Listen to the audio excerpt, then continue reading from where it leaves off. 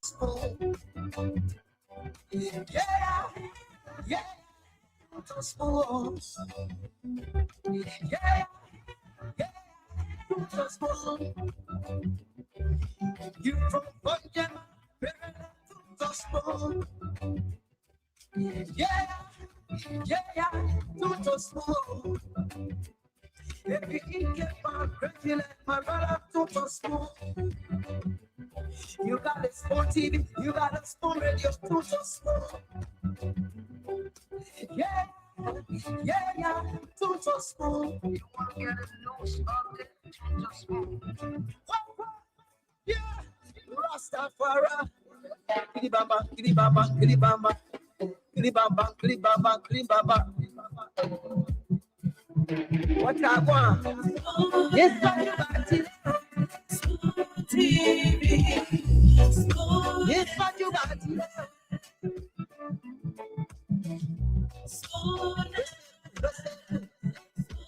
TV.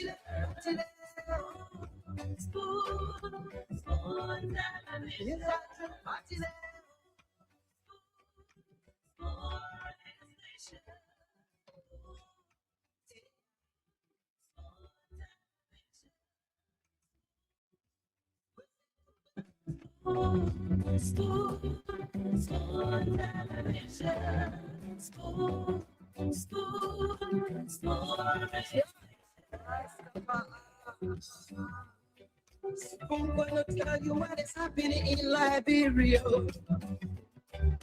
I'm gonna tell you what is happening in Morovia. I'm gonna tell you what is happening in Africa. Just to spoon you and know. The children crying for salvation, just to spoon. You want to get a news update, my brother, to spoon. You want to know what is happening in Morocco, to spoon. Politicians want to make their decision, just to spoon. You want to know what happening in the ministry, to spoon. Yeah, to spoon. Yeah, to spoon.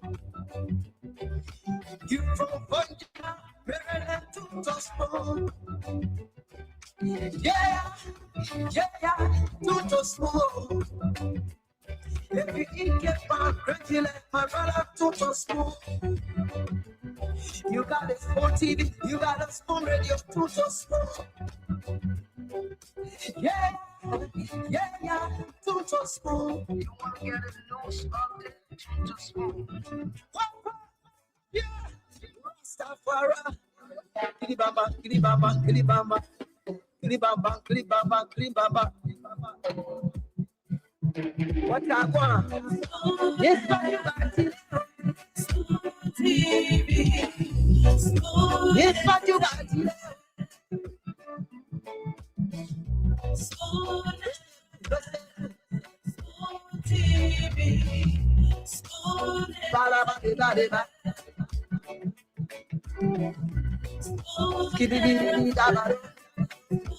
TV. Indeed, Spoon FM, Spoon TV, Spoon Entertainment. This is the Spoon Network. I would like to welcome you tonight to this edition of the program Spoon Talk. This is where you get the news, the updates, authentic information about the happenings across Liberia. And I'd like to welcome all of you tonight to this edition of the program Spoon Talk. My name is Nelson Colette, Spoon Talk is live across social media, Spoon TV, Fabric TV, and you can also find us on Super TV, and of course on radio as well. You can listen to the program on Spoon FM 107.5, Fabric 101.1, Voice of Liberia 104.1, hosts of radio stations across the country, always relaying the program Spoon Talk. So welcome to the show tonight. I'd like to welcome all of you to this edition of Spoon Talk, our online audience. I want to welcome you as well. Many thanks to all of you joining us tonight by means of Facebook, YouTube. I see on YouTube, Zai Molu is here. Monica Misen is here as well. Thanks for joining us.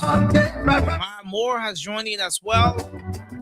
I see Salah Oliver Dix is here tonight. Thank you for joining us from Grand Crew County. And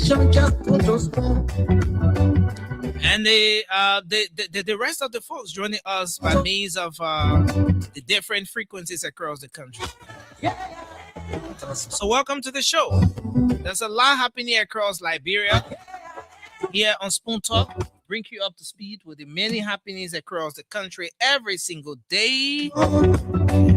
And but just before doing that, we're gonna go to the phone line and provide you the opportunity to call in to say exactly what's on your mind, what those different issues are, what their concerns are, what those things those burning issues on your minds are. Just afford you the opportunity to speak to us, to speak to the leaders, to speak to the issues. For the first segment of the show, thereafter we cut across. I want to see you and the rest of the team join us. We will definitely hand controls over to them. So yes, let's go to the phone lines now. 0555-101075 is the number to call tonight, and you'll be live on the program Spoon Talk. You can also call in on 0777-77-1075. Call that number as well, and you'll be live on the program tonight. This is Spoon Talk, and my name is Nelson Collet. We will go to the phone lines now and start to take your calls. Let's hear exactly what's on your minds. Let's take our first caller here. Hello. Hello. Hello, can you hear me? Okay, let's see if we take another one. Hello. Well, there's a little bit of issue here with this line, and so we're gonna go to so let's try it again.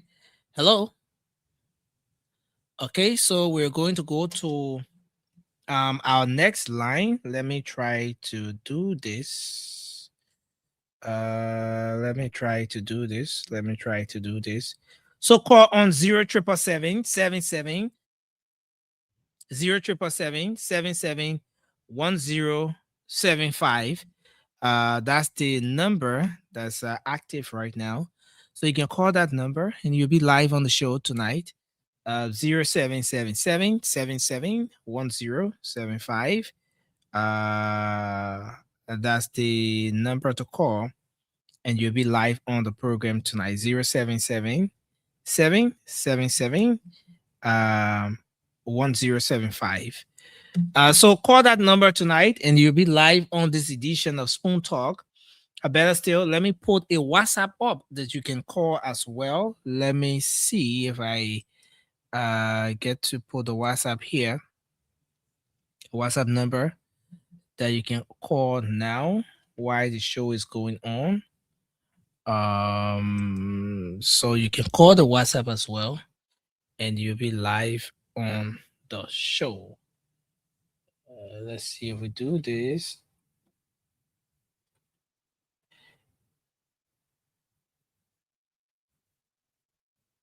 All right. Okay. So yes,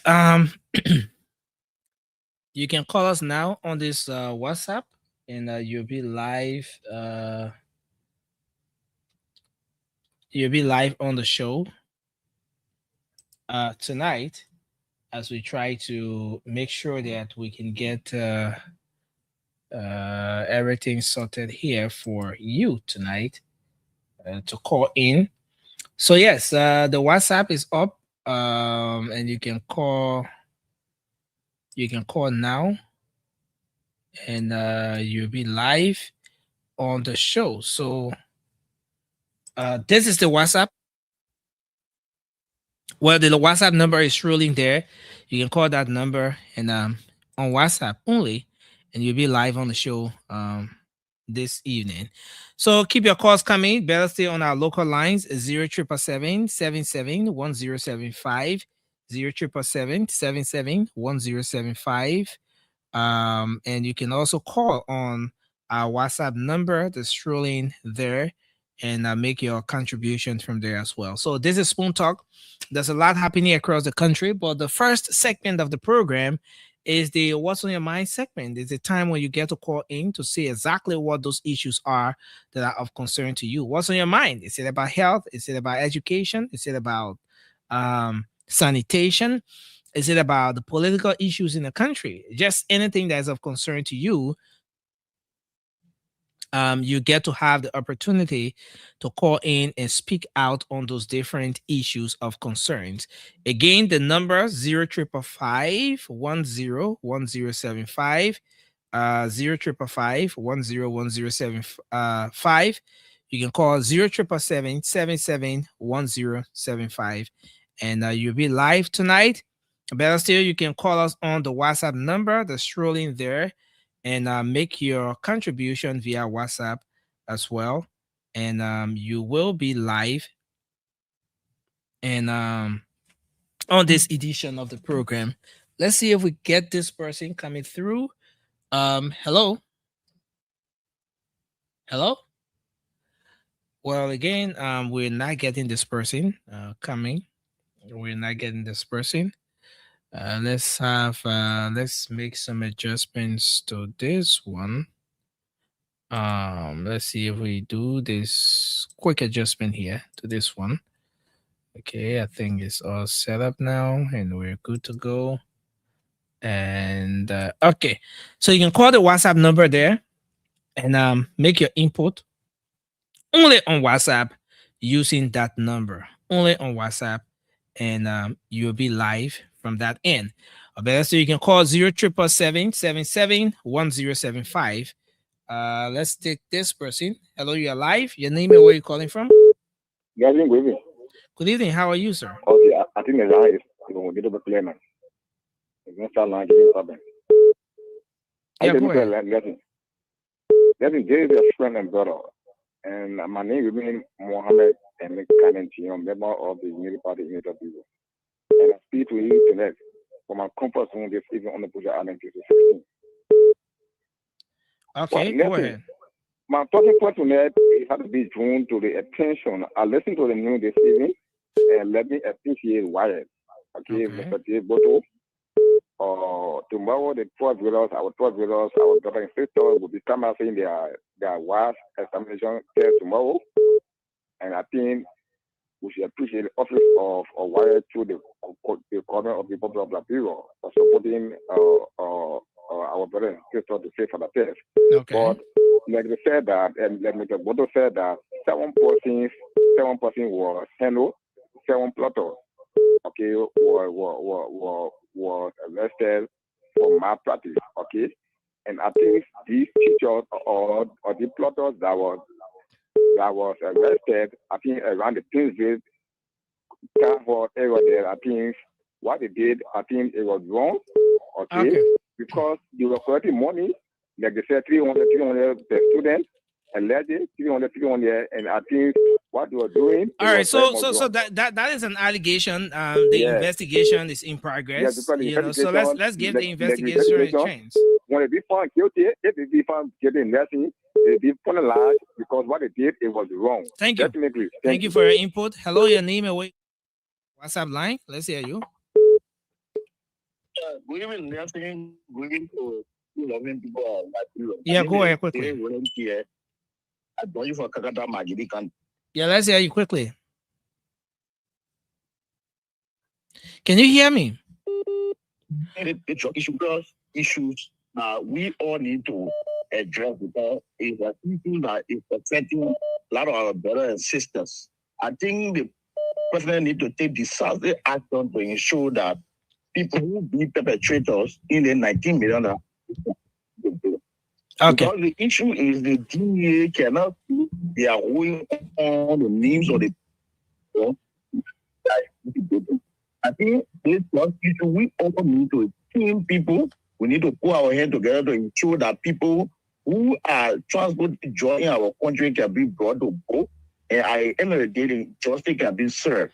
Thank you. See, one of the things that getting the government harder is that they use the job propaganda to come to power. Today is happening on their administration. They are not able to investigate. Thank you very much for your input. Let's hold you there. Take another person.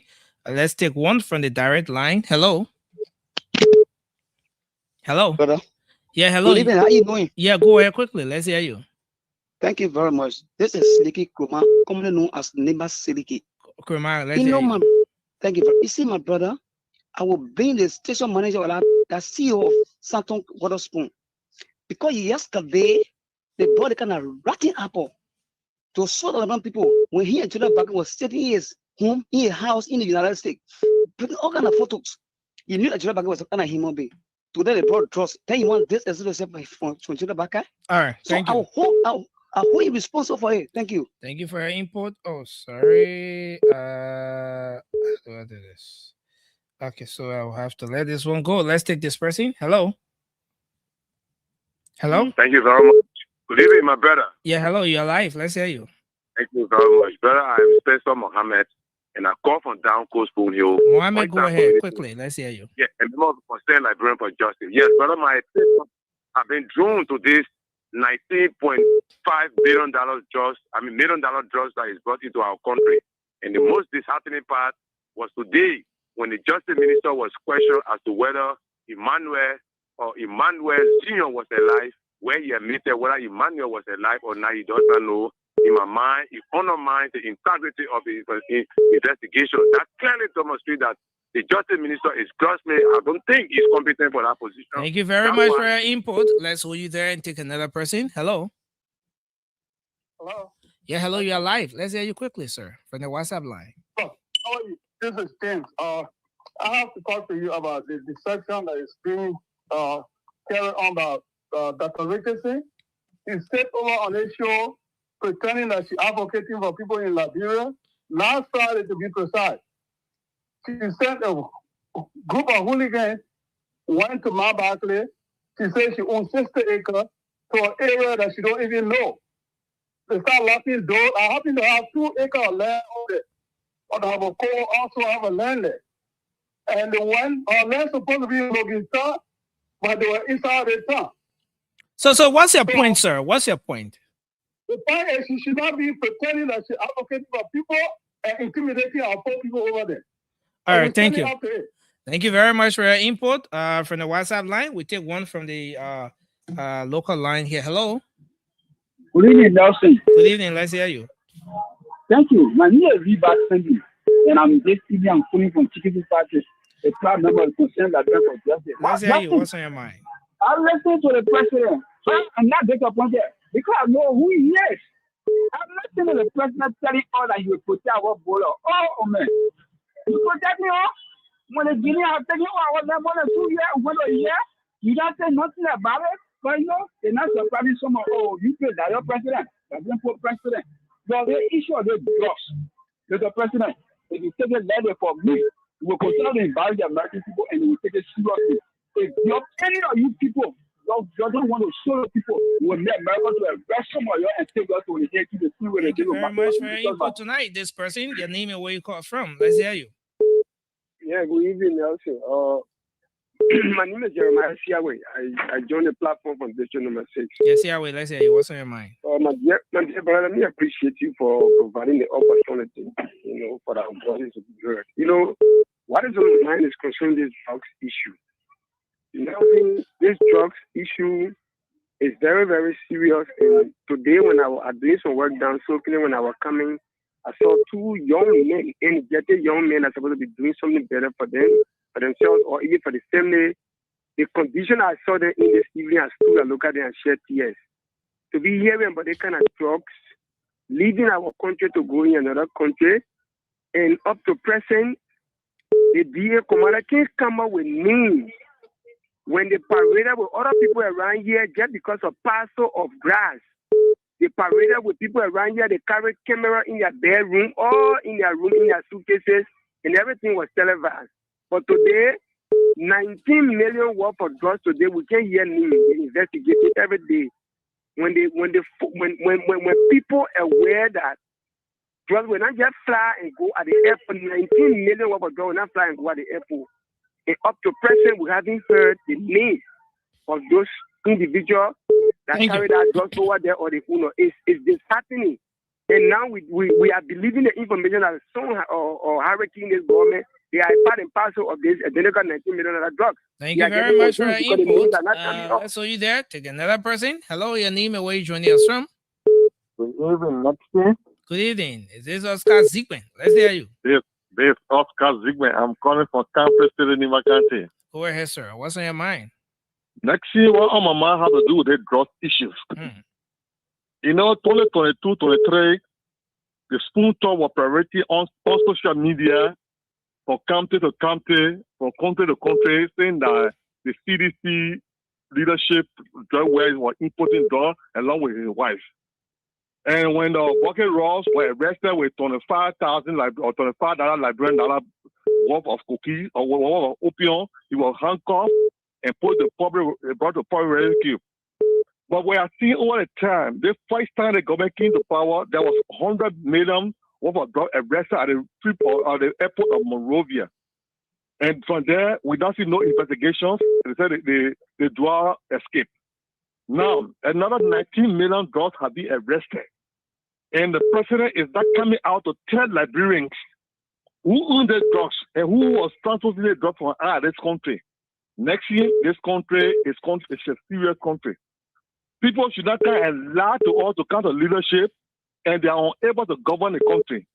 It will not work for with the Liberians. So the president has to put my kind of place and see how best to govern the country. Thank you very much. Let's hear you there. Take this person. Hello, your name and where you call from? How are you, Nelson? Everybody? Yeah, great. Let's hear you. What's on your mind? Your name firstly and where you calling from? My name is John. I'm calling from Congo Town. What's on your mind, John? Nelson, I have a serious issue with CEO. It was once upon a time, actually the whole spoon fence fell. And the station was dirty every time we passed to go to work.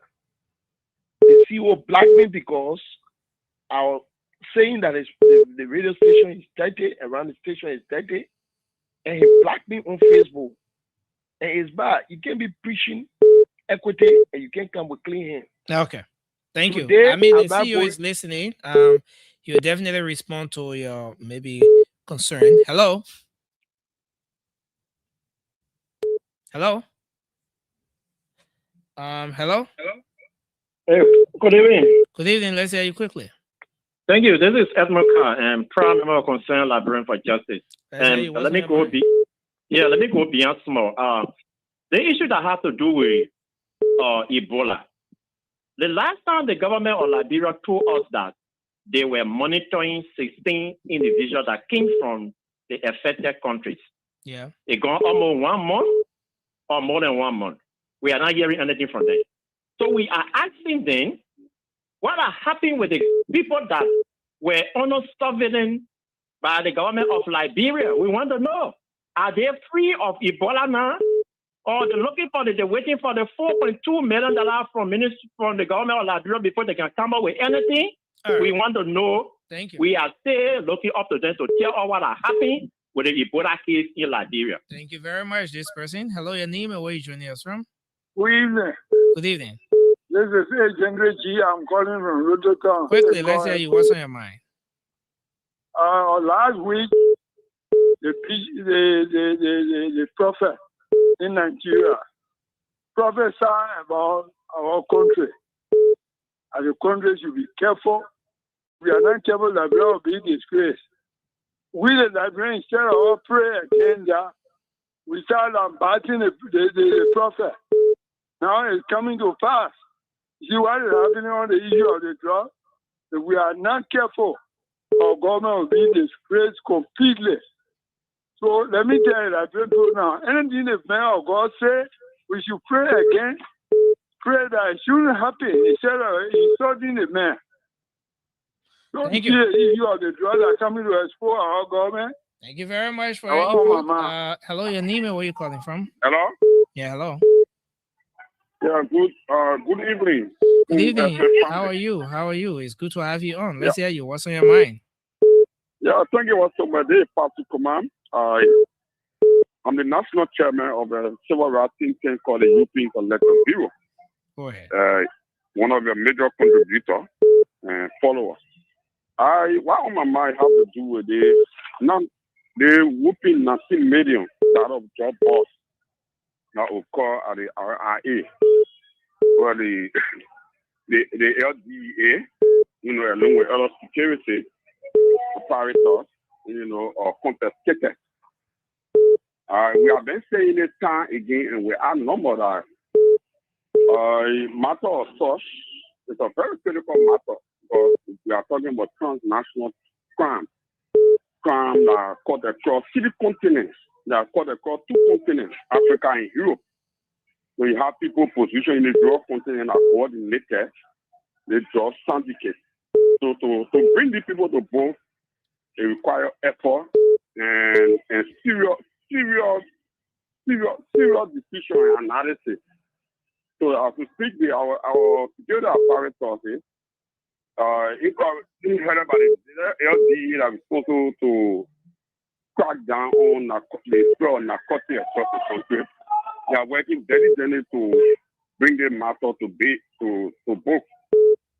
So even though we listen to detractors, people from all sides of the political divide, we call them naysayers or carry on smear campaign that the government is not doing more. The government is a very responsible government. The government will always take decisions that in the interest of the Liberian. But we all just listen to the president. The Liberian have been open to business, they have opened all the corridors by improving security, all of those rudimentary that can make a country to be a good business destination. All of these things have been put into place. But the only thing that we're not open to is illegal transaction, illegal drug trading. So that way, that Liberian people exercise restraint. Those that are heading the DA, they are some of the best security personnel. They will use they are working with other security, apparatus, international, security, system that is the Great Britain, the United States, and the of Belgium to bring them out of the peace. So that we are exercise restraint. Thank you so much. Thank you very much for your input tonight. We appreciate you. Let's see if we take this person. Hello. Yeah, good evening to you. Yeah, good evening. You're live. Let's hear you. Okay, I'm joining from Maryland County. This is Terry Dean Nambe. I do join from Maryland County. What's on your mind? What is on my mind? Yeah, what is on my mind tonight? I just want to appreciate stable leadership, President Boubacar in his capacity, making the Southeast Road possible and making to Liberia to progress under this administration. And let me say bravo to him and entire leadership. Thank you. Thank you very much for your input tonight. So keep your calls coming. You're listening to Spoon Talk. We're live across the Spoon Network, Spoon FM 107.5. We're live on Fabric Radio 101.1 and several other frequencies across the country. Thanks to Voice of Liberia 104.1 for relaying the program and a host of other radio stations across the country as well. I want to also say thanks to our online audience. Keep sharing the program as you come on tonight. And let's keep the show going on. 077771075 is the number to call tonight. Or better still, you can call our WhatsApp number that's pinned right on the screen there, and you can make your contribution tonight. The segment of the program you're listening to right now is the What's on Your Mind segment. Is a time when we get to afford our listeners and viewers the opportunity to call in and express themselves. What's exactly on their mind? And that's exactly where we are. So you can call the numbers and share your thoughts on the different issues of concerns. Hello. Hello. Hello. Thank you for taking me on the line. I'm Arvin Johnson calling from Tubo District 4, the Arvin, chairman for please the go ahead, Concerned Papa. Librarian for Justice. Yeah. So to conclude, go ahead. Let me tell you something. Arvin? All right. So again, we have to take this person. Hello. Good afternoon, my brother. Yeah, please go ahead. You're live. Let's hear you. Yeah, my name is Eric Smith, and I call from Niggas and Eva. Eric, what's on your mind? Let's hear you. My issue had to do with the drug issue because I am a young guy. We suffer in our friend young guys, and when it comes to us to other, if we turn out to drink water. Look, let me tell the president now, this is not politics. Let us be fair enough to tell us who brought the drugs into this country, so that when we see them in our community, we'll be able, we the citizens will be able to arrest that person and tell the person what DA, what they have a need for. Mr. President, if you have somebody in your government that want to bring your government down, please, I hold your full paper. Get rid of the president from the government. They are not doing work for you today. They are not doing it for you tomorrow. Society will judge you tomorrow, my papi. Thank you very much. Thank you for your input. Let's take this person. Hello, you're live. Your name and where you joining us from? My name is Edward, calling from Massachusetts. Yeah, go ahead. Let's hear you. What's on your mind? Let's say, let me be honest. You guys need one WhatsApp number that anybody can show you got to use it. Let me go straight to the point. You see what's going on right now, nursing, the people not supposed to be surprised. Because these people, they lie to come to power. Now everything they say about George Weah, that story. They lied to the Liberian people. You see how everything catch me over there? So the judge that they arrested to that airport. Children involved. President Bwaga and whether that judge they arrested to that free put. Okay. That's no. Hello. Yeah. We want to at this point avoid the name calling, the unfounded allegations till we get to that point where the official let's say the authorities can speak to this issue. You can share your thoughts, but at the end of the day, this is a big platform. We will not use this platform to have you to level allegations against permanent individuals, especially when you don't. No, I'm coming now. I'm coming, especially when you don't have evidence to what you're saying. So please go to the issue. As much as you don't have the evidence, please avoid calling whoever name here. So yesterday when they were, when they were saying George Weah and Finabolo were bringing. Hello, sir. Hello. Any evidence? All right. Okay, so we have to take another person here. Hello, you're live. Your name and where you joining from? Hi, go. Yeah, go ahead. You're live. Let's hear you. Yeah, Nelson. So my point here is like I believe the legislature have to stay under these whole issues, and we leave this off with Hello, can you hear me? the security people because elected they have no hello. Please. Hello. Yeah, please wrap up. Your line is terrible. We lost that person. And we're gonna go back to the phone lines, take your calls. Hello, your name and where you joining us from? Hello? Is this Spoon FM? Yeah, good evening. How you You're doing? live on Spoon. Let's hear you. What's on your mind? Thank you very much. My name is Eklu Young. I'm calling from Niba County, specific town called Soukbeaple. Okay. It is Bandit District, Wondermachi District. You see, look, they are not stream to us. They're not stream. I put any point in the nursing that we're in. Jeremiah Kun, let me warn you. Joseph Bucket that will spoil your way. I expected you to go to the money and talk to them, forget about Joseph Bucket business. But now you blocking your way. But if you not believe it, try to not coming for you. Once again, I'm Siliki, calling from Soup Baby. Thank you. Siddiqui from Soul Play. Thank you for calling tonight. Hello, your Yes, name and thank where you you. calling Yeah, from? I'm Abby Johnson. So to the issue, you see me today, I won't cry. And I will cry on the platform here because I still don't brought the problem to all in the country here. Today, Joseph Boga is addressing the nation. Instead of he's discussing the drug issue, he leave it and go to Bola where he already stay. What giving and say our land, they say the money. We Bola the money. That people in Lofa they stay in their own country. People repatriating from Bola to Kulaun. We Bola. That people is on the sending a triple RC to go repatriate people. And I don't see what we. Thank you for your input. The line is freezing at this point. Too many calls coming through. Let's take this person. Hello. Hello. Good evening. Good evening, Maspunga Assembly, and good evening to my peace loving people of the Republic. Good evening. It's good to have you. And let's hear you quickly. What's on your mind? Thank you very much. The need remain constant expansion here, Camara. Yeah. I had two cardinal issues, brother. There. Let me first and foremost discuss the first. I am speaking directly to the government of the Republic of Nigeria. People accountability of the yellow machine is not done. Why it says that our yellow machines you can stock in Africa Coast, and 2 was stolen and 4 in Sierra Leone. So we are asking the government to be accountable to the Liberian people because government. So where did you get your information from about yellow machine being stuck in Ivory Coast and 2 yellow machine was stolen? Mexico, this issue that is surrounding our country. Every Liberian know that the My government man, no, not every Liberian know. That's why I'm asking. Okay, let me where lay on you this got your and go to my information second from. issue.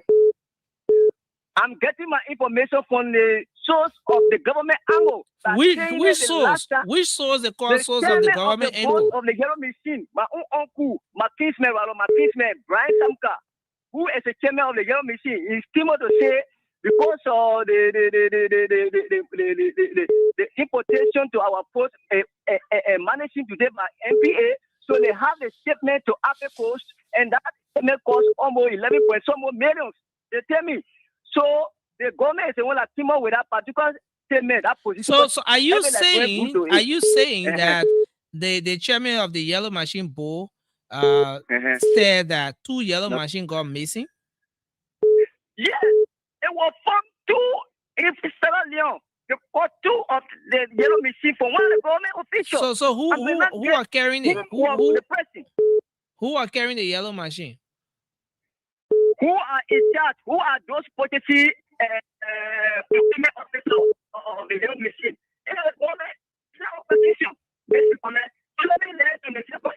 Your line has gone bad. But just land quickly. All right. Thank you very much. I also want to speak on the health issue. The company was good yesterday, not only in our government, that they were equal just. Someone was equal just. And someone who is making jobs in the country. They are just captain or just captain area. Someone who is the last person who has spoiled the image or the image of our society. This previous government in power who presented and they know all the technical know-how. They know how to tackle the issue and they know how to eradicate the issue to the society. See where we are proceeding. We are ready progressing as a nation. Thank you very much. Thank you very much for your input. Hello, your name and where you joining us from? Let's hear you. Hello, Nelson. Hello, Paco. Yeah, thank God, man, to talk with you today. It's good to have you. Let's hear you. What's on your mind? Yeah, I call people. There's a Paco calling for the United Party election period. Go ahead, sir. Thank you for the opportunity, my son, and my veteran journalist. I got 2 issues. One, go to the Justice Minister today.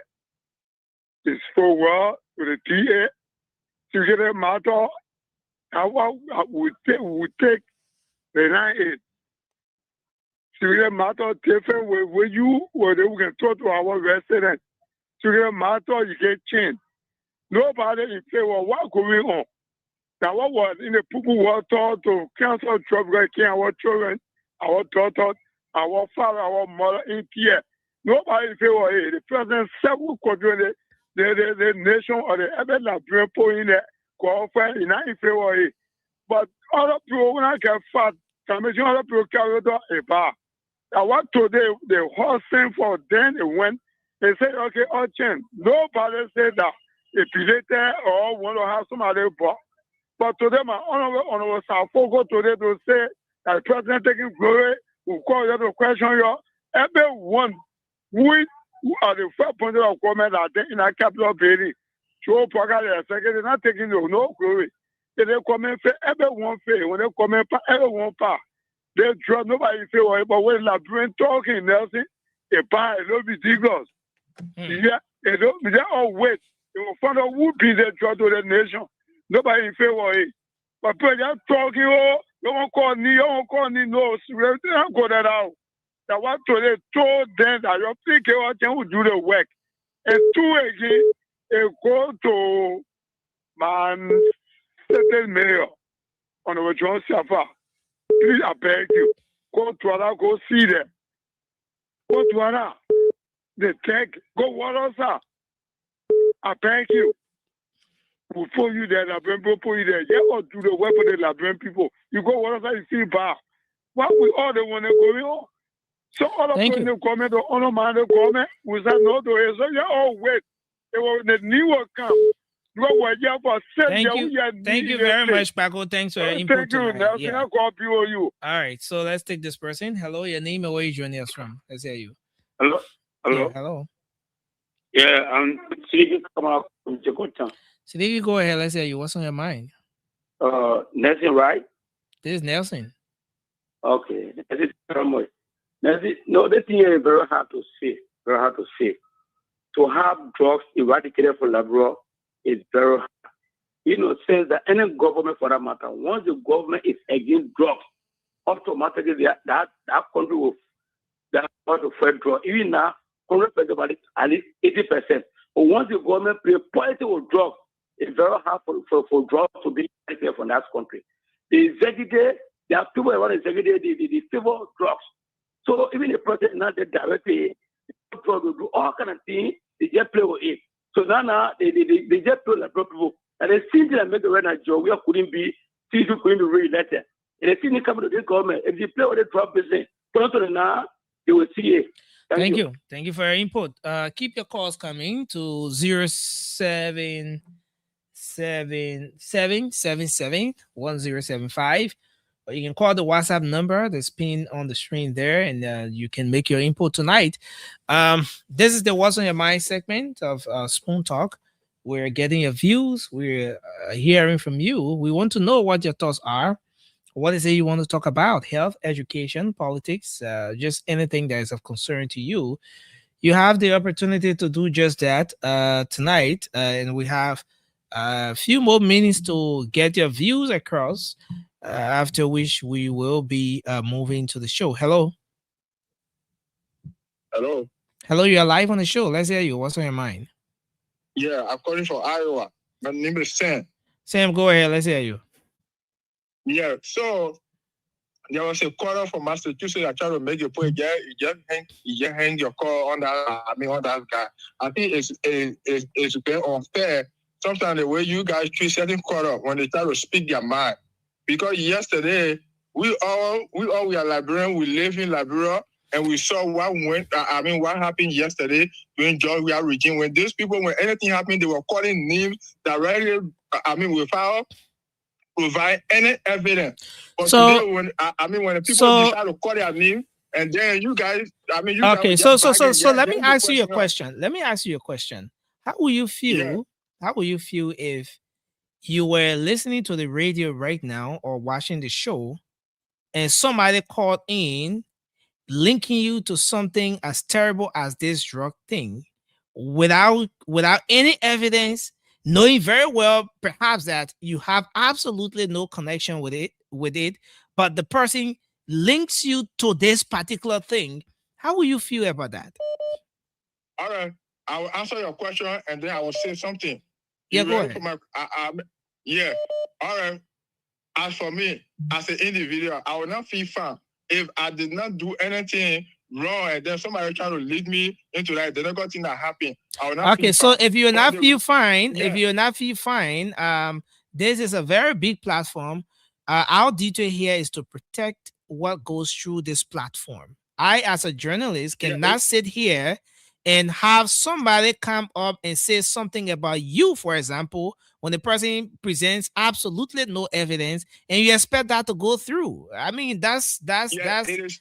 Nelson, look, I 100% agree with you. The reason somebody think coming right back to them is because they did it yesterday to somebody. That's why it's coming after them. So you guys should not. I mean, you guys should not hold any quarter responsible. Accusing some of these things. Accusing them too because they did it yesterday. All right, let me go straight to my point. I forget about that individual own. Let me go straight to my you point. don't want to your own that the man own you're talking time and finish. Because it hurt my feeling. It hurt my feeling when somebody try to make certain point. Sometimes you have to let the person to speak. Okay, go ahead. Right, Let's let hear me you. make my point. Yeah. So my point here is, Nelson, let me tell you, Liberian people, we shouldn't waste our time on that drug issue. There will be no answer to that drug issue. They will dance around the bush. They will complain about that issue among themselves. They will come in the public and lie that the drug issue is being resolved, this and that. Nelson will not get answer to it. The same way Liberians are not getting answer today about the Guinea and the Liberian issue, that the same way will not get no answer to that drug issue. Thank you. All the allegation, everything that been going on, the people been carrying on investigation. What are some of the results they ever come out with to tell the people that these are the results we ever get in some of the issues that they are accusing? Thank you very much for your input. About. Thank you for your input. Let's take another person here from the WhatsApp line. Hello, your name and where you calling from? Let's hear you.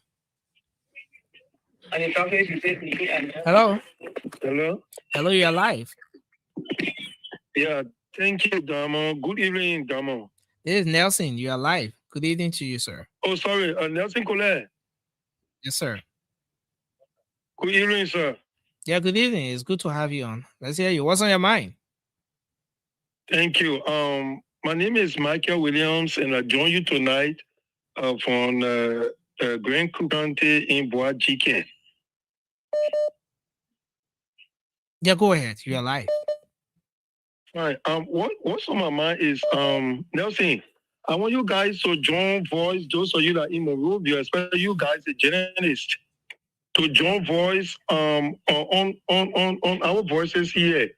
The role the government gave the contract to a company called Adams, and that Adams company to do rehabilitation of the road from Kawe King, because there are two ways entering in Grand Crew. Now the way by Joey King coming to Bois Chicken. And another way is by Plibo to go Barclayville to Bois Chicken. So what is happening to the road? The government, the contract, the company they get the contract is a Liberian company. Okay, Nelson, but those guys, they don't have equipment. The machines they brought on the road to do the road from Joe Weekend to Bois Chicken and also to Changmachi Bridge. I think I posted so many videos about the Changmachi Bridge. The road is completely cut off, I can say, completely cut off, my brother. People are suffering here, and the machines, they don't got them, bro. So old machines. And nobody is coming from public works, Ministry of Public Works, or the Minister Guinness, to send people and come and really check on those guys. We're not seeing anybody coming from Ministry of Public Works to check on those guys. All the machines and they brought, they are rat machines, and all are broken down. Okay. And the roads are almost impossible. Thank you very much for your input. I appreciate you So I tonight want you guys for there that to join concern. your voice so that you can inform the minister on it, so they can come and check on the company. On the Thank you. items. Thank you. Thank you for your input tonight. Let's squeeze in this person from the WhatsApp line, and then once we get called from the local line. Hello. Hello. Yeah, hello. You're live. Let's hear you. Okay, good evening. My name is Adam from Kigali, Rwanda. Let's hear you. What's on your mind? It's an issue about the land. Don't forget about the issue. Up to now, I think that the government position even gain Liberia. I listened to the president last time where I intervene and then the Guinean president was asking the situation about the land to the border. Are you telling me? Are you saying that the Guinean president is not aware of what happened to the boat or was not aware going on? Okay. Yeah. So I think the government to come and actually tell you what's going on before we go far. Thank you. To explain to people. Thank you for your input tonight. I think I see the CEO has joined in. The network is a bit going in and coming out. I think that the CEO internet doing that one because we're using the most sophisticated. No, it's not internet. That's a year way. I gather information, Nelson. I'm gathering a lot of information. Yeah. Okay. Oh yeah, Nelson. Joseph Boakai going to talk. President Boakai is under pressure. The international community demanded that the president should speak, and he did. But what did the president say, Nelson? What did the president say? Nelson, the country is in. Listen, Nelson. The laboratory on. A lot of stuff going on. But I will keep it so raw today, and I get no fish to fry in this oil. I will just say my own and go sleep. Oh, that's all I'm going to do. Yeah. I will say my own and go sleep. Because it means that BT you come and talk because how you just thought you go. They no, need I everybody. gotta go. No, I gotta go. I gotta go, Nelson. I gotta go. I gotta say my own and go. Listen. Today the Bible study, I'll go pray for Liberia. My only prayer request is to pray for Liberia. They put behind the government for the yellow machine money. Emmanuel George, I thought we feel what that yellow machine thing. The people call me. They said Jeremiah could not pay the yellow machine money yet. They brought the thing on credit and the government refusing to pay. So all that 4.9 million, 3. Where it go? But no. That Richardson, don't look at me. I beg you. I would leave this show and you give me that time. Let me write it down. Take your pen and paper. They posted Jeremiah Kuma get in the yellow machine money. The government not pay yet. The people send the yellow machine like credit card. They swap the credit card in bonds. That's what we pay them more. The government not pay yet. I see why the yellow machine story looking zigzag. But we're talking about that. What kind of Liberia? Man, my people, what have we gotten ourselves into? What have we gotten ourselves into? Emmanuel, why you did this to us? That Richardson, Emmanuel, you're the ANC people. Why you did this to us? Can you imagine? We set up a yellow machine, yellow machine car. The people get no head, no tail. The government's all the people they put behind them for the money. And I see what the thing it tinted equal to Ivory Coast. Emmanuel, you remember that Richard? You remember a thing that pass through Ivory Coast now because the yellow machine. What about President Boakai's speech? What thing in that speech that make you feel good? Who forced the woman to talk for 30 seconds? Okay. Because the national anthem will play for a few seconds, closing and opening and closing. Between that, President Boakai spoke for 45 seconds. After the bam bam bam bam bam bam bam bam bam bam. But what did the papa say? Something new? Emmanuel, His Excellency, Dr. Joseph Yima Boakai, going to approach the drugs issue. The papa saying he coming on camera. They begged the old man to come on camera. Old man saying he coming on camera. Sissy Bob, they begged the old man, Rachel Kai. Hey man, you know what? Let me go in and come back. Richard, I'm ready for this show yet. I want to add my piggy my cream Renault. Yeah. But I will say this to you. You got to understand the bad President Boakai to show face. President Boakai said, no, you record it to Joe. Where I alone cannot do pre-recorded. The puppet is on competition with Joe Webb, but pre-recorded. Can you imagine? We are talking about national issue, the international community and the ambassadors that come to the country and say you're sending drugs to our country in Europe. The President Biden go do pre-recorded. It means that it's not a serious issue to the president. How can you go do pre-recorded in less than 45 seconds? What did the woman say? Well, put it up. Yo, what? Leave me alone, yo. My man, yo, what? Leave me alone, yo. Go ahead, go eat or something. I ain't gonna agree yet. But I mean, Zigo. How will President Bouaka tell Jeremy Pierre, Kula Fofana, the vice president saying that there, the public say I can't show face. The public is not well. The president said you must stop playing. You just type it. Emmanuel, when will President Bouaka show face to discuss serious national issue? The public say you can't show face. But let me ask a question though. Was it pre-recorded? No. The Ebola issue when you spoke that day, it was live, right? Okay. But the national drugs issue, they won't. That somebody in his government have turned the government into a cartel. The public saying showing face. What the president said that is of importance. When the president saying they want, his justice minister saying they want on video, we cannot disclose name. You get a cassava leaf to the goat, and you say, go ask the goat, who stole the cassava leaf? You get a cassava leaf, the fresh cassava leaf, and Emmanuel George, to the goat. And then you go back to the goat, you can't find the cassava leaf. Then you say, ask a goat, who stole the cassava leaf? That's what President Bouaka doing with his junk security. You asking Gregory Comer, had $19 million trust. Give me Gregory Comer picture, Nelson. Give me a Bossman picture. You asking Gregory Comer. You asking Oswald Twed, the justice minister. You are asking the LDEA cartel how we got $19 million drugs in the country. It's like you're giving the cassava leaf to the goat and asking the goat justify who ate the cassava leaf. Are you kidding me?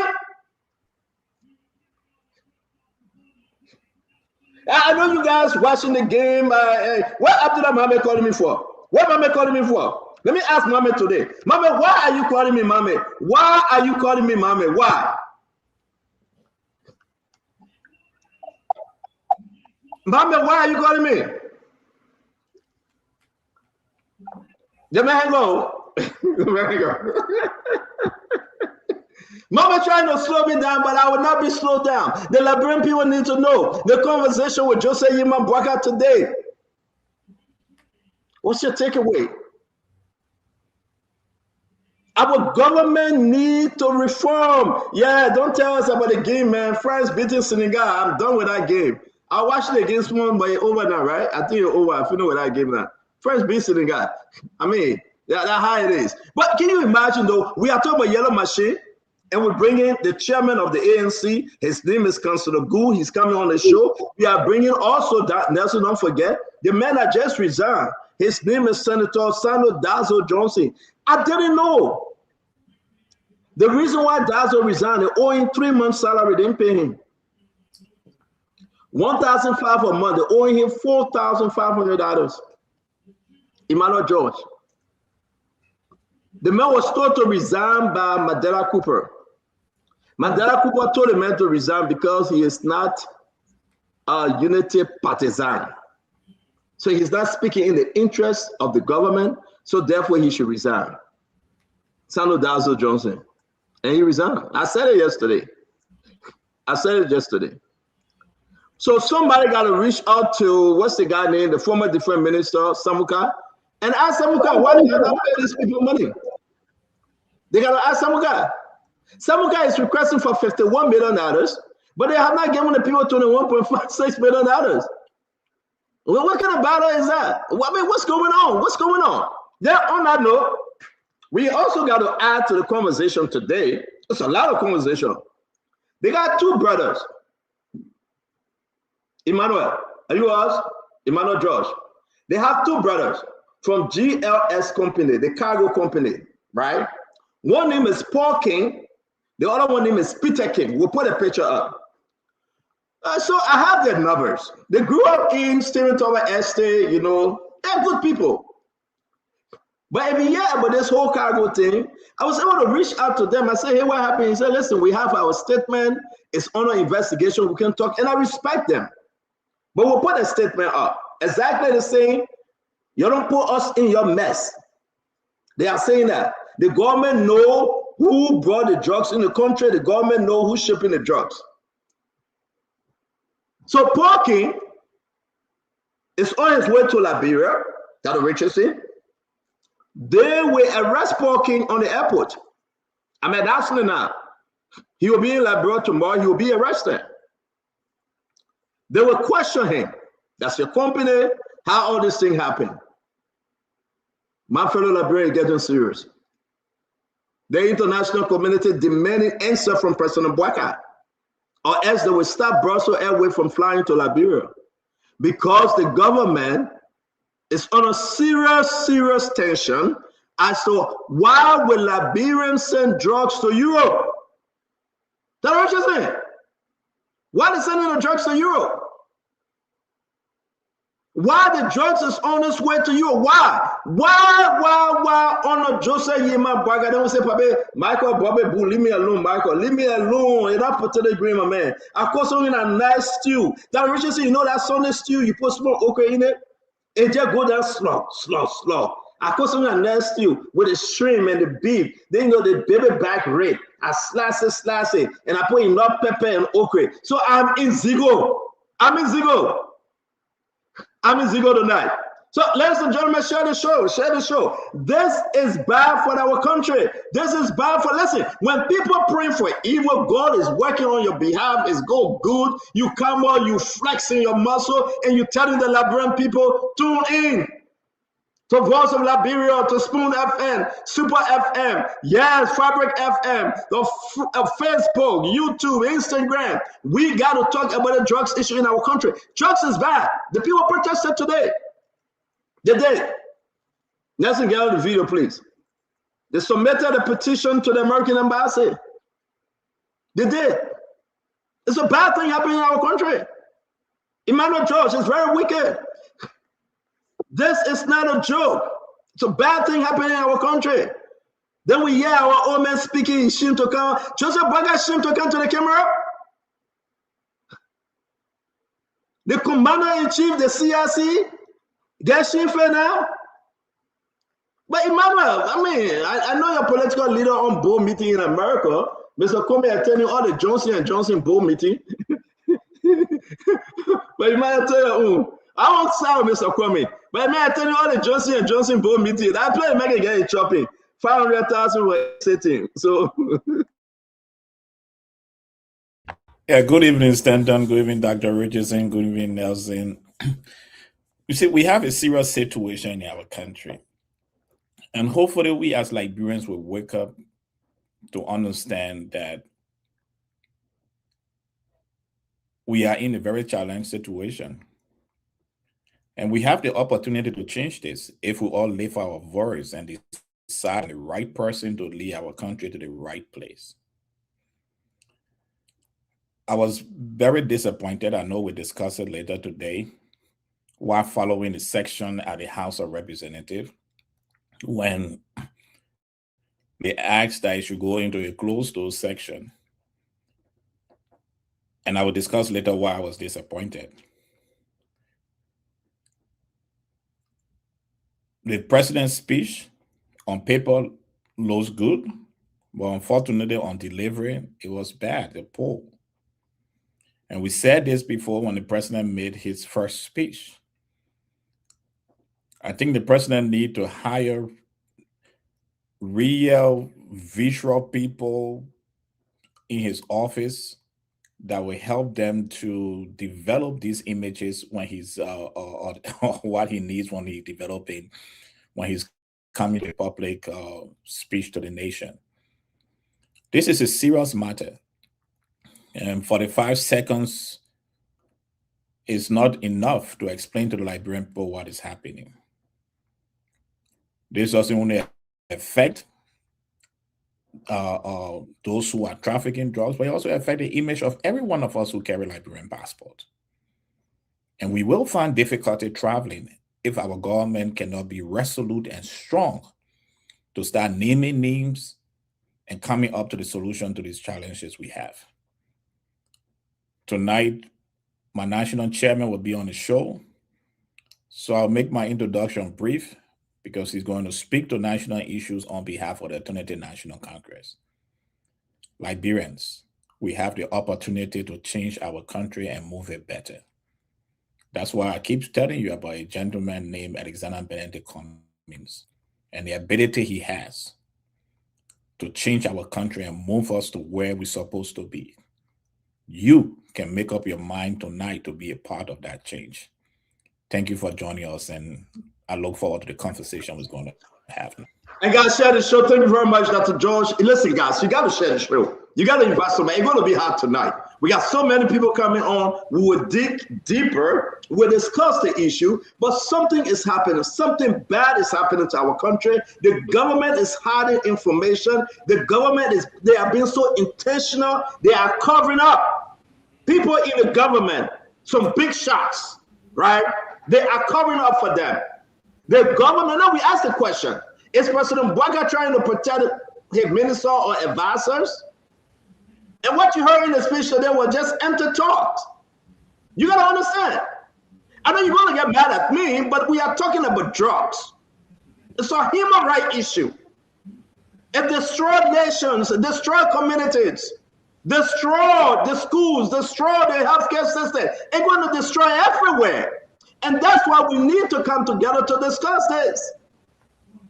So President Mbaka got to be straight up. President Mbaka got to stop playing kaka with the Liberian people. He got to be straight up. You cannot give the Kasauli to the goat and ask the goat and say, who ate the Kasauli?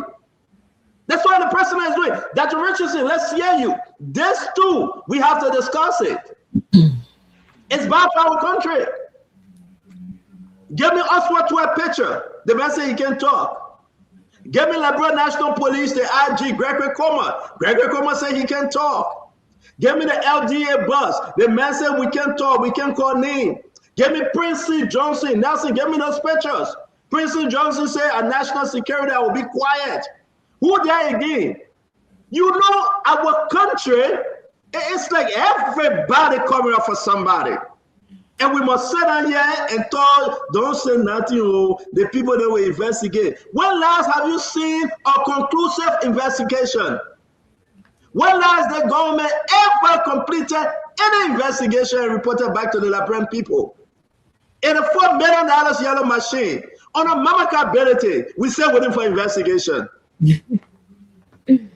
NASCAR, over $500,000 to buy vehicle while the president was in president. Under the late Sylvester Grisby, we are still waiting for investigation. $10 million project in Foya, a drop down. We are still waiting for investigation. The Guinea people took the land, Liberia land. We are still waiting for investigation. You want us to continue? That one will believe that investigation will come up. Do not give the Kasauli to the goat. And you ask the goat to investigate who is the Kasauli. That's what Rich is saying. We're on fire today. We are on fire today. We will dig deeper. The Liberian people must know. The Liberian people must know that this government is failing on the war on drugs. There is no way President Mbaka can go on camera and he can show face when we are talking about the number. The president said it. He said that drugs is the #1 thing for his government. Then time to talk about drugs, you go hide your face. That Richardson talk to me, man. Talk to me, Darren Richardson. So, Stanton, I like to say that leadership matters. Leadership certainly matters. It is during this time when we have about 19 million in terms of monetary value entering our country that we, the Liberian people, should be asking ourselves, who and how are we voting? We usher in President Mbaka because we thought, many Liberians thought, he was capable of coming in to speak with energy in his voice to the Liberian people, especially when there's a disunity, distrust within our country. He didn't do that today. President Booker can talk about how people in the diaspora are barking. He can talk about how God is not making any more land. But he cannot face the camera today and put energy in his voice to speak about such a crisis that is happening in our country. I'm very disappointed. I expected today's speech to be something new and robust. I expected the president to talk about, declare some funding, declare the establishment of a drug court, declare going after traffickers, not users, because we have a history of going after users in a punitive way. I didn't hear any of that. It was very vague today to me. I read the speech. It was very vague. Okay.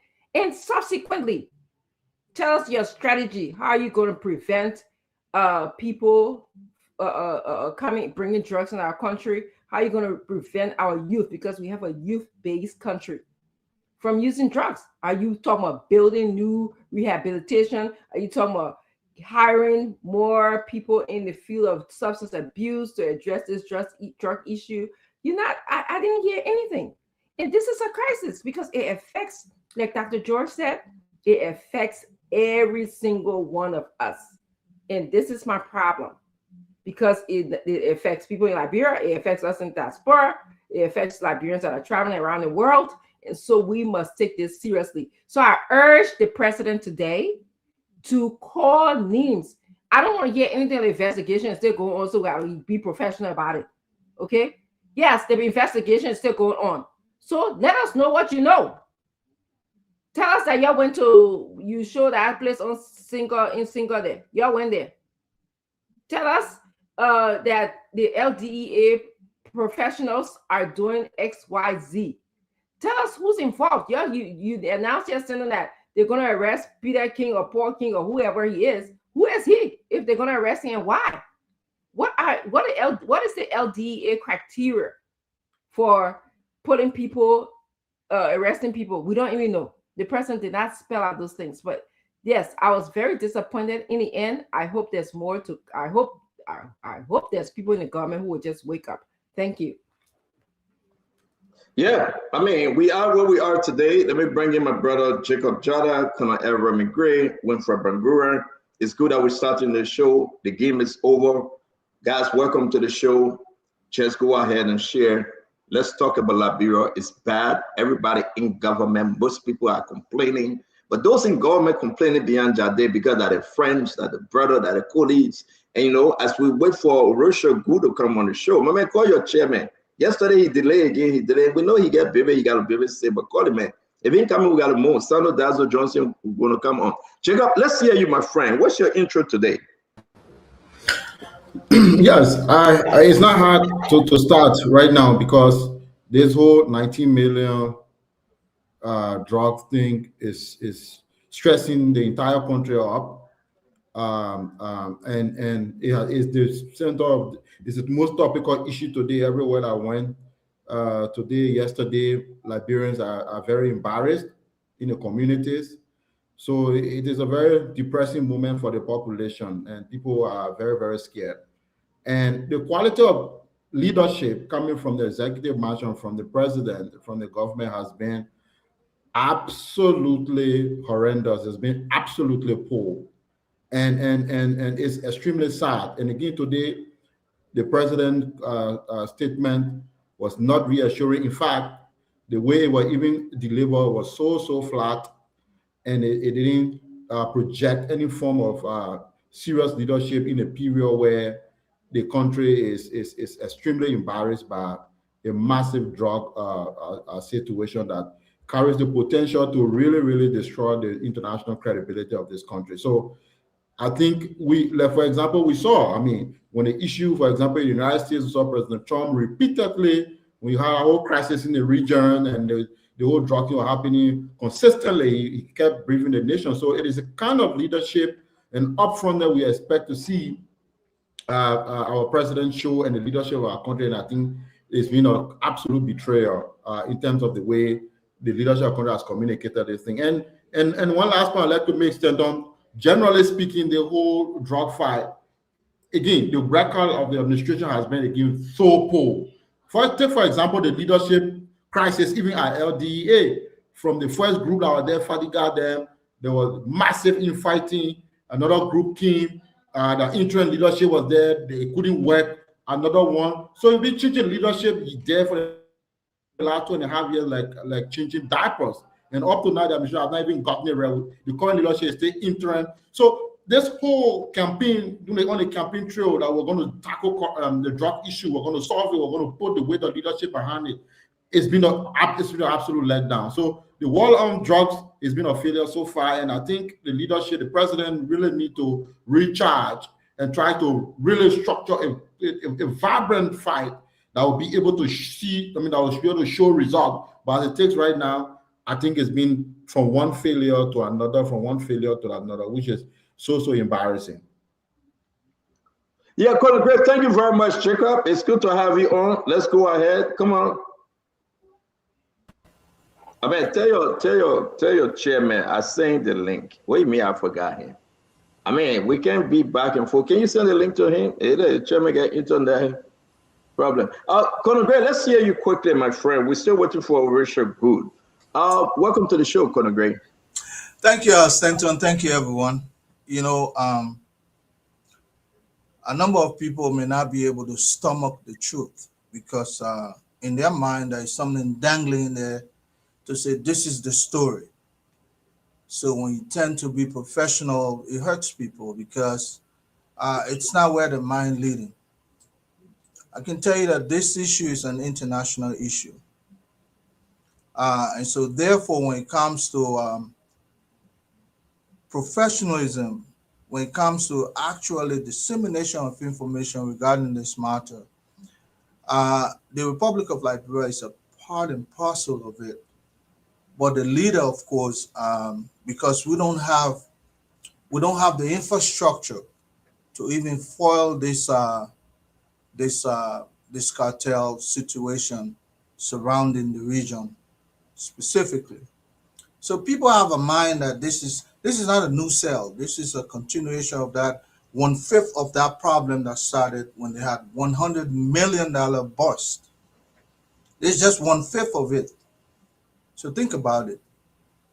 The Republic of Liberia will definitely partnership with, i.e.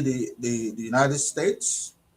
And so any and all information that the Republic of Liberia disseminates will be a part and parcel of what the United States will disseminate because they are the apex of this issue. Go back and listen to, I think, the U.S. ambassador's speech on this matter.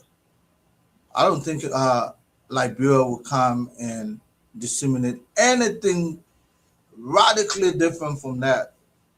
So that's why we say, well, if people don't have the patience to hold on, they just want to, because we are a rumor-driven country. That's why you see people are making, it's like I always bring the checker analogy. When you're not playing the checker, you're watching, it seems as though you have all the idea. But sit down there, then you have absolutely no clue where to make the next move. Chessboard, the same. So I will leave it at there, and I'm pretty sure I'll pick up lots of meaningful aspect of the president's speech today. A lot. Thank you. But if this is not where your head driven, of course, there's something jogging that will say, no, you're not telling us what we need to hear. So, that's why it's going on. But at the end of the day, relax, you will hear the truth. The truth will be welcome to the show, Winfred. It's good to have you, my brother. Be able to accept the truth when it comes out really. Winfred, let's hear you. Thank you. Good evening, Stanton. Good evening to my fellow distinguished panelists. Good evening to our listening public. It's great to be on the show tonight. For my own part, I listened to the president's speech. We have all been waiting for the speech, and I think the speech contains a little over 24 paragraphs. If you look at it, it's lengthy, but not only that, it is very weighty. Every single word. This speech is strongly worded. Strongly worded. Look at the second to the last paragraph. We will confront this threat with determination. professionalism, and resolve. Those who seek to profit from the suffering of our people or undermine the security of our nation will find no refuge in Liberia. If nothing is more profound or powerful or demonstrative of leadership than this, then I don't know what would. But I thought that the president spoke from the depth of his heart, like any strong leader. This speech really reaffirms the commitment, leadership, determination, tenacity, fortitude that the president has got from day one to change this country. Every single paragraph.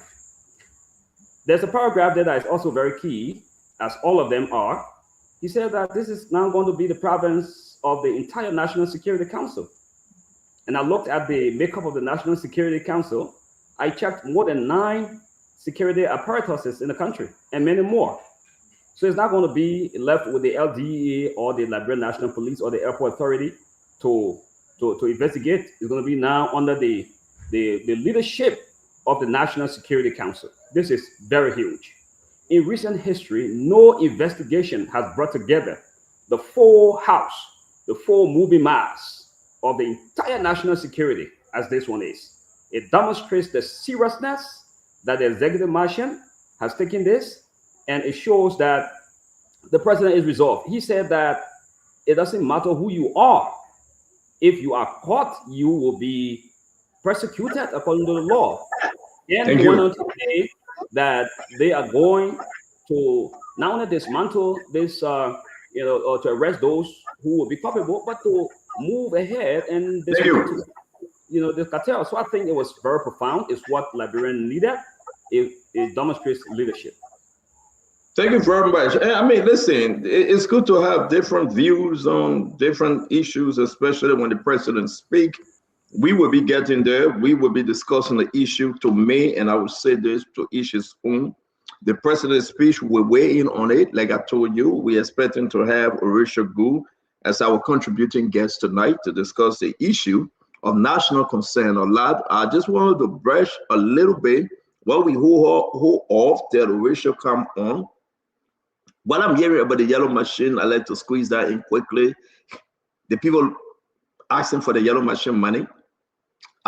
It is surprising to me that this government have not paid a dime but took the yellow machine on credit, while Samuel, how you call him, Mr. Samuka is calling for $51 billion, and they're still owing the people. The people in the country, they're demanding the money. We will verify that story holistically, and we will inform you. If the yellow machine came out, say pay, pay small, that's what they got stock. And then we asked Jeremiah Coon, the vice president, right? I thought you told us I had not paid some of the money and the yellow machine was coming. But hey, we discussed that. We discussed the yellow machine. And I also like to say, I was able to speak to one of the brother, Paul and Peter. Paul is on his way from America. Like everything we heard, and we can announce that he will be arrested. He will be given the time to have a lawyer. He will put out a statement because their company, the GLS company, took that cargo from their warehouse to the port, from wherever. And they asked Emmanuel T. Zion to take it to the port. So the whole drugs thing, the question people got to ask themselves, do we have drugs in Liberia? Yes. Yes, we do.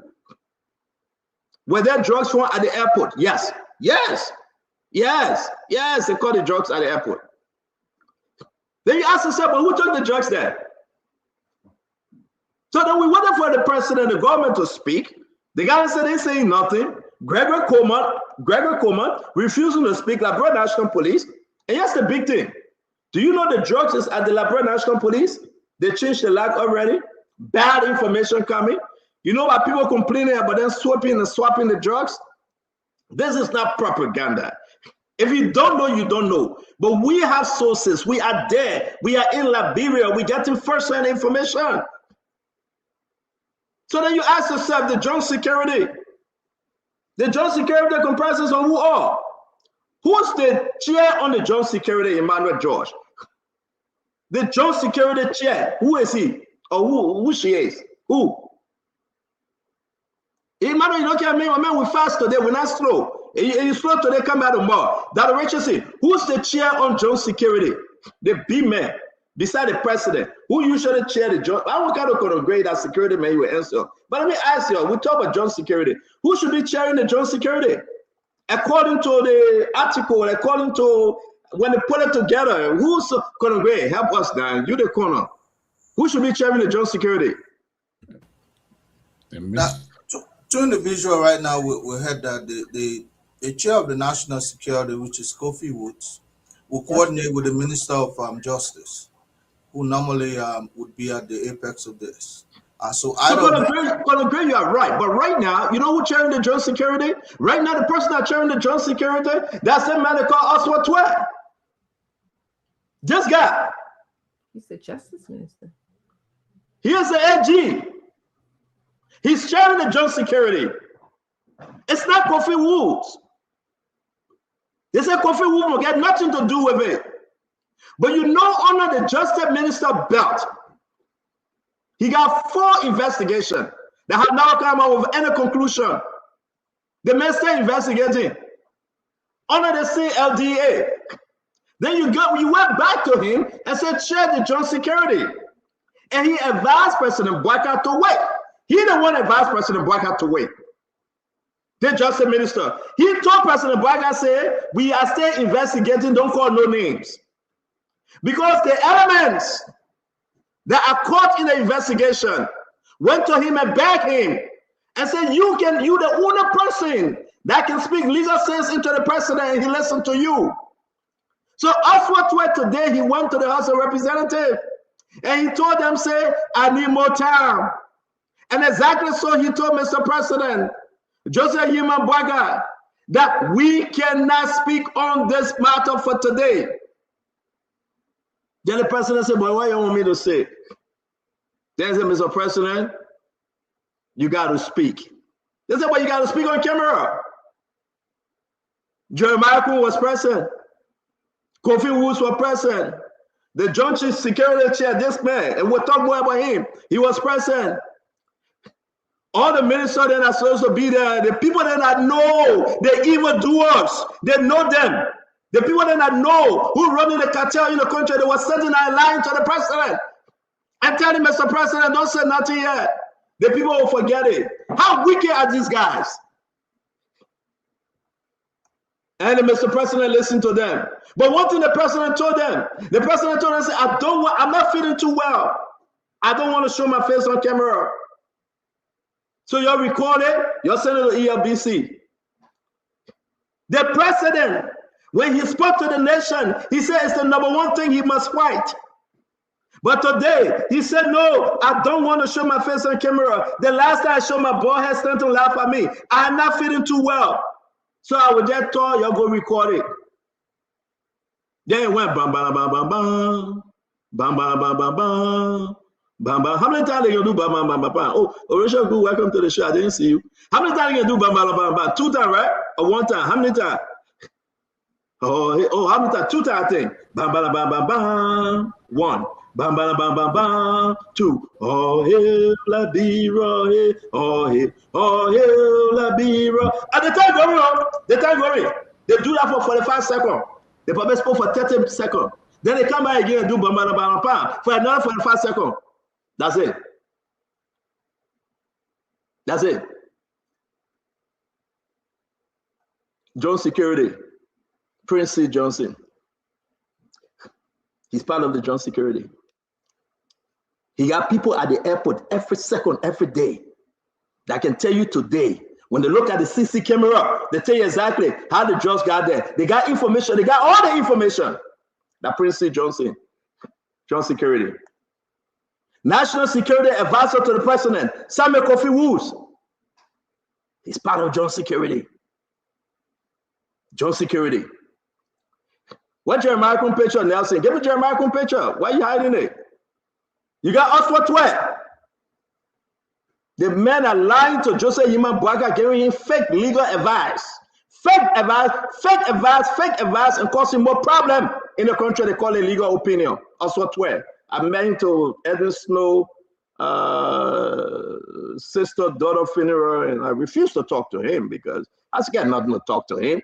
He's destroying the country legally. He's destroying the country, but we'll talk about that. Where is Gregory Kuma today? Where is Gregory Kuma? Put protests on the street. You will see Gregory wearing fatigue to go be on the small training. That time he can show you muscle. Where Gregory Kuma? Because they are all interconnected. They know who brought the drugs in the country. They know who's shipping the drugs to Europe. Then I hope Donald Trump can bring Doodle Boy and blast on someone they bomb there. Because that's the only way to eradicate this thing. They know. So Gregory Kuma and Boba, he can't talk. Gregory Kuma can talk. The Joint Security Chief himself, Joseph Yima Boyka, with a deputy, Jeremiah Kuhn. Jeremiah Kuhn still talking, but you can't hear him. We're going to welcome Oration Gu. Tonight's show will be fired. If you're not ready, don't come inside. Stephen, can I get my intro? Yeah, I'm coming to you. You'll do your intro, then we'll bring in Councilor Gu on. Tonight's show will be fired. If you're not ready for the heat, leave the kitchen. Because enough is enough. The people are playing with the Liberian people's lives. When the children turn to zombie, Joseph Yuma Boyka is relaxed with security. They know in the government who brought the drugs in the country. They know in the government who pushing drugs. They know in the government the drugs cartel in the country, whether they are foreigners or Liberians themselves. President Boyka know. Jeremiah Kuhn know. Also, he further informed, but they are hiding it. And they want to lecture us that the president will address the nation beyond closed door. They're lecturing us, my fellow Liberian, that address you today regarding the recent seizure of approximately blah, blah, blah, blah, blah. Who can we know that, Mr. President? Don't waste our time. Don't waste our time. But let me bring in a representative, Yaka Koluba, then we bring in officially Councilor Good, the chairman of the ANC. Mr. Anderson come here attending board meetings here, making more money. Every time you come to a board meeting, that money. But we'll get into that. Yaka, welcome to the show. Thank you, Stanton. Stanton, let me say good evening to my supporters, the people of District Number 10 and the people of Liberia. Stanton, you know, you asked who's the chair on national security. For the chairman for joint security, the justice minister is the chair for joint security. It's not Kofi Woods. It can never be Kofi Woods. You know, we get people that pretend to be people that know about national security issue. They come on a kind of platform and their lie. It's very embarrassing. Stanton, I see Bangura. Bangura like a belly in the wheelbarrow that fighting hard for his name to move on that indictment list. When he come on the show, what in concrete he will say? He have to say what will put on paper to give him. Is it credible to come on show? Someone that jumping from party to party. He stole Musa Belete money. Musa Belete got getting all of the party. Musa Belete don't want to disgrace him. Stole Musa Belete money. Musa Belete don't want to embarrass him, so Musa Belete just told him, say, you got to resign and go to your MDRO. Is that man credible to talk national issue? Is he credible? Someone that got his belly in the wheelbarrow. Right now, he's on an indictment. If you don't speak the way he's speaking, will he move on that indictment list? We say no. When you get people that Conor Gray, somebody like what I said, Conor, that don't know about national security issue and come and lie to people, can't talk about Kofi Wu is the chair on national security. Is that a security thing you know? Somebody like looking for DA work, Conor Gray like get his belly in the wheelbarrow, looking for DA work. What do you expect from people that will not see anything wrong? Like people that didn't see nothing wrong on a former president, we are. One of them can call me and say that all of your body problem. You think I regret voting against former president? We are. I would never ever regret voting against him. I don't regret voting for Mr. Boakai, but Mr. Boakai will have to do the right thing. I don't regret voting for Mr. Boakai. So your CDC people that think about party person, you can position yourself. I did not bring any embarrassment on the Liberian people. How you see I brought environment, how you brought embarrassment on the Liberian people. When former president we came and he was doing a lot of mess things, he was carrying on a lot of things, and you didn't say nothing. You sat down and look at it. So you and myself, who credible to talk? I brought somebody and I criticized him. Stanton, Mr. Boakai is not ready to fight drugs. He's not. He's not ready to fight drugs. Mr. Boakai, when I posted on my page 3 hours ago, I say my sources closer to Mr. Boakai say he will record his speech and play it. People say, where you got the information from? Did my post come to reality or a force? Stanton, Mr. Boakai know we need to investigate how many times Gregory Coleman has left the country. Anytime drugs leave the country, Gregory Coleman leave to come for kickback. You don't investigate how many times Gregory Coleman has left the country. You don't investigate how many times have Gregory Coleman left the country. Anytime drugs leave the country, Gregory Coleman will have to come for kickback. People sit down here, Mr. Boakai know everything that's going on. They say, don't blame Mr. Boakai. I voted for Mr. Boakai. I'm not going to blame Kofi Woods or that embarrassment I call it, chair on national security, I call it, justice minister, that misinforming Mr. Boakai. We don't have a joint security. We have joint security coordination. We don't have joint security. You don't know that? My man, let me talk. We don't have a joint security. We have a joint security coordination. Bella in the Weaver, let me talk, please. You're looking for a job. I'm not looking for a job yet. I don't care. You're not looking for a job. Let me talk, Ray. They're kicking out of the house there, and you all over the place crying. Go find work. You're not looking for a job. Your neck getting longer. And it will turn dry. Bella in the Weaver, I cannot talk now. I'm not looking for a job. Bella in the Weaver, I cannot talk. You remember they say your CV back. You say your CV. They say your CV not correct. Because all the documents you say were fake. You're not even a corner for an AFL. You were never a corner. You don't have a joint security. We got to measure up. We got to measure up. I want to say to all of you guys, let's get back on track. Let's welcome. You finished, Yaka? Are you done? You got to unmute, Yaka. You got to unmute. I want to conclude, but Bella in the Weaver not giving me a chance. So I wouldn't. Yeah, go ahead. I can conclude. I got to bring you guys to the booth. But excuse me, Conor Gray. Let the man do his intro. The man speaking too long. Conor Gray. Let the man do his intro, please. Speaking forever. Conor Gray, you are messing the show up. Conor Gray, let him do it. Stay down, finish. Now, man, frustrated. I dare with him. I'm not going to the issue. All right, I want to, my man, if I mute you and you unmute yourself, I'll put anybody in the back, because we got to show some respect here for each other. Only one moderator, let's show some respect. But I want to welcome all of you, especially Councillor Lafayette Good. It's good to see you on, Chief. We missed you yesterday because of time difference, but I told the folks that you were babysitting, right? And the time slipped from you. Right? How old is the baby now? 2-year-old?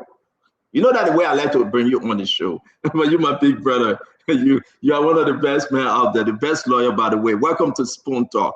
Dr. Richardson, I got your ANC member, Councillor Lafayette Good. You got to unmute, Dr. Richardson. Okay, Councillor, you can hear me? Jacob, can you hear me?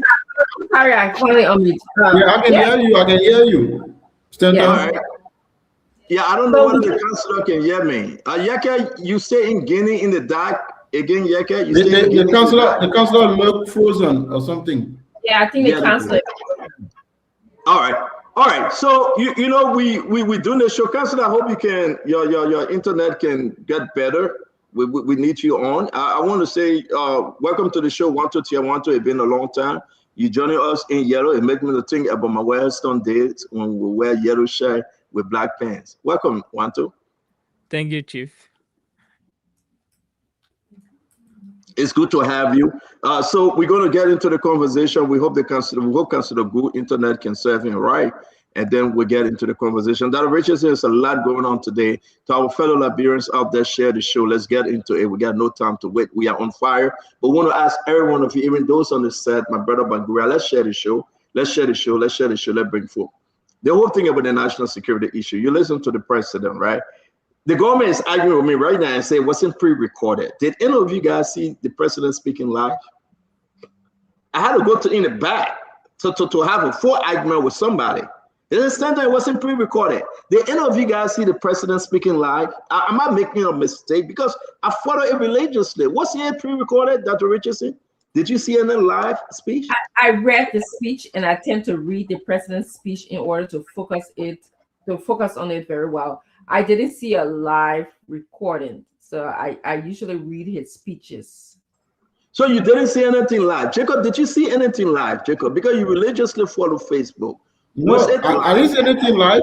In fact, I was following, I think it was Diamond who was doing an interview earlier on with Ambassador Barr, and I think Diamond said they were going to provide coverage to the president, but I kept waiting, and I didn't see any live feed. But Bangura, can you help us? Yeah, I mean, if you did help us, Bangura, did you see, was this speech a live speech by the president? My brother Bangura?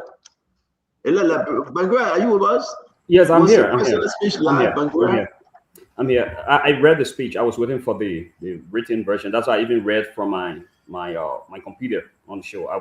I was interested in reading more, so I didn't look out for the No, live but since you checked on Facebook, did you see anything live? I have not searched Facebook either. So you didn't see it live? No, I have not searched Facebook either. But you didn't see it live. You have not. I just saw. I saw the written version which you shared in our chat room, so that was enough. Okay. I didn't look for it. Okay, Emmanuel, did you see a live speech, Emmanuel? We stand to be corrected on the show because the government came hard on me and saying, "Listen, this was live." I didn't see it though. I had enough time today to wait for the president's speech. Audio. It was an audio, but it wasn't live video. Am I correct, Emmanuel? Yeah, what I've seen is audio, and going through the internet. The only place that audio happens to be right now is on Spoon page.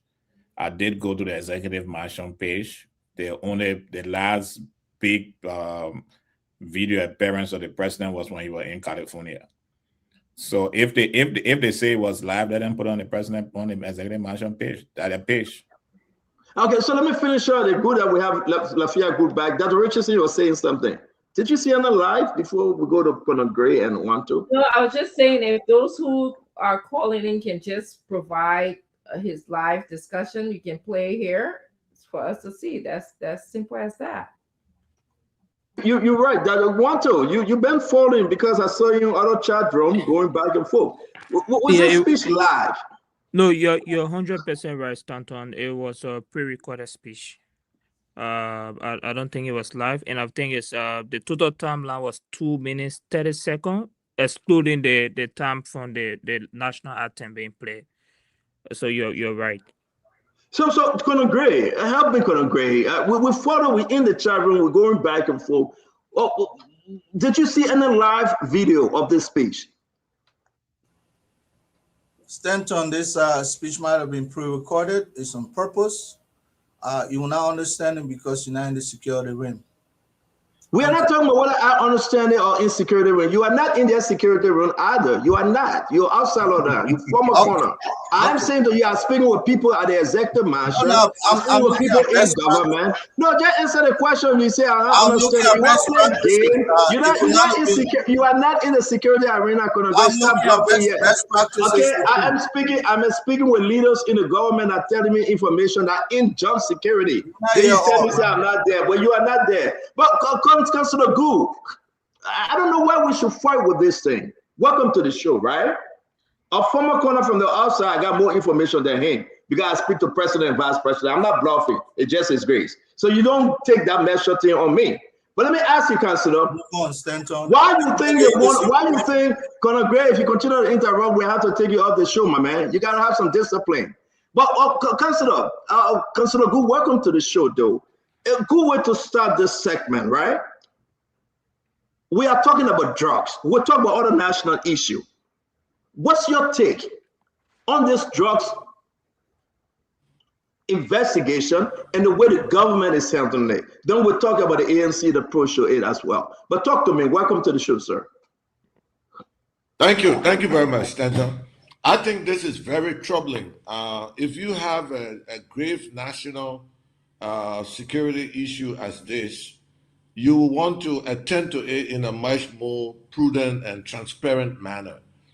I mean, the secrecy for which this thing is attended by will leave a lot of room for speculations, and this is exactly what is happening. So we would have expected that the government will be open, transparent, and upright and provide periodic updates. Because in the absence of those kind of things, you will have a lot of speculation to the disadvantage of the government. And in many instances, you know, the opposition, of course, will run with these things because it suggests there's something that is being hidden. And if you don't want these kind of things, you would have attended to this kind of fiasco, if you would, for lack of a better word, in a much more, you know, transparent manner. So we are very troubled by this. I think, you know, the drug has become extremely pandemic in our country, is eroding the future of our youth, damaging the country. You see zombies, zogos everywhere. Councillor, we are losing you with a bad feedback. Oh today is my God! Today it's kind of bad from your end, though. Can you try again? Yeah, I'm not sure if I'm clear now. No, you are not. You are not. Let's see if you can work on it. Let's see if the councillor can work on it. Guys, but I hope we can have Councillor Gould, man. The internet is being bad today. But Dr. Richardson, let's get into this conversation while Councillor Gould reset. It's just important to note, a certain time call for certain measure, Dr. Richardson. When we have this national security concern, right, the president should present his statement, all right, and those speech that he's going to give as a national security from the top. But when the president go beyond the door, closed door, to address the nation behind camera, pre-recorded, it's concerning, Dr. Richardson. It is concerning. You know, Stanton, it is. It's disappointing because, you know, our drug issue is a crisis in our country. And so I expected him to face the nation, to make us Liberians feel hopeful in that he has trust. I mean, we can have trust in our government. But I was disappointed. People say that, he talked about determinism and professionalism. Did he define how his determinism to attack the drug issue in our country? Can he define? Did he define that in his speech, or did he use just those words? Professionalism in what way? Did they tell you that when you are a professional, you can give some of the drugs investigation report, you know, as you find them? Did it say that? Where does it say that? And there was nothing robust. There was nothing innovative. There was nothing creative. What about establishing a new drug court? What about saying I'm going to target? We can find $10 million to build a peace conference center in Foya, but can we find some money to fund drug programs in our country, like to help the LDA or to help rehabilitation? We can't do that. And so this is why I'm disappointed. I did not hear any of those things in the president's speech. I did not. And this is a serious matter, again, for Liberians in Liberia, and we in the diaspora. It's a serious matter. Thank you. Very much. Thank you, Dr. Richardson. Councillor, are you okay now? Can we try again? I'm clear now, if I am. All right, Councillor. Try. We'll let Mali share and see whether it will go away, but it doesn't look good. Wow. Well, these are difficult times for Liberia.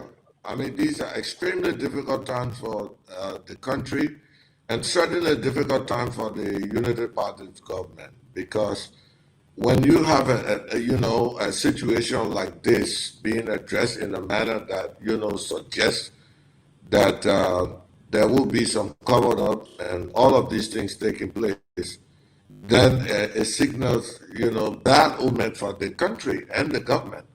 We would have expected by now there will be periodic updates. In fact, I was surprised today when a lawmaker walked out because they were not proceeding with some questions being asked by lawmakers in a manner that.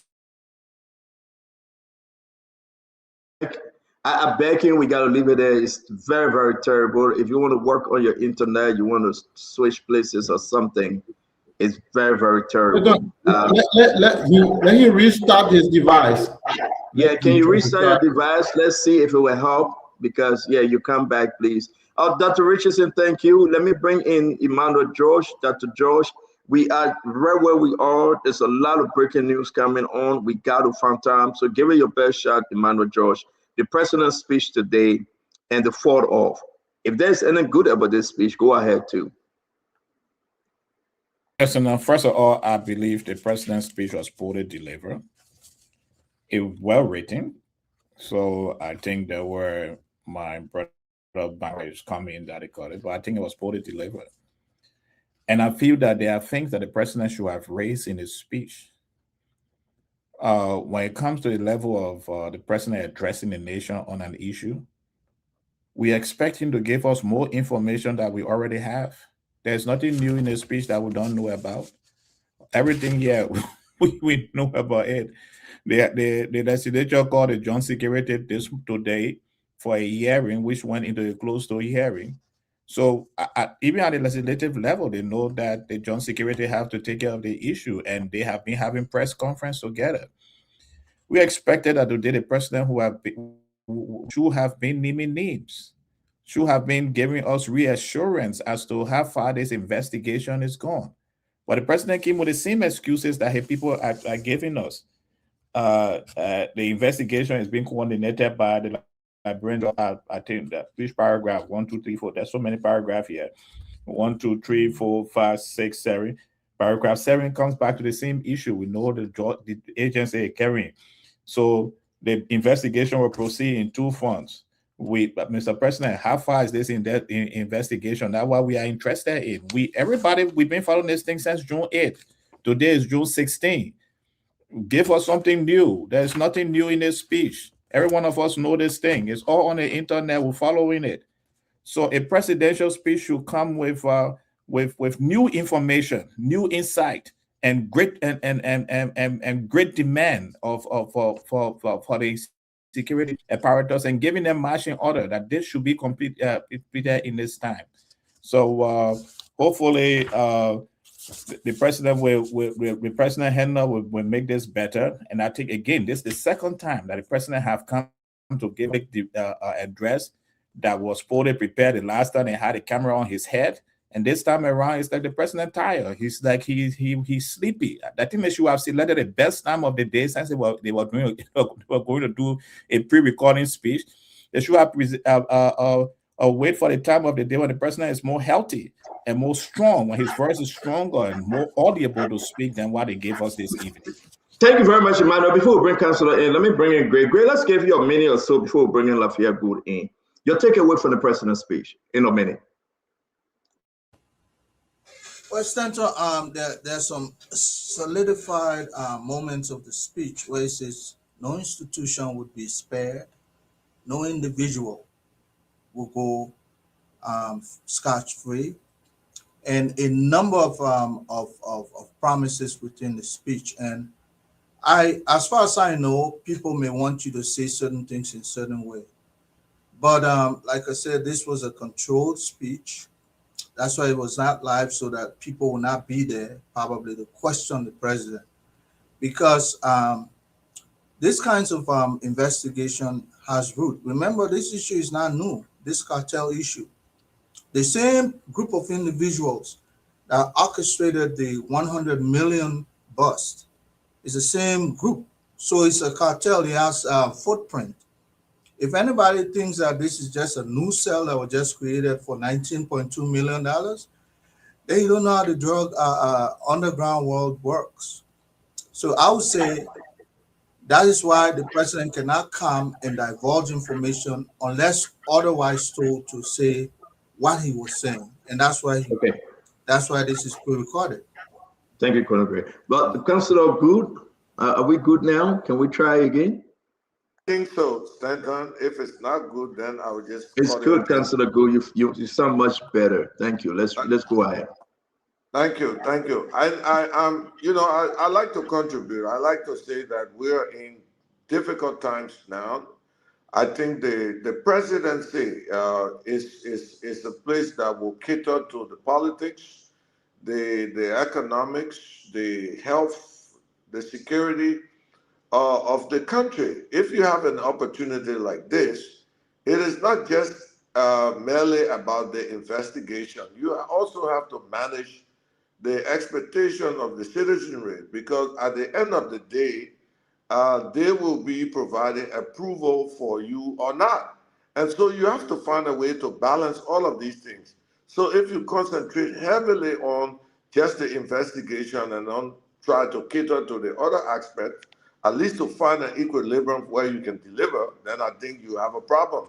So today, I don't think the handlers of the presidency did well. They should have allowed him. I expected the president to say, look, pending this investigation, this person at this place, for the little that we know, will be suspended so that that person will undergo the investigation, or say this and say that. At least the Liberian people would have said, okay, there are some measures being taken. We're not advocating that people get fired without, due process.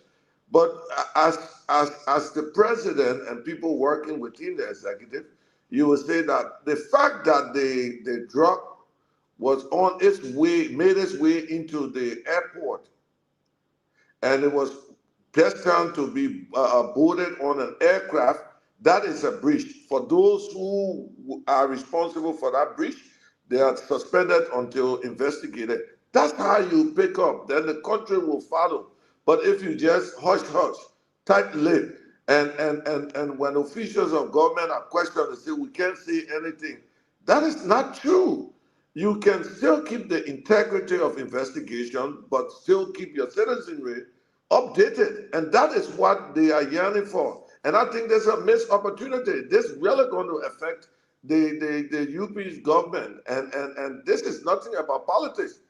Drugs, this is a dangerous thing in our country. It's killing a lot of our youth, harming people. They have declared this a national emergency, and the government will want to handle this in this manner.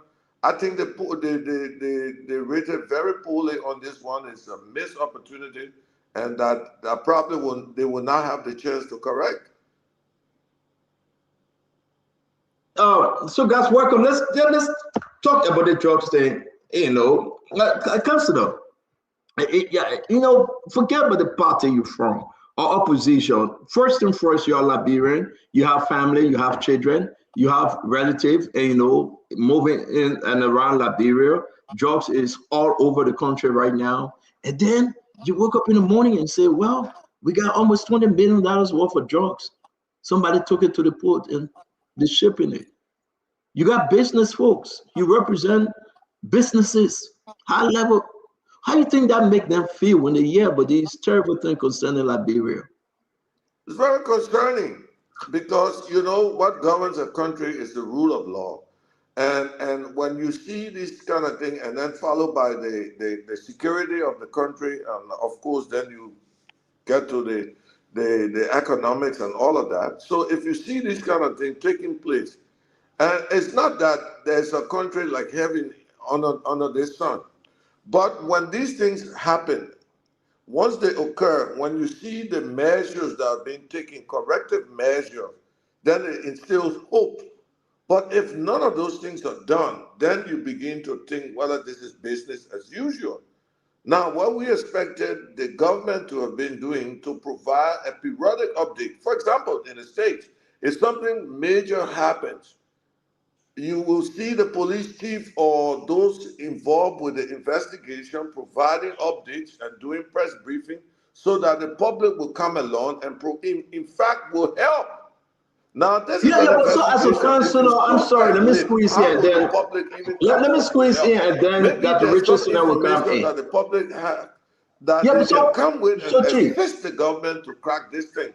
But they are taking the wrong approach, and obviously it seems now that is because of political reasons that they are doing this. And this has nothing to do with the political party that a person is from. It affects all Liberians. And because of this, we are very concerned. I mean, this is a big shame. I'm total shame on all the folks that are being handling this so far.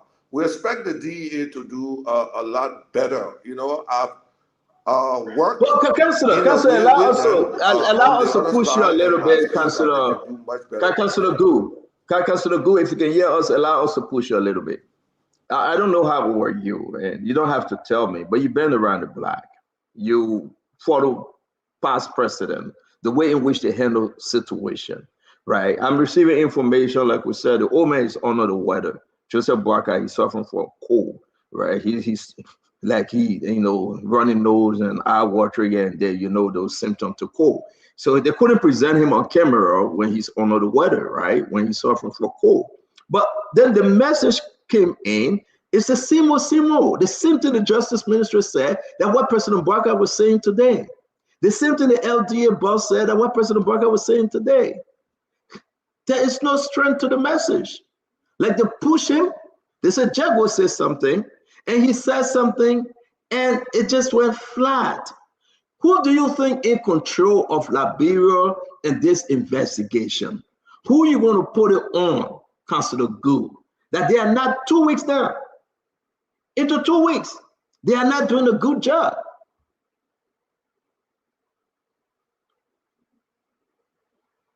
Councilor Good. Emmanuel, can you send some internet to Councilor Good? All right, okay. You might try to wire him some internet, man. This is not, it doesn't look good. Please, I think you can do it from America, yeah, right, Bangura? Can you send some internet? I mean, it's kind of terrible. But I welcome Gibson. Gibson, real quick before we bring in Bangura there. Yeah, I mean, ANC, man, your wire council some internet. It ain't that. The whole chairman for ANC, though. Tiola Gibson, where you at? The whole chairman for ANC. Hey, Tiola, your wire the council some internet now. Councilor? And the ANC people got money. They should do that. They have money, but they do not have internet. Yeah, man, we trying to move. We are on a 5G, 17G. The councilor staying on the 1G. What happened, councilor? Are you okay? Well, look, so this is live. I mean,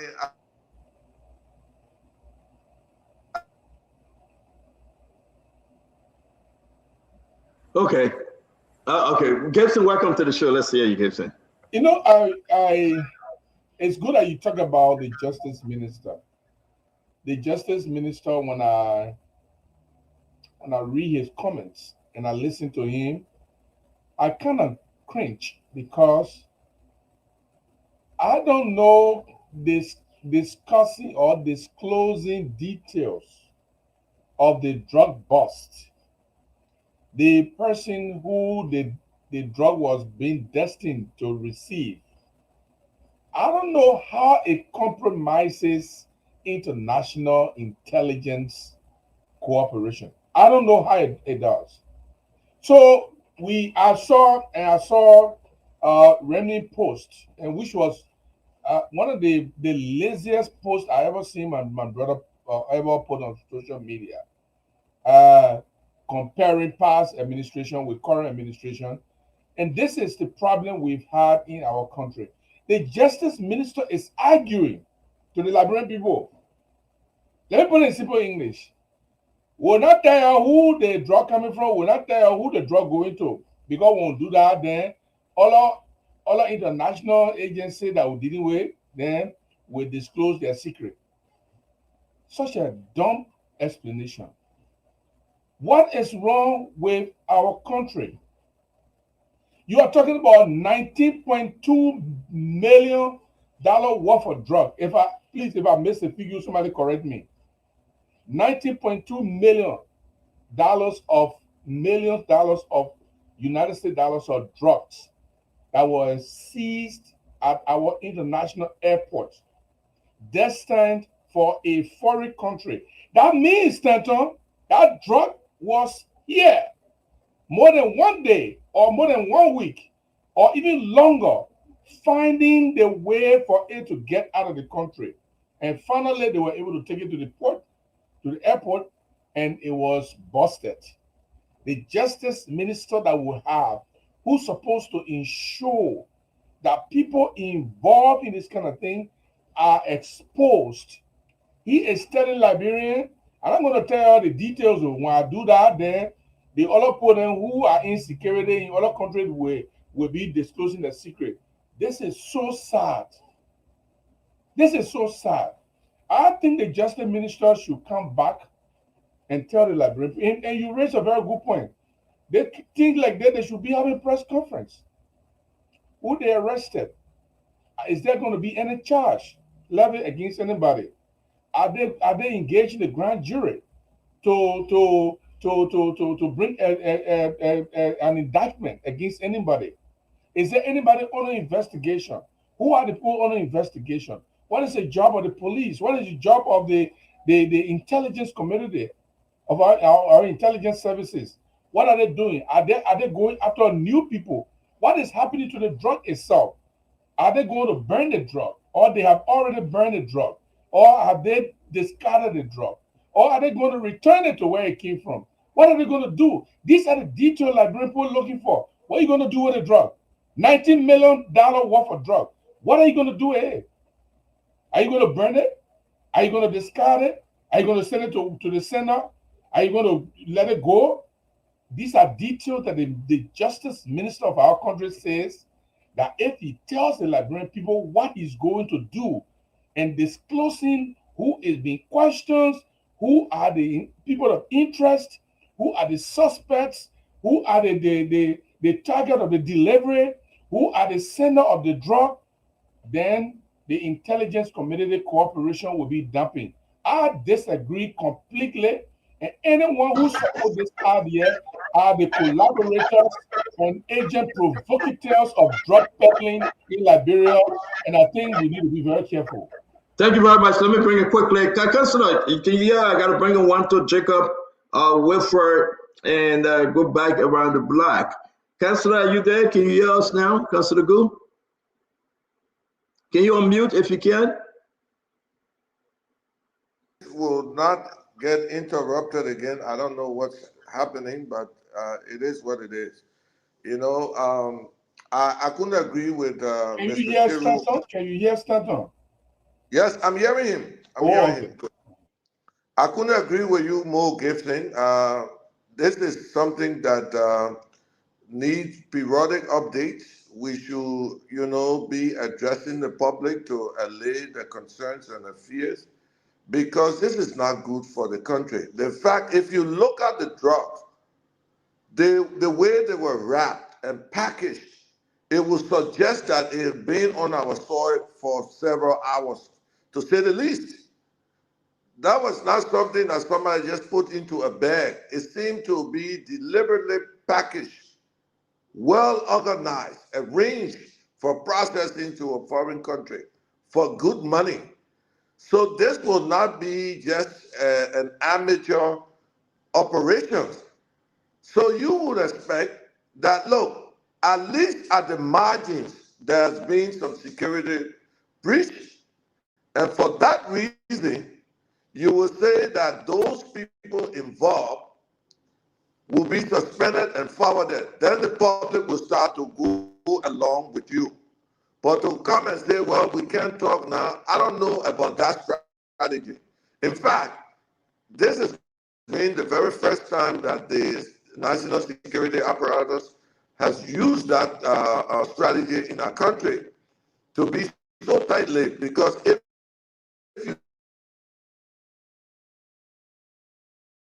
All right, we say going back and forth. Let's say you Bangura come in, Jacob, and 1 to T1 Thank you very much, Stanton.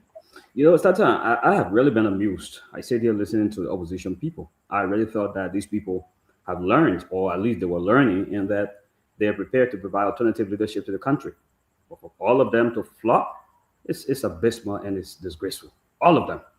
Look, you sit on the show, you have no knowledge of investigation. Absolutely no knowledge. From what I've heard, I'm a layman, but what you have said doesn't make logic to me. You know, Gibson, not only that the international partners or allies were mentioned, but the other one you want to leave out, which I will bring in to help you with, is that local collaborators who are helping this investigation could get scared and they could all go underground. When you do that, you disrupt the investigation. The criminals are listening. You want to provide the criminals periodic updates. You want to tell them whom you have arrested. You want to give them those kinds of information. If you were really in government And with this kind of policy, this kind of mentality, governance mentality, this is going to be a massive failure. In fact, Liberia will just be Colombia. I can assure you. So at the listening public, the president came out to speak when many people on this set were anticipating to hear from the LDEA. They thought that the LDEA people were going to be the folks to come and address the press. Other people thought it was going to be the Liberian National Police. But instead, it was the commander-in-chief, our commander-in-chief. Even though, according to Stanton, he's under the weather, yet he could not postpone. He spoke. People wanted to criticize pre-recording speech. So since when had presidents not pre-recorded their speeches? Since when? So it looks like when you're opposition, you're just opposition. But when you're making sense in your opposition, I think people will listen to you. But on this one, it's a complete flop. Every single word, every single action the president spoke about have been taken. He said the high power delegation has been dispatched to move into the international community, liaise with the counterparts in pursuit of the cartel. They're going after them, to disrupt them, to dismantle them. At the same time, the joint security on the ground is at work. This is more than I counted 9. At the NSA, that's 10 plus many, many more. It is a well-coordinated process. And for you just want names to be called when the investigation has stated that there's a reason for that. This is standard practice. This is a big investigation. You want people to run on the ground? You want people to start running after other people? Lives are on the line here. You think people want to be caught? You think the criminals want to be caught? The criminals want to escape justice. So that's why when I listen to so let me ask you a question. Because you're repeating yourself now. Let's just move fast here. Let me ask you a question. Let me ask you a question about Greg. Yeah, you're repeating yourself. You can say whatever, that's your business. But are you telling the nation tonight that we have folks in custody? I'm not giving you update. I just stated to you that it makes a lot. You said that people. Are you telling the nation tonight that they have arrested some folks and they are talking? No, I'm not saying. I'm not even saying that. That's what I'm saying. Everything you say is about opposition not understanding, but you say you're not understanding your own thing that you say. You move and say that we're talking, we want to arrest people, we have arrested people, the people talking, we don't want to call their name because their life will be in danger. So what are you saying? If they are arrested, why would you say the left is in danger again? If they are talking, they are under the custody of the joint security, then you're wasting our time because it's something that you're hiding. But we'll come back to you. We'll come back to you. No, we'll come back to you, Chief. You filter your own. Check out. Check out. You know, if we have to beat on each other about opposition and imposition, the government get the burden of proof. It's on the government. It's not on the opposition. The government is the Unity Party now. Joseph Imabwaka, they're in charge of the country. Can they tell us whether they have made any of the arrests? Don't call name. Right, Gibson? Let's start from the beginning. Let's start from elementary. Have you made any arrest? Have you given those people due process? Have they spoken to the lawyers? But you dare, remember I beg you now, and you tell your own leg move in order here, Chief. You know, they sick your head, Jacob. When you get people coming to flatter the nation with words, and what they are saying, they're not even understanding themselves. That's what this government is messing up. President Bwaga is under the weather. He got severe cold. Their nose running. They are running. There's somebody eat pepper. So they couldn't present the old man in video live. That's why they put him behind Jade to do a recording. But it fell flat. To the Liberian nation, it fell flat. Just what Oswald Twice said. That's why he told the old man to say. And they justify it and cannot justify any further. Check out, let's hear you.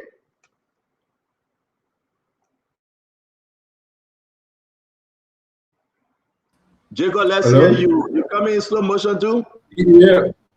So, yeah. No, that's a good point. But again, we'll go back to the point. I've listened to many people to just hone back in on this whole presidential response and the response of the government holistically. Look, still, even at the legislature, I follow very closely today, and the chaotic showing at the legislature, DEA people, the Ministry of Justice, and this whole affair, it has been very, very, very much disorganized. You know, shambolic is the term I'll put at this point. It's been very disorganized, and I think, you know, there has to be some kind of organization in terms of the way we communicate as a country, as a government, in terms of the way we deal with, because there's a lot of distrust in the population, to be honest, when it comes to drugs, when it comes to fight against drugs. In the very beginning, the president promised when he took power that he was going to come, he was going to use policies, the government, and all of the tools available to the state to fight this thing. I talk about the disorganized leadership of the DEA and the lack of coherence in terms of the way the government have dealt with this whole fight against drugs. So confidence and trust is in short supply amongst people and the population. That's a fact. You talk about the opposition, it is not the function or the duty of the opposition to deal with it. We pay taxes, we give power under the Constitution to the president and the government and all the institutions of government to deal with these things. They are well resourced. They have all of the resources required to solve the problem. So our role as citizens is to demand accountability from the government. They are accountable to us as citizens to provide us information, especially when we are nervous and anxious, a lot of anxiety around where is this thing going to go, because we know the impact, the negative impact of drug on the population. It damages the young people, it undermines the public health, and also it has the ability to create a very terrible international image for the country. So we are all on the edge, really requiring and asking for top quality leadership from the presidency, from the government at this particular point. And to be honest, at this point, we're not getting it. We're not getting the quality of leadership that we deserve on this matter. There's been a lot of, why are people extremely quiet? And you raise an important point, Stanton. Okay, let's assume that you don't want to blow people cover or you don't want to call people names to undermine the investigation. Okay, let's give that argument some currency, at least for a moment. But give us a little bit more detail than that, than just saying, just reversing and repeating the same chorus for 8 days in a row. Tell how many persons have been arrested. Tell how far you are in this investigation, how confident you are. You know, give some reassuring statement, and that's what we expected from the president. For me, one person I was sitting today, very, very keenly listening, looking to hear. And I think it was so short. I think the statement was a little bit flat. It wasn't reassuring. I think the population need a little bit more than that, to be honest. Thank you very much. Let me bring you Wanto. Wanto, let's hear you. This is very concerning. Let's hear you, Wanto. Thank you, Stanton. It's great to be back on Spoon. So I'll first start with the first leverage of disappointment. The first disappointment is when we are having critical conversation as this, to pinpoint it on an opposition narrative, it's actually really disappointing. And this is all facts. This is a national crisis. To first have a justification to say opposition did this and did that is a disservice to the national conversation. And the truth is, I'm very disappointed in Wayfair. I love Wayfair a whole lot. I'm disappointed in the statement. I want to start that because some things are beyond political conversation, especially when you see facts and evidence. There are two things here. One is, I've always said on this show that the issue of justice it should not be a political incentive. On CDC, there were just crisis, even though the government at that point in time as an opposition were more robust in criticizing the entire scenario. We have the same crisis today, which is a justification of the same situation, transforming from one place to another. I think the pre-recording speech from the president today was terrible. One is obviously in a situation, a crisis as this, the population look for reassurance. They want to see their leaders stand forth, give them that sort of banding order. To transition that for the pre-recorded speech, you lose the morale.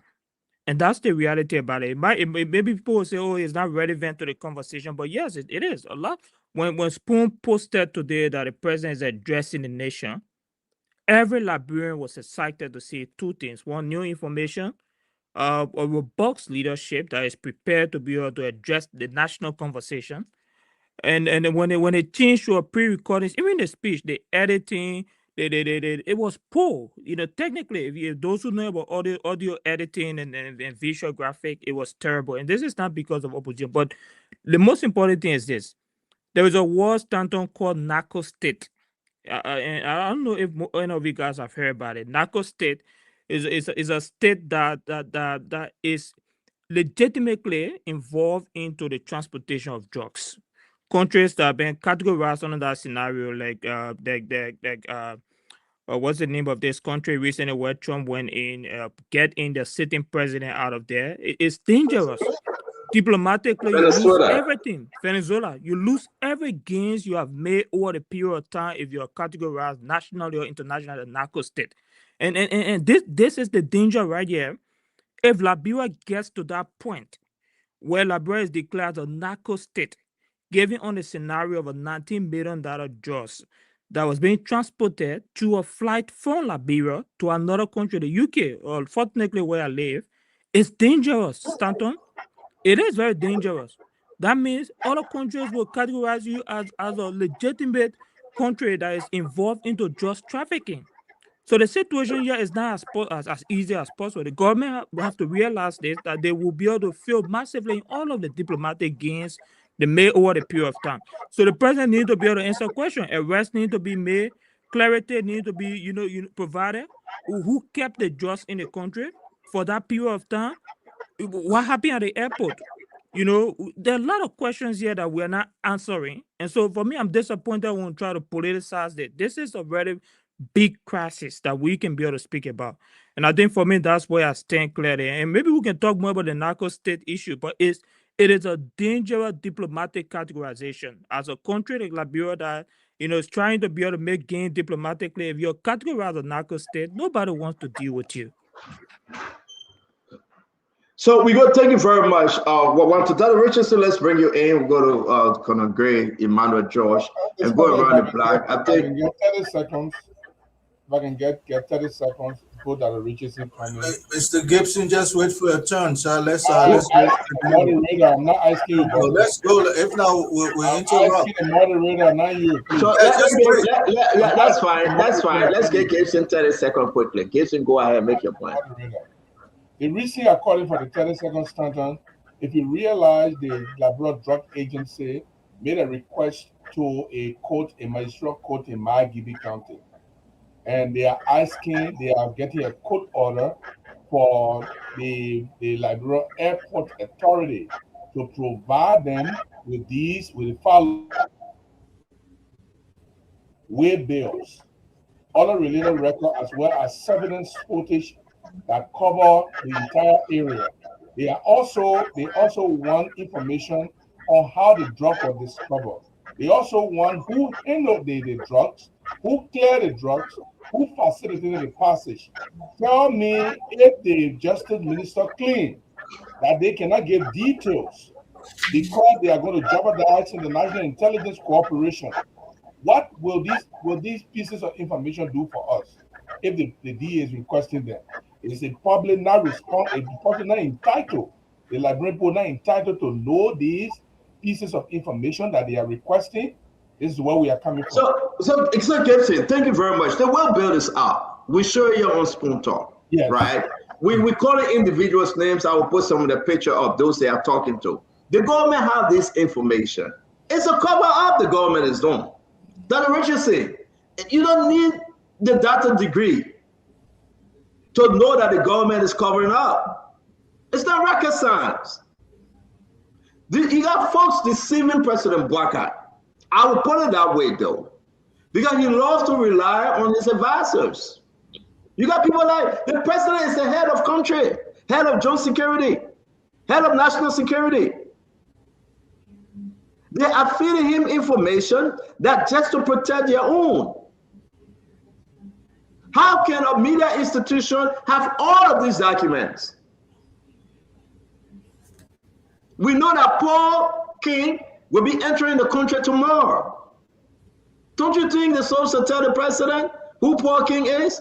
We know that Peter King is on the board of NOCAL. President Bwaga appointed him. I will put a picture up. Can they tell Mr. President, say, hey, the man you appointed as one of the members of the NOCAL board, that his company shipped this thing to the port? So what inside the hiding again now? One woman wait for the society bush before they come out and say something. We know Emmanuel Zion took the thing to the port. So what you hiding? We're hearing the people calling names. Folks in the executive mansion. Can you at least tell us that we have made 3 arrests? They are under investigation. The lawyer person, we have given them due process. The puppet came out to just tell the same story. It's like your uncle, your old grandpa, you go to him, you're still under the tree. He tell you the one spider story over and over and over again. You know that's a spider story. The spider was greeted, you attend a 2 party, they put rope on the spider waist. They squeeze the part. Tomorrow, next weekend, you go and visit your grandpa. That's the same story he going to tell you. Come on, man, Dr. Richie said. We don't need a spider story no more. The government is getting weaker. The government is failing seriously because of communication. But talk to me. I want to put these pictures then up. I want us to run through these pictures then real quick. Yeah. So that Richardson, go ahead, man. Then let's do your second round of conversation. So there's three things that I'm thinking about. In the first place, if for whatever reason the president was sick today, he couldn't come on camera to be seen. I think the Unity Party or the government owes it to the Liberian people to tell them. So listen, somebody said this is an urgent issue. The president values every Liberian. The president is fighting drugs, and so he's under the weather. This is why we're going to present him this way. But to just come and just throw, a recording of us it's just, it didn't kind of sit the right way with many Liberians. That's number one. And number two, for those of you who think this is a party or opposition versus imposition issue, you dead wrong on the rival, because this is an issue that is going to affect every single one of us in Liberia, okay? So don't come here and preach your party politics. Let's be fair to our government. Let's talk to the government of Liberia and tell them our concerns. It's not about imposition, opposition issue for me and many of the people that I'm hearing on this platform. We're just asking, do you want to tell me that the American government or the British government or Scotland Yard, they're not capable of conducting an investigation, that our investigation is so powerful that we've got to withhold information than these other countries, that if we just let something out, that we're going to jeopardize the Americans and the British from doing their investigation, or Interpol for that matter? No, I don't buy that argument at all. So the last thing I'm going to say is that I think the president should have, the government of Liberia should stay on this. I believe that we as people who are interested in Liberia should stay on this. We should not let it die down. It should not go, because this is an important issue that affects every Liberian. We should all be involved, and that's what President Bwaga should have even charged us Liberians to keep our eyes open. Here, they can say when you hear something, you say something. That is one of the jingles that we hear all the time at the airport or when we're traveling. You hear something, you say something. That's what I have to say, Cynthia. Thank you. Right there. When you see something, say something. Let me bring in Conor Gray before we go to Emmanuel Church. Conor Gray, let's hear you. Thank you, Stanton. The argument I raised earlier that Mr. Gibson Gerald was trying to refer to was the fact that we had a $100 million drug bust, 5 times the proportion of what we have today. There was no noise. You wonder why? The issue was because it was hush-hush. It was coordinated until it went to court. Do you know what happened with that? What happened with that entire episode? Because he was swept under the rug so much that he had to go to court, and the U.S. government was extremely angry. The fact that the people that orchestrated that act, which are the same people today, went scotch-free. No noise about it. We just heard that people went to court out of a $100 million drug bust, and they were set free by the judge. Tell me if anything came out of it. 5 times the amount that we caught today. The reason why you hear about this is because the transparency that involved. When government is part of it, things don't come out. I want you to use your mind. The thing about us is that we sometimes, put our political emotions into something and don't tend to reason. You talk about narco state. The U.S. government had nothing but praises for LDEA. Was that the case the last time? The United States, which is leading this particular global initiative to foil the narco trafficking in the hemisphere, had nothing but praises. Listen to the ambassador, what he said. You understand? Thanks to the LDA, we were able to do this and this. There's a coordination, global coordination. For us, we just look at this politically, and we feel that if this government fails, we will win in 2029. That's all some folks thinking about. But the fact about the matter, this is beyond that. The U.S. government has come out clearly and said, thanks to the Liberian LDEA, we were able to, this is a win. In fact, he said this is a win. We are part of that glorification. Some people don't like to hear that. They just want to hear names. Names is one. Did you hear names the last time? 100 million. Did you hear any name? Name me one person. Because government stepped on the issue until it went to court, and then they set those bandits who were responsible free. They're not going to go free this time. 5 times less. They're not going to go free. They went free with 100 million. Less than 20 million, they're not going to go free. And I believe the president when he says that. You don't have to like it. That's your prerogative. Thank you. Yeah, thank you. And that's what we do here with Fact Check. Conor Greg, you didn't for the day $100 million drugs case. I'm sorry to say. I'm getting to be concerned, Conor Greg, that you are misleading folks every day. You serve as Conor, you get the information twisted. The $100 million drugs case. This is why you don't want to hear that. We beat on it on the set. We were wait so that you have your time to talk because you lied too damn much. We beat on it. We beat on the $100 million drugs case here. We ran Joe. We are on the power. We ran and do everything. We call people names, and you want to sit on the show and say nobody talk about it. You are misleading, man. Don't do this on the show. Find another show to go call that crap on. That's not right. I would not sit here when you do that. Sometimes, listen, that's your right to lie if you want to lie, but that's my right to correct you. Where were you when we beat on the government on the $100 million? We call Abu Jali. We call people in the government. We even accuse our own, the lawyer Lafayette Gu, that they took money. He and Livingston there. We beat on them. Where were you? Then you guys say that people keep quiet. Conor Gray, move from here, man. Don't move. I just say move from here. Then what we can do. But you lying, Conor Gray. You are. Let me bring in Emmanuel George. Emmanuel, let's hear you. Use some better language on the set, man. Nah, bye. I'm Ezekiel. Nah, cause. Go ahead, Emmanuel George. Federal language. It is disheartening that some of my colleagues who like to elevate this conversation to a CDC versus Unity Party governance conversation. It is clear by this conversation that my colleague seems to be fighting as to who did the best, who did better. Whereas our nation is in a very serious situation right now. And those of us who travel with Liberian passports should be concerned.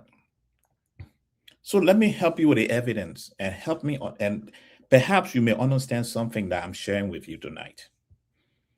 On June 8, 2026, an operation was launched at the Rappers International.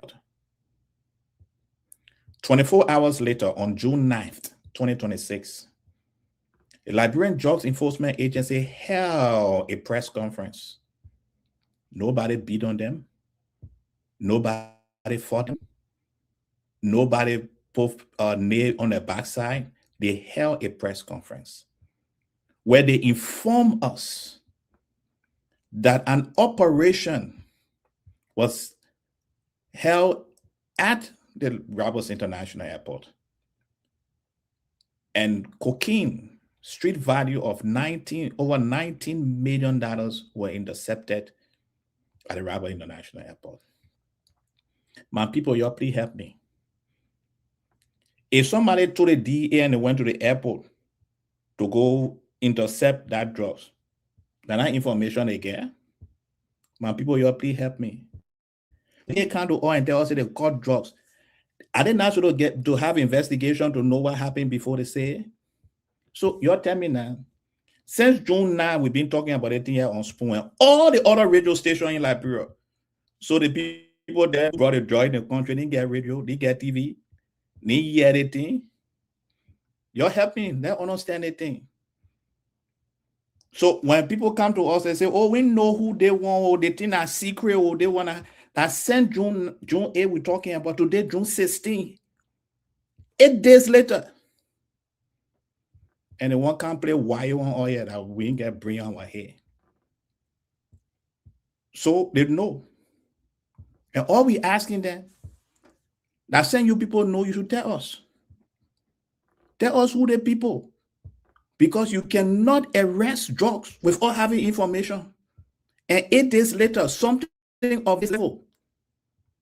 So let me conclude on the $100 million drug bust that my dear brother is talking about. According to all international wire, the United States government informed the Liberian government, and the operation was led by the U.S. intelligence and Liberian intelligence to intercept that drugs. Some people will tell you they didn't catch nobody, but let me call some names. Malam Conte, Adulai Jallo, Makin Isan, Oliver Zese. You post saw the people in Hancock, they were taken to court. The court freed them. The government took it to Supreme Court. Supreme Court freed the people, say you don't get enough evidence. We are asking our government tonight that this issue, they should inform us who the suspects are, who they are questioning. Because we see them, you can see them breaking down places called ghetto. The other day they were celebrating, now breaking down how the ghetto. How did they know that that place was ghetto? And somebody tell them before they went there. I seen where somebody told them before they went on air. So that was happening. Don't mind the people that come with all that tapata, say somebody against, nobody against government. First of all, some of you will be traveling recently, they will put you, you will sit down. You will sit down to some airport for 1 hour so they can check you Google before they allow you to enter. That's what will happen. Your luggage, it will pass through plenty of security. That some of you will miss your flight because of that. And some people can't sit down on the show and say, oh, the government taking their own time, the government doing what the government, the people who travel, the government are taking no time. Thank you. Thank you, ladies and gentlemen. We'll open the phone line. Let's do a quick round. We got a lot to discuss today, but we will open the phone line. Lafia Good, the councillor, chairman of ANC, will be joining us tomorrow. He will be in studio and be joining us from studio tomorrow. I don't know why ANC people can give the chairman of Good Internet. It's so frustrating. $650 can get you one of the best Elon Musk internet in the country. This is a disgrace to ANC. This is a disgrace to ANC. Seriously. That's the reason donation. Do you want to? We are not donating. I mean, you have the richest candidate in the country, Alexander Cummings, and you talk about taking donations. Seriously? The richest candidate? No, the richest candidate in Liberia is President Joseph Boakai. He built a $10 million mansion in Foya. And again, we asked to move on. Yeah, let me say this quickly. And people think I want to run through some pictures, right? This is Peter Michael King, member of the board of NOCA. This is the man that was appointed by President Boakai. President Boakai know him very well. So his company, GLS, he had a brother, Paul King, right? Paul King is in America. He lives in America tonight. He should be in Liberia tomorrow. Paul King is his brother. These are the two brothers. They grew up in Stephen Taba Estate. Paul and Peter King. You're gonna look at them. Let's follow this story, right? Those of you on the radio, I'm sorry, but those of you watching, I want you to see They get a company in Liberia called GLS. They move cargo, they ship. That's what they do. They connect with different companies around the world. They're trying to impress the system for 14 years. So Paul said, Mahena in that thing you're talking about, we've been running our company for 14 years. They talked to his brother Peter. This guy on the boat. Look at Knockout. He's on the boat. They talked to him. He gave a written statement. He talked to them. They called names. You know Emmanuel Zion? He said yes. You know Abdullah Ato? He said yes. They asked him. He admitted that his company moved the cargo to Rabat International Airport. Now everybody just hold on. They move it. They said, which warehouse you put it in? 5 days. It been in and all of the warehouse. Y'all see the warehouse picture? It been in and out. Maybe that right in the corner, in the black corner. Maybe that there, I don't know. But it been there. It been there, folks. These guys, they are Liberians. I consider them because, you know, they get some different, but apart from they play, my from they play, but they are Liberians. They're often where I'm from, Ghanansville. Young men trying to succeed in life. But things happen. I want you to take a look at them. We're going to put a phone number up. I got a phone number. I want you to call them. I did. I reached out to them. I want to be transparent tonight. I reached out to them. Keep seeing. Look there. Rabat Air Cargo Center. In the back of them. I want you to see. The brothers, they are trying. They're trying to live a better life in Liberia. Then what happened? So Paul said, listen, my people, I don't want to be a fugitive. I'm coming back in the country. But this is what I know. The cargo was given to the company, brought in by somebody in the government.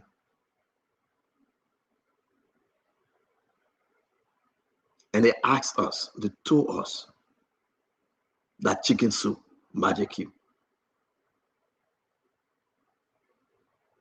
So therefore, we believed our chicken soup, Magic Cube. So what did we do? We put it on the airway or air bill, whatever you call it, right in the corner there, they say Magic Cube. So we put it there. So they put it there. You see in the corner, the right-hand side of the corner right there? Because they believe this is not the first time they brought Magic Cube. You sending Magic Cube to Europe, to the African store in Europe. They believe them. They shipped some on the 22nd. They shipped some before the 22nd of May, and they were about to ship some again. Believing that these people were shipping chicken soup to Europe. Because you know we like our African chicken soup. So when they were called, the guy said, my people, I'm coming to tell the story. I am coming to tell the story. For me, look at these two brothers. You can tell, you go ahead and tell what you think about them. I keep my story with us, the Liberian people. But somebody knows somebody. Somebody did bad thing. And the bad thing are leading to them. So Peter King, the one in Liberia, Peter Malcolm King, the one in Liberia, the one that is on local board, they release him to his lawyer. I'm not calling his lawyer name. They're waiting for Paul King to grab Paul King. So what's the story? What did they tell the investigators? That investigator Harding. Who name did they call to LDA? That LDA that Bobo. Joseph Boaga no. Jeremiah Kun no. The Joseph Minister no. Gregory Kumo no. Did I call the people name? So the problem now is, can the government be fair and tell the nation who need a call and who are connected to who? That's the problem. They try to twist it no way. They try to hide it no way. They went for security people that blow the alarm. They ain't hold water. Yeah. So it is deep. So when you find this man called Joseph Minister going to the House of Representatives, along with the LDA, the alleged drugs cartel LDA boss, alleged, that's a problem right there. They know. And that's why the people, the country, cannot trust the government investigation. So the European people came in the country along with the American, and they told Mr. President that we are not joking with this thing. Your country is sending drugs into our territory. We are coming hard. And you know who spoke on behalf of the Union, the European Union? You know who spoke? This will be shocking. Can anybody guess who spoke? The same woman they kick out. Yes. You see, the same woman that Sarah Bessel says she doesn't want to work with. That the same woman say, hey, I tell you. Yeah. Nuna depressed. The same ambassador that President Walker and Sarah kick out. That the same ambassador said, but these are the things I was talking about. The country is a serious country. Yeke, let's hear you. We got to move to other story. We getting there. Let's hear you, Yeke. Senator, in the first place, who authorized that councillor or the DA to let the councillor serve for Peter King? It was Jeremiah Kuhn. Senator, you know why I like to laugh? It's because people are jokers. They just came on that. Senator, my return to Liberia is on the 30th of next month. I will give you my ticket so you can post it. But I will go to Liberia before I will change my flight to Liberia. I still got some time in Guinea here. From Guinea, when I get to Ghana, I told my wife already I got to go to Liberia. I will give you my ticket so you can put it on. My return time is the 30th of next month, July 30. But I'm going to cut that time to get to Liberia. State of allow the drugs case to die. We remove former President Weah because of the sin drugs business. We went from county to county, not to bring disgrace to the people. We're not discussing local county business here. When you talk, Steve Zago will call you my man, like your uncle. We're doing local. I don't do local county politics. I do national politics.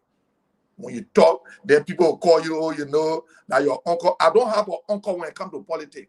That uncle can't finish. We voted for somebody that will speak to the Liberian people, not to go recall. The people say, oh, people recall before. That will move former President Weah for because he recalled before. So do we want the name we brought to recall? Then why did we change former President Weah? State on. These people need to be pressure on the just something. I will come to Liberia.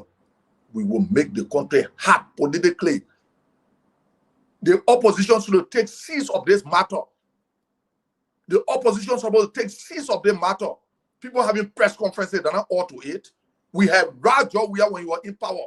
We went in the street, we have protests around. What wrong with the other opposition? People pass around and say, opposition get money. Musa Belede passing around and say he get money. Alexander Kume passing around and say he get money. Joe we are passing around and say he play football, he get money. You get money, your people suffering. When do you want to come? You want to come 2029? You will not form in our opposition. It is about time that we use this situation to tell the people that enough is enough. State on, I told you the chicken soup been going long time. So you confused now that the chicken soup been going. You want to tell me no people when they packaging no things, they don't check it? Those people are well connected. Jeremiah took a telephone, called DEA people. You allow the councillor to sign for Peter King. Say, you can say, when DEA sent for Peter King, I posted on my page that Peter King have been sent for to DEA. People say, oh, you can lie. When I posted today that Joseph Walker will play recalling, people say, oh, you can lie. What happened? Joseph Walker didn't play recalling. These are some of the reasons why we change former President Weah. They will come back to the same thing. No, we will not become an embarrassment to the country. If I will have to remain silent to be representative of Liberia, I don't want to be representative. If I will have to go to Joseph Boakai to tell Joseph Boakai, I'm sorry, I don't want a job, Stanton. Watch the process and see. Bob and routine. Bob and routine. People got to tell the people, Joseph Boakai need to speak. You look at what Joseph Minister went to the house. Still managing the whole thing. The outside business. Our rules say as long as you have been recognized to speak, you are not order. You should speak. Now when you speak, then they go against you for the routine the rule says. Our rules are clear. But don't justice people, and they have collaborated with the justice system, want to rob the country all the laws of the country. Stanton, Mr. Boakai need to take the courage to tell the person, you're arrested. You're going to investigate the case. Mr. Boakai need to take the courage to say, yeah, the CCTV, Mandela Cooper, what they call it, Rachel Kun car escorted the drugs on that day. Stanton, let them bring the CCTV. You will see it clear. When Poto say you better, I'm not better with anything. I'm well positioned. In the next 10 years, I'm well positioned. Nobody pay my way to come here. I pay my own way to come here. I use my own money. And I'm in the hotel here. And I'm balanced. Stanton, Mr. Boakai need to speak. We want audio playing around here. If we voted for audio or voted for AR, if you want to be AR, go mind your grandchildren. Say you old enough that you can't speak, go mind your grandchildren. Thank you, Stanton. Thank you very much. So let me say this. Let's listen to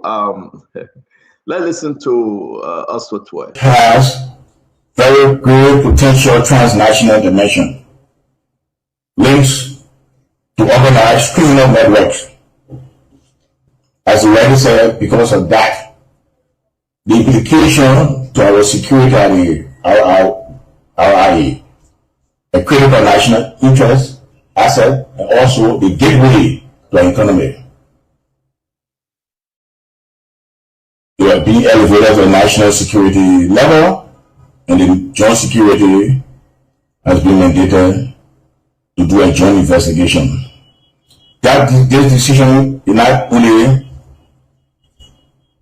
is in the supreme interest of our country, because it's the government determination not to treat this matter simply as a narcotics case, but as a significant national security threat with implications: border security, international aviation, financial integrity, public safety, and our staying within the international community.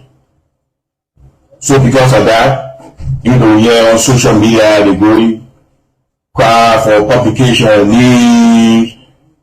We understand the public interest in transparency and accountability is very legitimate and understandable. But investigation will always ensure that operational intelligence and editorial requirements are not compromised. Because if the government and the investigative team with just security start revealing the detailed investigation, person of interest, cooperative witnesses and stuff like that, that under active investigation, what happened? We take it off the bad guys. They start doing what?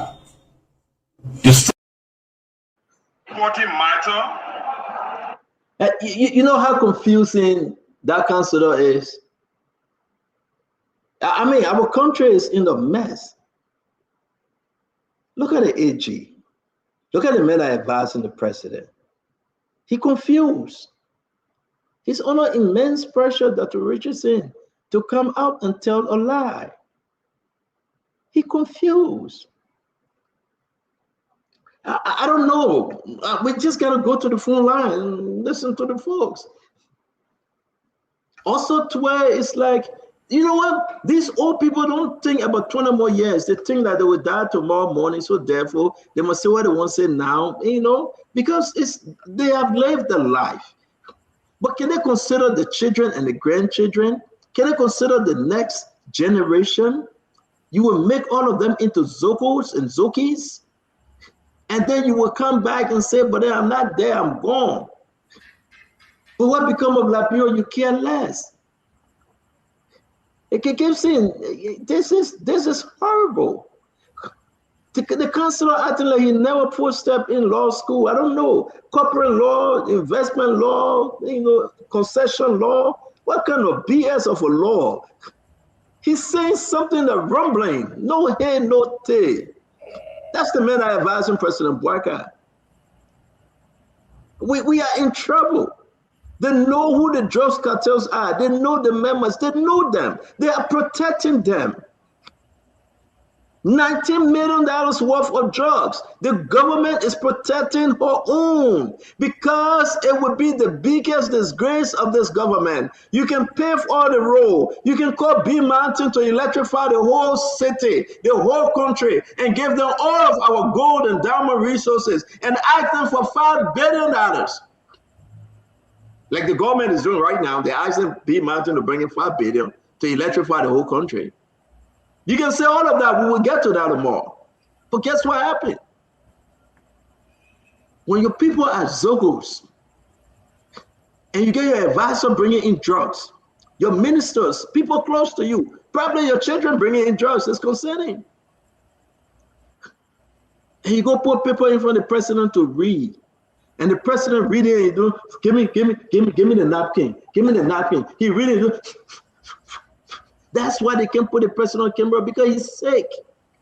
He got cold. When an old person get cold, it's terrible. It's not good. No, a young person get cold, they can manage with it. Y'all know that. Conor Gray is 62 years old. He know that. When an old person get cold, it's not good. They look like a baby. So I think it's only fair that they should have even allowed the vice president maybe to speak. Then we're going to beat on the vice president again.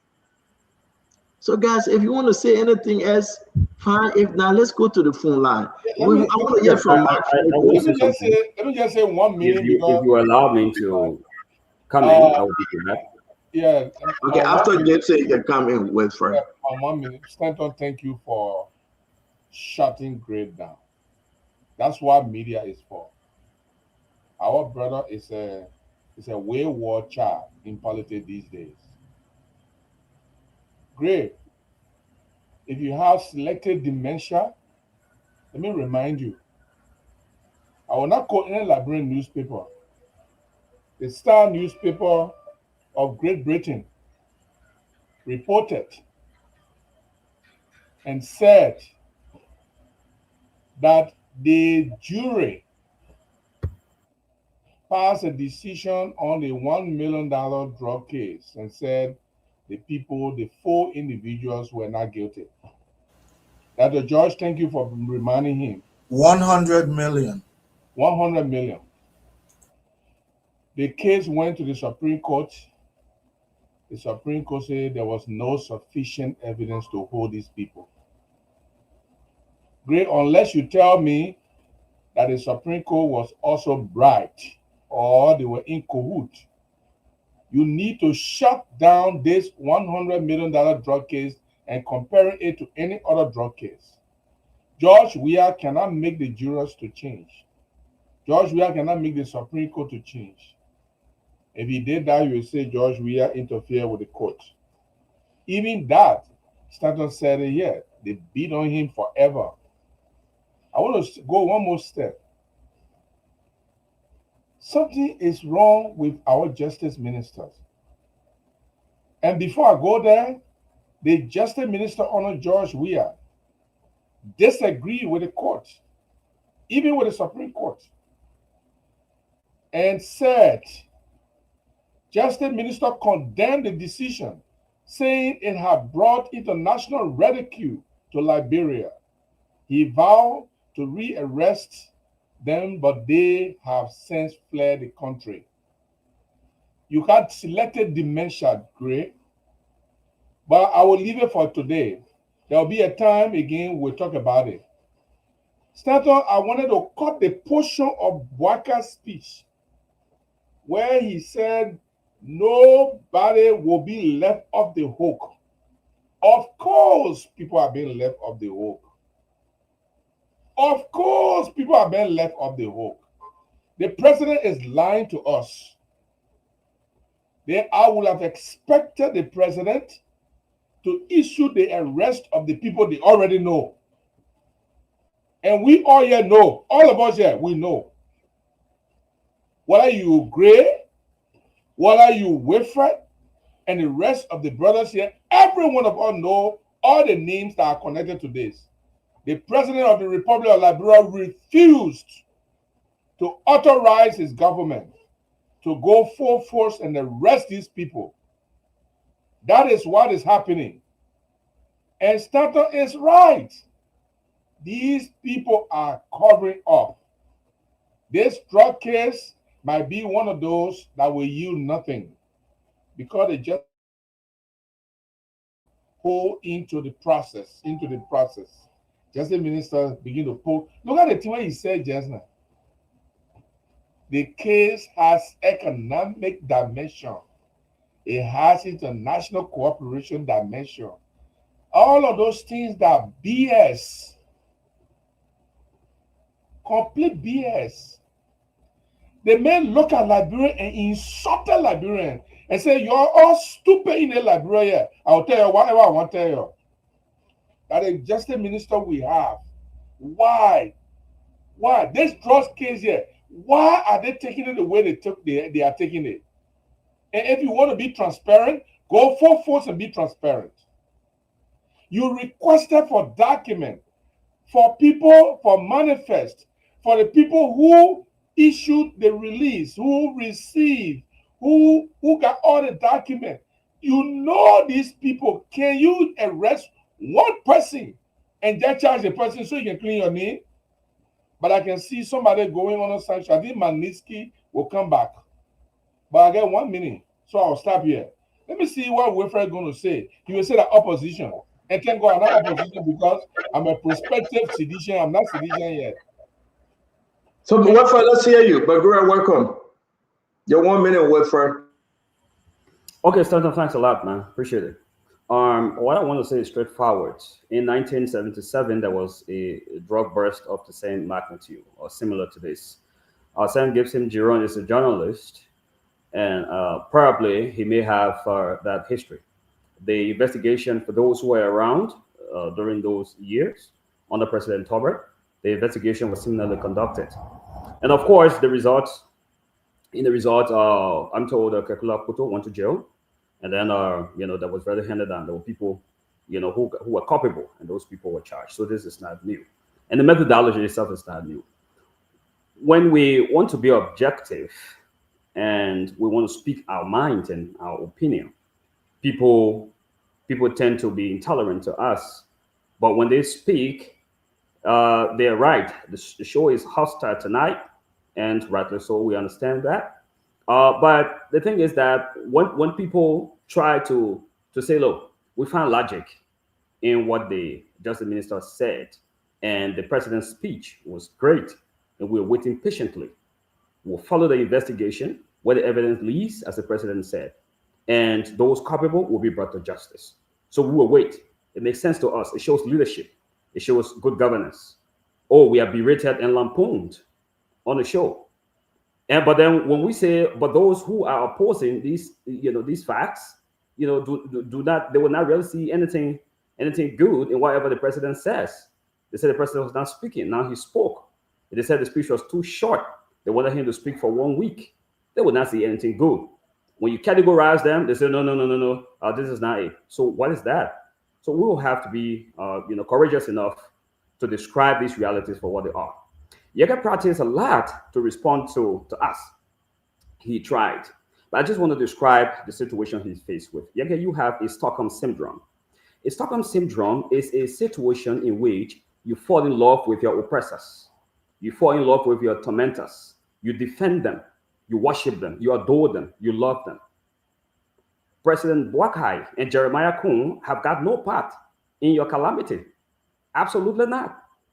The people who expelled you from the house are your own fellow lawmakers whom you are eating and dining with, and whom you are adoring, and whom you are supporting today. So anytime you love people who did something to you, or you love your enemies, you embrace them, you don't want to leave your captors, you have a Stockholm syndrome. And that syndrome you have to overcome that.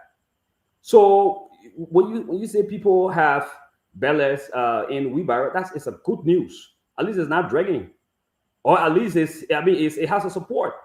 Okay, so to me that's not insult. But where do you have your belly in Guinea, or where do you have it? Is it dragging on the ground? And those kinds of categorizations, you think they are diminutive, or you think they will make people feel discouraged. We will defend what we want to defend, believe in what we want to believe. I don't have to believe in your system of governance. No, I believe that this investigation will give it some time, and we will follow what the evidence leads. We'll call all Liberians to remain calm, and I know something will come from out of this. Thank you for not cutting me off. I yield back to you.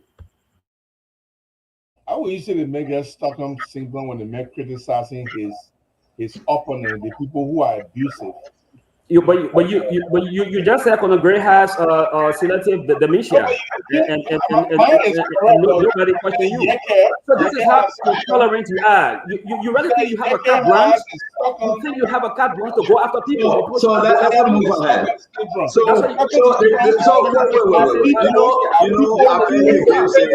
I see Gibson and Wilfred. Wilfred making 1970 reference to 2026. Please don't argue. Gibson and historical reference. Yes, historical 1970 something reference to 2026. So Gibson and Wilfred. You look at Yeke.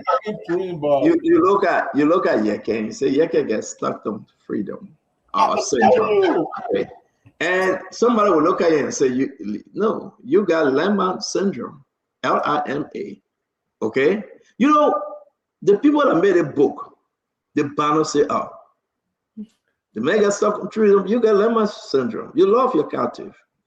But again, you will come and say, okay, those that adopted you, you're attached to them. You're attached to their feeling also.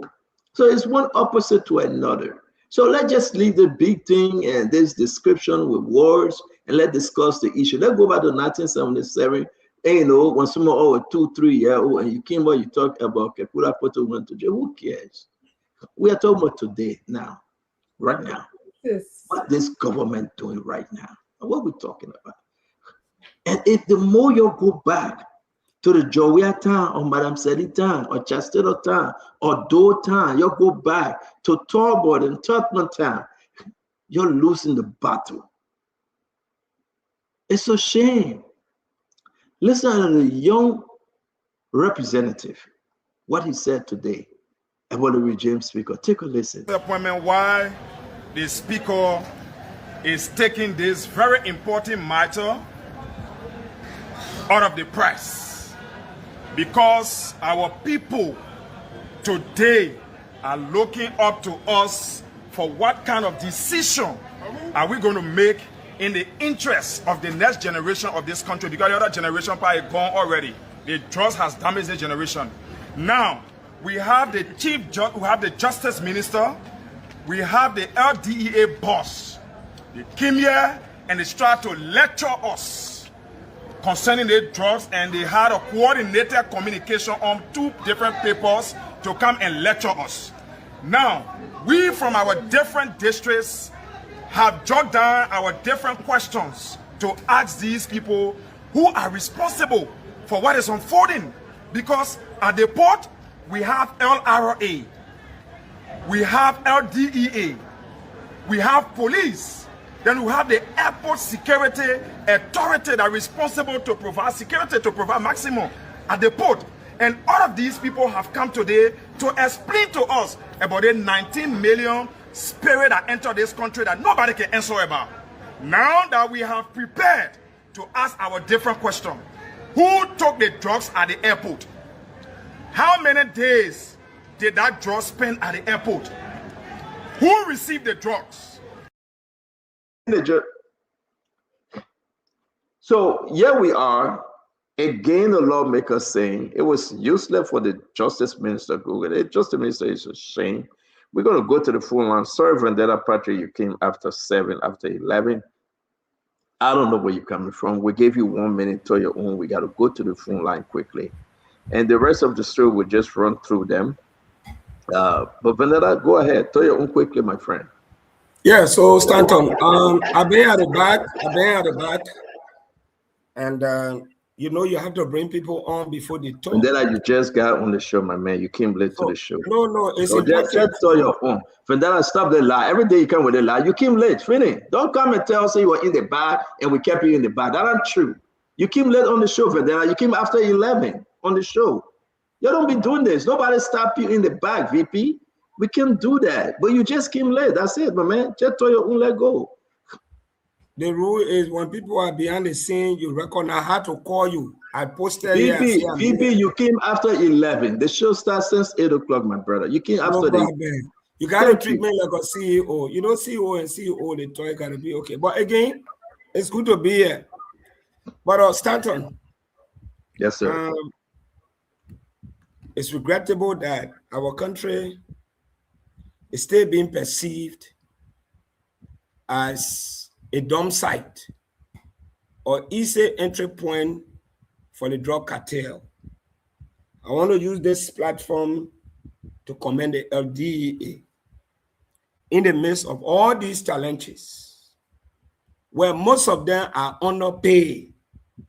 They still muster the courage to say, we have arrested drugs. That alone, it speaks volume that the more we give them money, we put money in their pockets, they will do more. This is not the first time. They are on record. And I want to commend Mr. Biako for that brilliant job. CEO, let me reflect you to 2010 when Ma Ellen was president. Transnational organized crime, especially when it comes to drugs, it is a whole cartel. Imagine in 2010, these buckers were brave to go to the head of the NSA, former Salif, a man I consistently disagree with, to bribe him so that they can allow 100 million of drugs to leave this country to go. He mustered the courage to blow a line. But because at that time in 2010, our laws could not prosecute drugs trafficker under Liberian law because it was not sophisticated. What the government did at that time, they transferred the case to the US government, and these people, a Russian and the Nigerian broker, were sent to New York. In 2011, they were convicted, sentenced to 20 to 30 years in prison. They are still in jail. Like the Minister of Justice said, it requires time. And I'm happy the president spoke today. In 2010, the same issue arose. For almost 3 weeks, the government could not come up publicly to tell us who were the culprits. But at the end of the day, they were named, they were turned over to the US government, and they were prosecuted. I am hoping that now that the president has officially placed himself on record, that they will investigate. I'm so happy. That's the most important thing. At the end of the day, we'll get to them. It is a parable that says, in conclusion, that no matter how a man stays in the bathroom to urinate, the people will finish, and you will come outside. If the investigation takes more than 2-3 years, one day they will give us the names of individuals who carry the drugs to RIA, where it came from, and we'll get to the bottom of the line. So for me, I'm happy. It is not just good for us to start condemning these unpaid LDA officers. What if they are choosing to compromise? Men will not be talking here. We will not be talking here. The little courage, the muster to say, we got drugs, it should be commendable. Let allow the Minister of Justice. The only thing I did not hear is the time frame. How long is going to take? Is it 2 weeks? Is it 1 week? I'm interested in knowing that, because that way you'll not allow people to speculate. Thank you, CEO, and thank you for treating me as a CEO. Brother Patrick, thank you very much for adding your voice. I do believe that folks in the LDA, especially the low class level guys, need to be paid well. But your Biago, your Kamasu, Patrick, they are all damn crook. They are destroying LDA. They are corrupt. The allegation that they are drugs cartel, yes, they are, because therefore they are not proceeding well in protecting the people. This allegation, a grave allegation. I don't know who here you protecting, who here you speaking for. People on the line at the border, at the airport, they deserve better pay. But when these guys them from nowhere to somewhere and they come to be so corrupt, it is concerning. So I don't think they should be there. I think the president should fire them. He gave them 90 days as interim. They've been there for almost 10 months. It's a disgrace. From one disaster to another, from one investigation to another. They send people on the field to steal money. They send people to take money at the border from Fula Man. They collected hundreds of thousands of dollars. We got the record. They are not good folks for our country to run the LDA. So I would not celebrate them. But I would celebrate the young men and women that are at the border, that are at the front line, that are trying to do the best. And when they blow alarm on drugs, Gibson, they got and say, give us the high substance. Give it to us. Give it to us. We'll take it to town. Patrick Kamusu. And when they are taking the money to town, they take their own from there. This is a disgrace. I won't celebrate them. But I like to say, I'll put a picture. Go ahead. Go ahead. When I put this picture up, sir. With all the situation going on, do you really believe that the president already got the details of what's going on? Or you think the justice minister is just playing fun with the president? You know, that's a beautiful question, Gibson. You know, everything I know about President Barker, he respects the opinion of a lawyer. And that's the president down for when it comes to the justice ministry. He will always say, let's listen to the lawyers. He always believed that.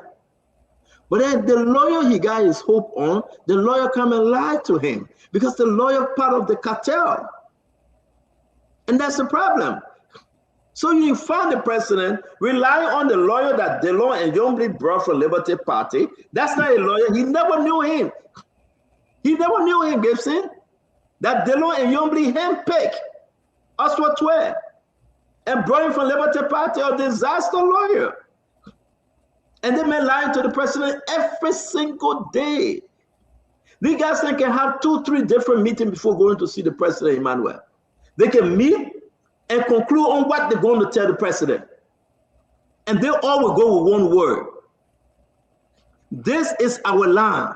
Are you in Gibson? Yes. Are you in Emmanuel? Yes. Are you in Yaka? Yes. Are you in Prince Johnson? Prince Johnson will say yes. Are you in Kofi Woods? Kofi Woods will say yes. Are you in LDA boss? Yes. Immigration, you in? Yes. They all will agree.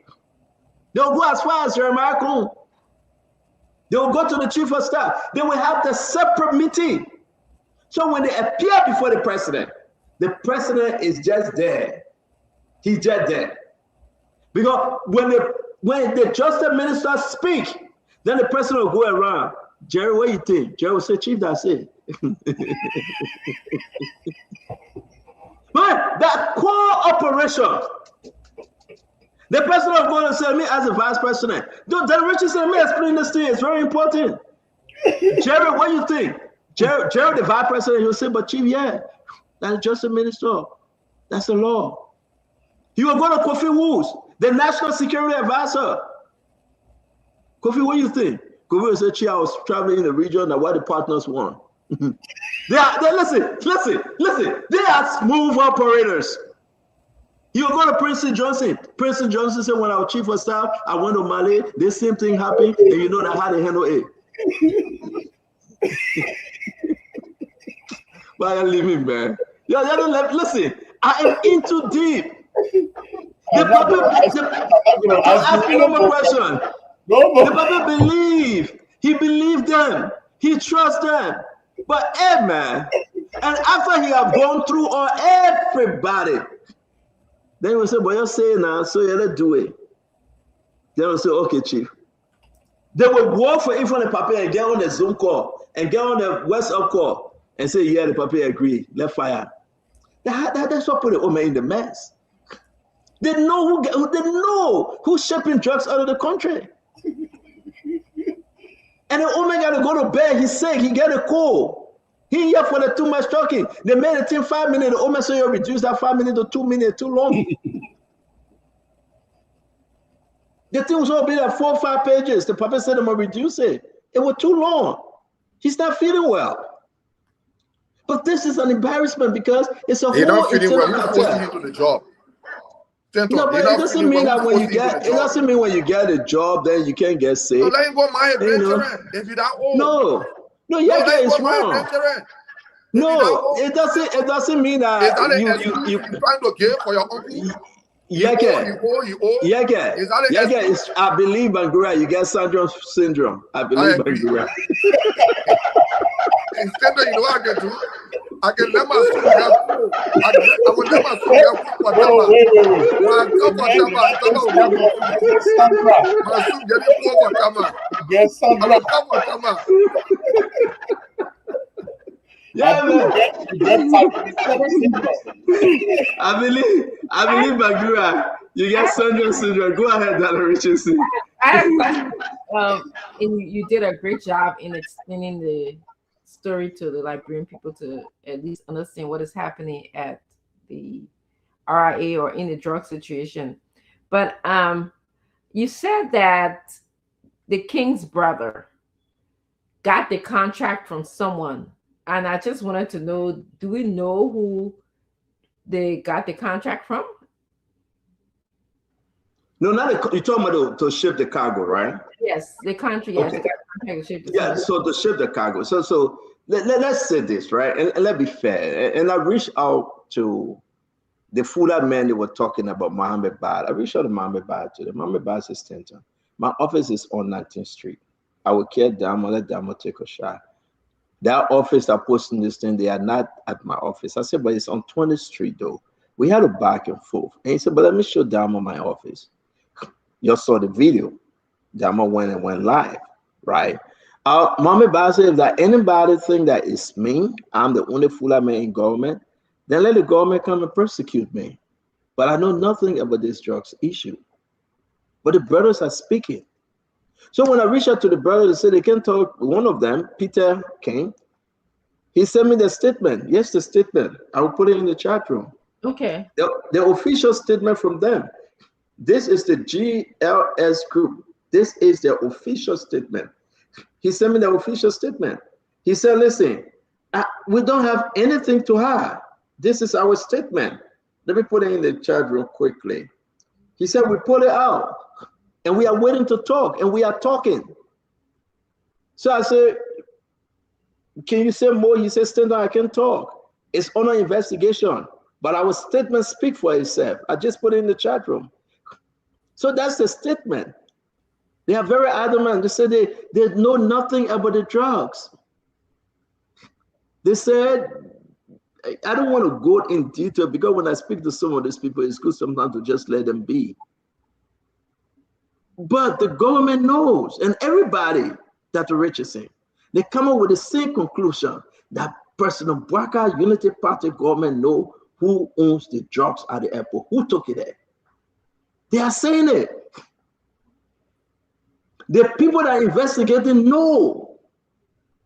Gregory Cuomo know who took the drugs at the airport. Gregory Cuomo know. President Johnson know. Yeah, they take the money and give it to He's the a capital national market. security guy. He knows the guys that they are not treating the country right. The region speaker knows that's the reason why he protected us for 12 today. Region speaker knows who took the drugs there, who owned the drugs. So let me play devil's advocate a little bit. Then Richardson, let me put all the name up before you turn to the devil tonight. Oswald 12 knows. You cannot beat this thing. President Bouaka is informed. They told him. Gregory Cuomo, he fully informed.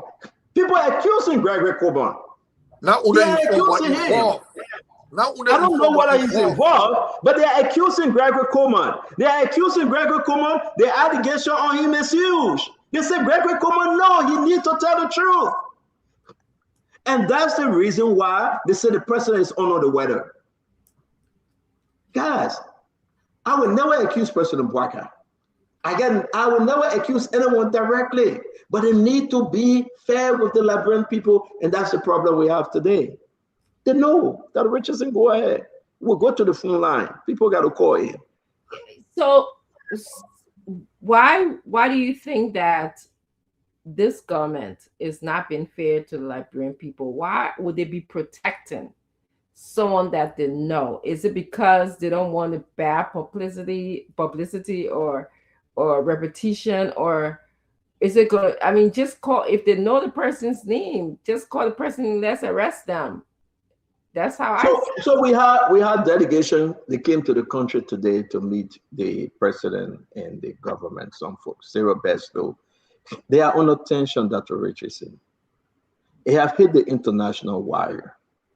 Liberians, drugs leaving Liberia to go to Europe. It's not a good thing. Yeah. President Bouaka is in hot water. Sarah Bestow Yanti have to explain. A rough on the government.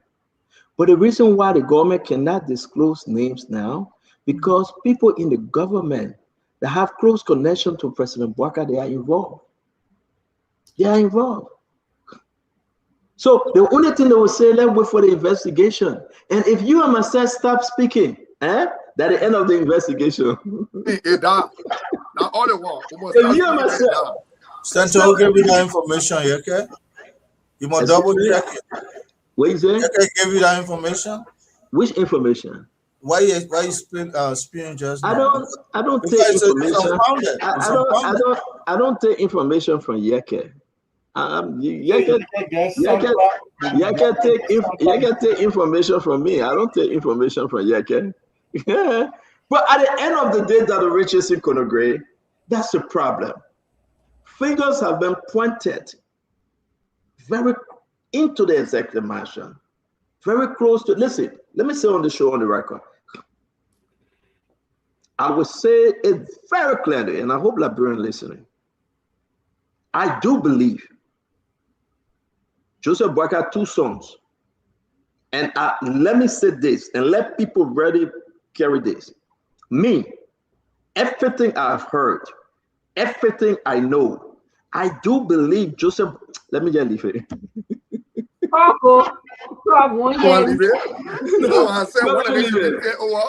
No, I do believe. No, this is what I want to say. I do believe Joseph Bouaka had 2 sons, Jojo and Tantin. They got nothing to do with this drugs thing. You lie. No. Do not fire you. The man get wrong. Wait. Let me say this though. Do they know people connected to the drugs thing? Yes. I got nothing on them directly to tie them to the drugs thing. So as for now, if I do, I will call their names. I'm not afraid of Jojo. I can call you and answer, and I will attack you. I can call Tantin can answer. But with all my investigation, Colonel Gray, let's be serious. Nobody can put Jojo 2 son, Joseph Bouaka 2 son, right, on that spot and put their hands in the cookie's jar and say they are involved with drugs. I've asked questions, and look at the information I've given you guys. If Jojo Bouaka and his brother Tintin or Tantin, or whatever his name is, if they were involved, I'll put a picture up and tell the nation they are involved. I can say, no, Yeke, let's be serious. Yeke, I'm digging deeper and I want to know who all. I got names. But I can say to the nation tonight, those of you that listen to me, on a serious note with everything, Jojo Bouaka Jr. and his brother Tantin, I haven't found a name close to the drugs issue yet.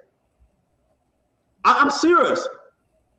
And as long as we dig, if the name having to come up later on, we will announce it.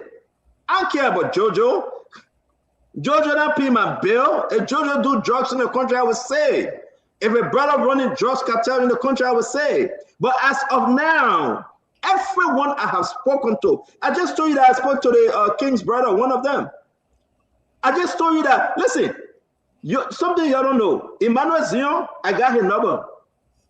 Emmanuel T. Zion. You spoke to him? All the people that they arrested, I got a phone number.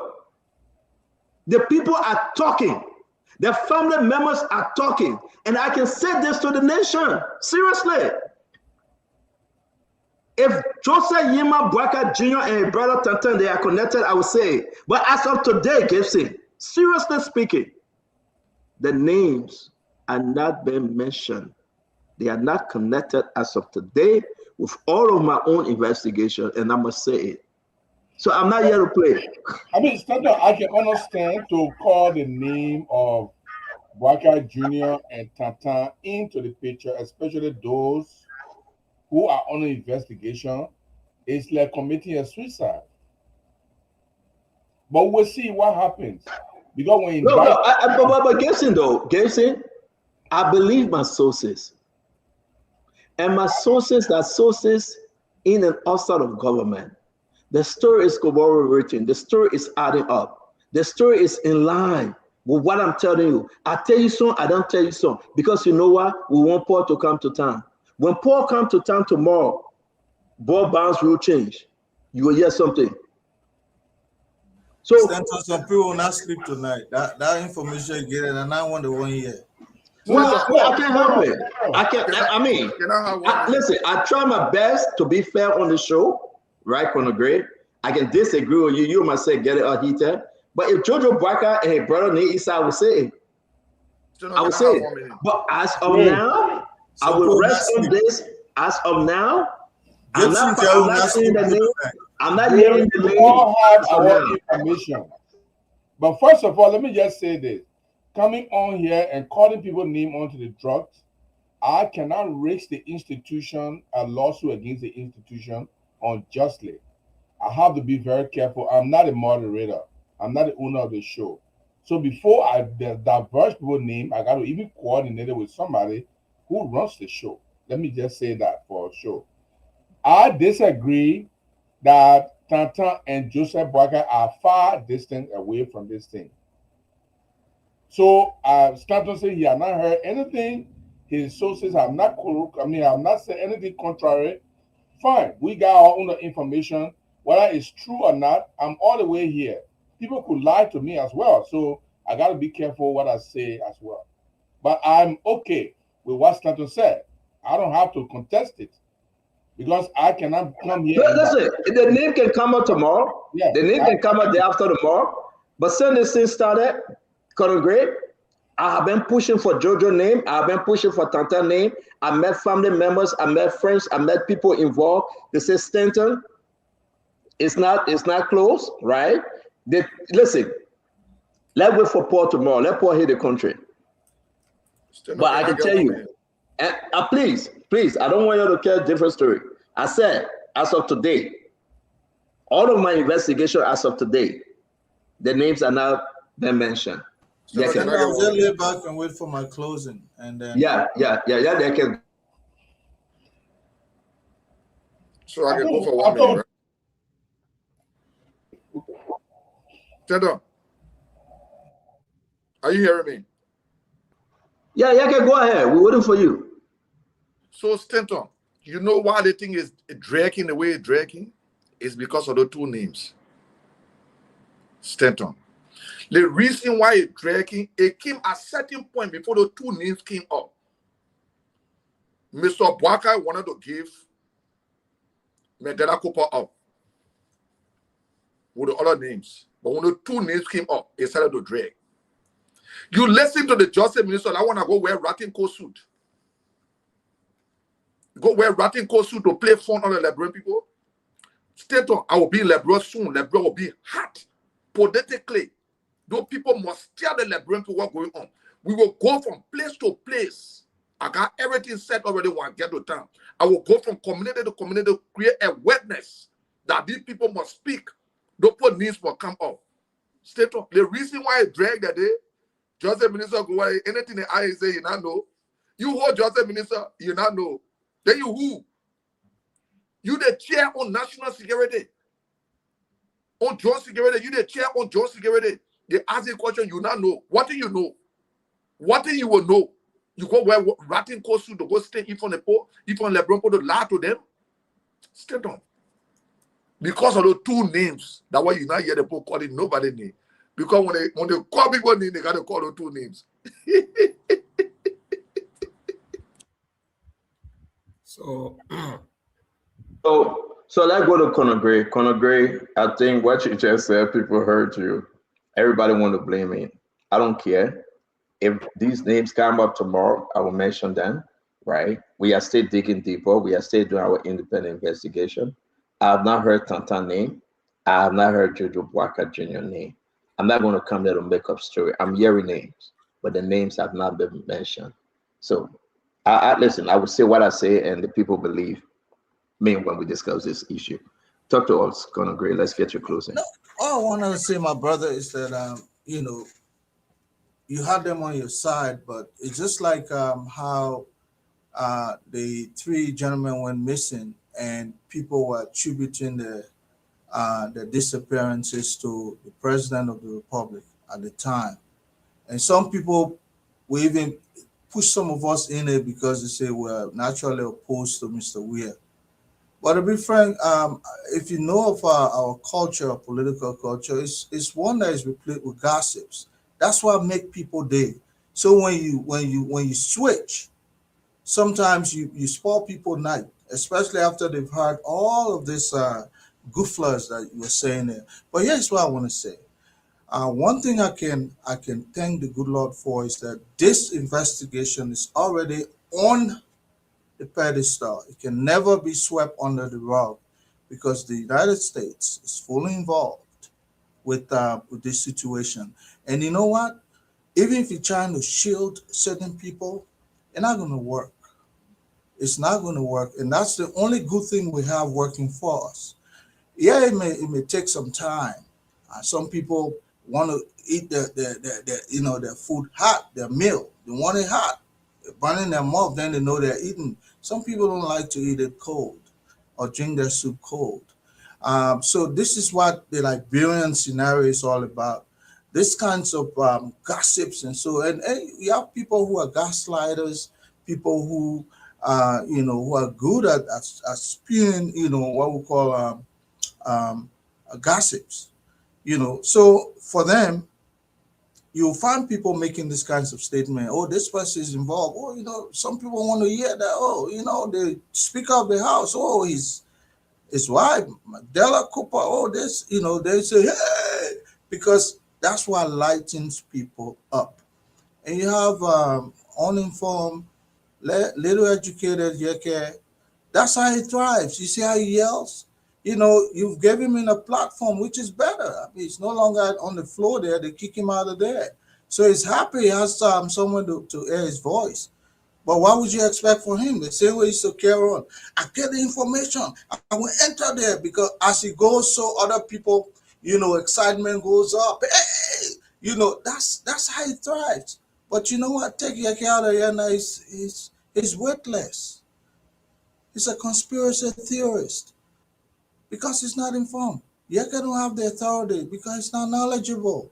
I feel for him sometimes. He wants to say something. But when you're closing, you're attacking Yeke again. Yeah, I have to because Yeke is a small man. And you see him. He's not going to go anywhere from there. That's why he can't leave this House of Representative job. Then you put him up on other people who are hiring people to work for him. You understand? So what? Who cares? I can tell you, look, I don't have to work in President Barker's government. Look, the kind of experience I have, anywhere I live, I'll just need to move in with my bag. I'll get hired. Gibson, know that. If I want to move now to okay, so we shouldn't talk about experience now. Let's move on. We gotta go to the phone line. The only thing I'm trying to say, this issue will come out. Nobody's going to sweep it under the rug. We just need to hold our peace. We'll hear more. And Vanalak made the point. People will go to jail. And I believe the president when he said I will not shield anybody. That's what I have to work with. If people believe otherwise now, then as a business, but hopefully they'll be able to stand the truth when they start bringing out some of the real kahuna who have been behind this cartel. They are the same people who used to be in the cartel when President Bouakai was not. Thank you, Colonel Gray. Thank you very much. I want to say we spoke about the yellow machine, right? The story about the yellow machine. Thank God Councilor Good is coming on the show tomorrow, right? The yellow machine people reach out to Migration and say the government owing them some of the people, and they're saying that, hey, though all of the yellow machine, only a few left, but the government got to pay our money. We're going to discuss it tomorrow. Thank God that Paul will be in the country tomorrow, and protest was held today. You got to believe it. This thing doesn't look good. The president spoke. People say what they want to say. The president was under the weather, but he spoke. I don't believe that it was the perfect time for him to speak. And what he says, listen, I think it was weak, and I think the government should do better. The justice minister came out. He even acted bad on himself. He was weak, like Kemal left too. And what I want to say, I don't want to say Kemal left too. I want to say something about Kemal, but that Richardson on the show gives him, so I'll say Kemal left too. But I guess you know what I wanted to say anyway, right? And, but it's so wrong for the justice minister to go and show off and just, they got to know how they don't love black people. They got the careless of the country. But God time is the best time, and go work with them.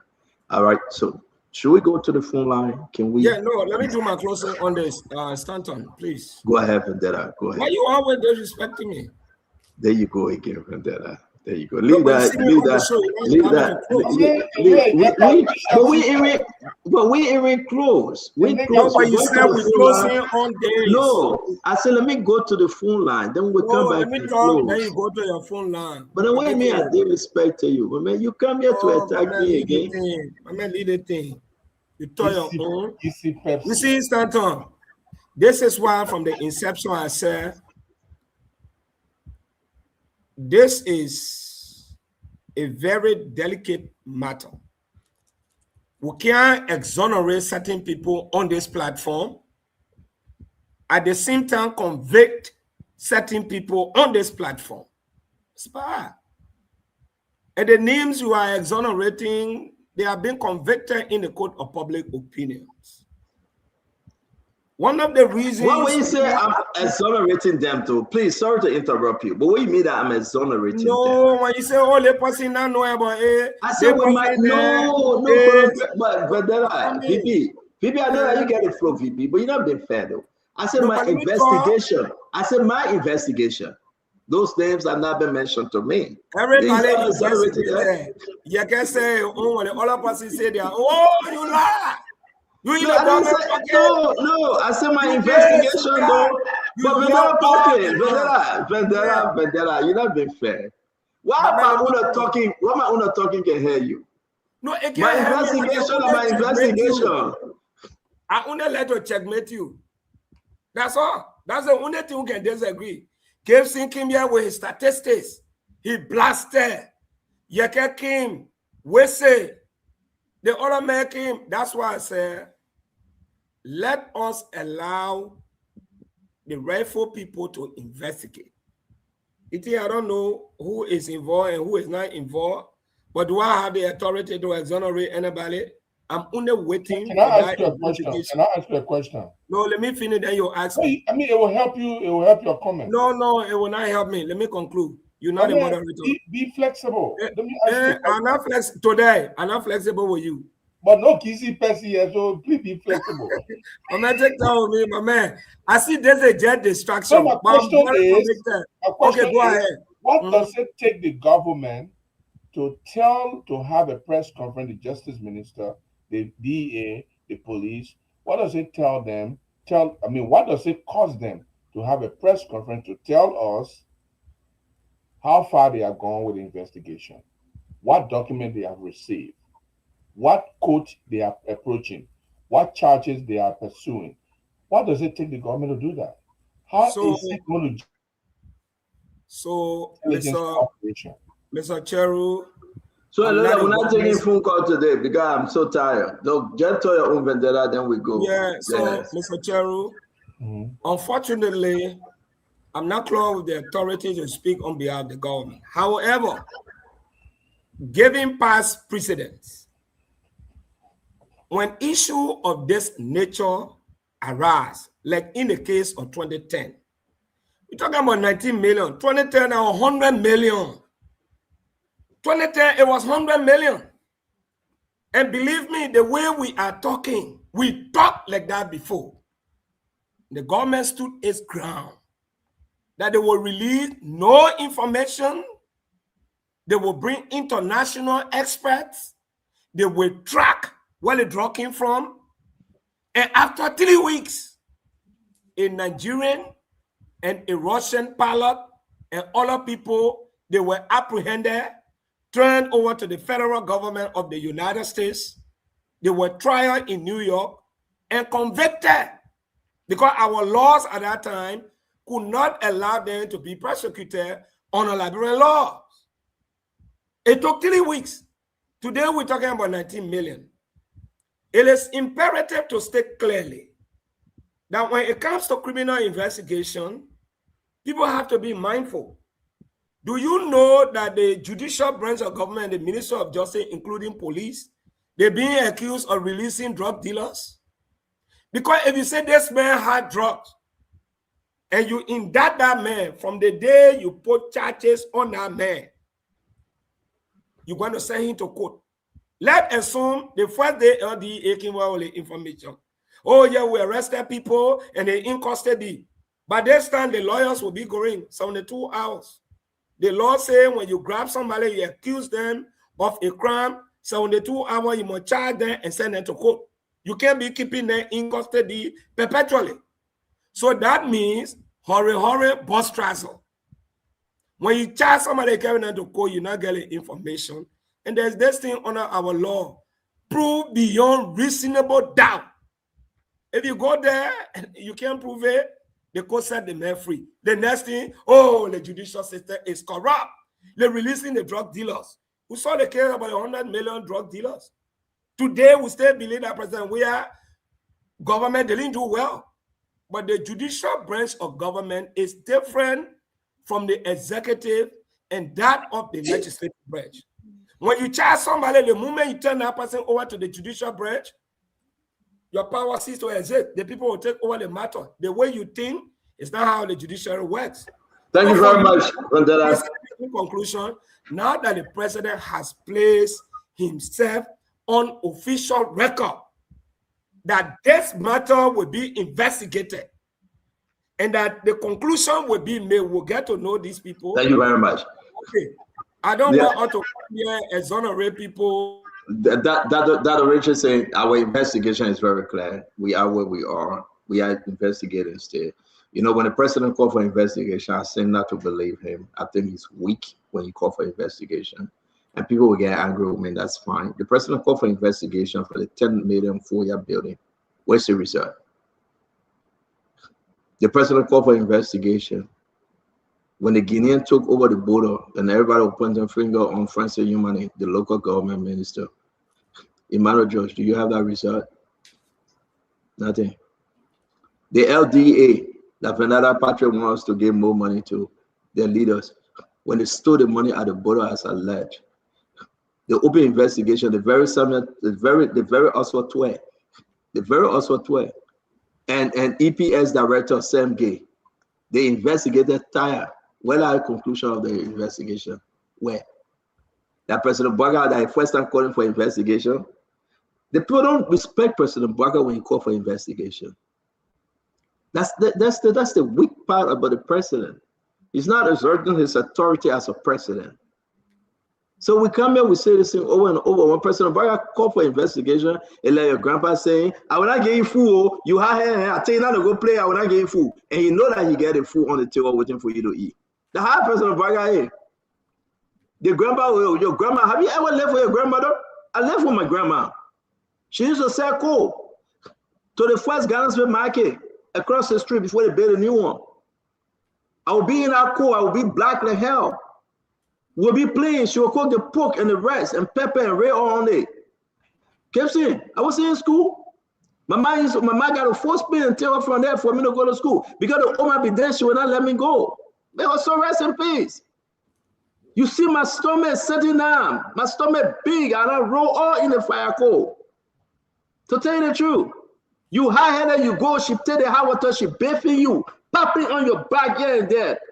You will not eat. I tell you now to go there, you go there. La, the food waiting for me. Tier, I will eat. Then the next day we start it again. That's Joseph Boga. He said, "Go for investigation." Investigation ain't went nowhere. It's like our grandparents then. And that's why we love our grandparents. So let's see where the one will go. But you remember the other 4 investigations with LDA between Fadiga and Avi Kumar? You remember the other one between the guy, Peter, that came as an officer in charge, 500,000 went in the breeze between him and Mandela Cooper? Yeah, you remember it? Where that investigation gone? You remember the one between the other guy that was there, Abraham Payne? Where you going? Just stop telling us about investigation. If public can investigate, nothing can come out of it. Nothing.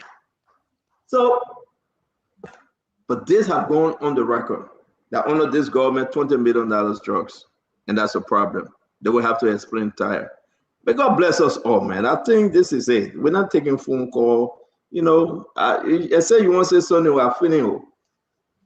Today, I finish early today, 5 minutes to 8, 5 minutes to 12. Bro, you want to say anything else that Richardson? We'll come out tomorrow. I think what I'm going to say is 30 seconds. I want to reiterate that Yeke is not suffering from any Stockholm syndrome. The people who suffer from Stockholm syndrome are people who are being abused and they admire their abusers. Yeke is not one of them. So you say United Party put Vendetta in jail, and so Vendetta admire his abuser United Party. Is that what you're saying? Exactly. So that Vendetta suffering from Sanders. He's suffering from Sanders syndrome. Listen, Chero, you know you don't want me to talk. Stanton, I would like to close by wishing my mother a happy birthday. She turned 78 today. So I'm extending happy birthday to my wonderful, beautiful mother. That's how I would like to close the show today. But post the Oma photo now. What happened? You honey her? I'm afraid of you. You see, honey. Your mom in Liberia or she here? She's in Liberia. Oh, okay. Happy birthday to the old man. We wish her well. Yeah, we wish her. That's a rip age. She's going towards a rip age. So yeah. Another Patrick and he just jumped from sleep and came. You see, one day I will not talk for you, Cherry. No, you will be behind the scene. You will be texting us. We should talk to Stanton to bring you on.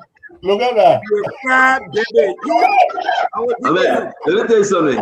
If anybody like Stanton, wait, let me say something. You come here, and you all saw me, I said, I'm here. Nobody talk. I texted, nothing. I had to call you. Then you telling me, say, you will go somewhere one day. You come on the show, you'll be late. You will cry, tired. Nobody will talk to Stanton to bring you on. You acting like you don't know what happened. But anyway, it was all right. Okay, guys. Thank you very much. Stanton, I don't know why you. Again, you say you're going to Liberia. When will you be in Liberia? I will text you. I'll text you right now. You scared of Gregory? The man has to visit the base. I went Grand Gilead 4 weeks ago. I think he's doing a very great job there. He's running to be a senator. And I think Cherry got my support. Yeah, except you denounce. Yeah, he's running. Yes, I went there.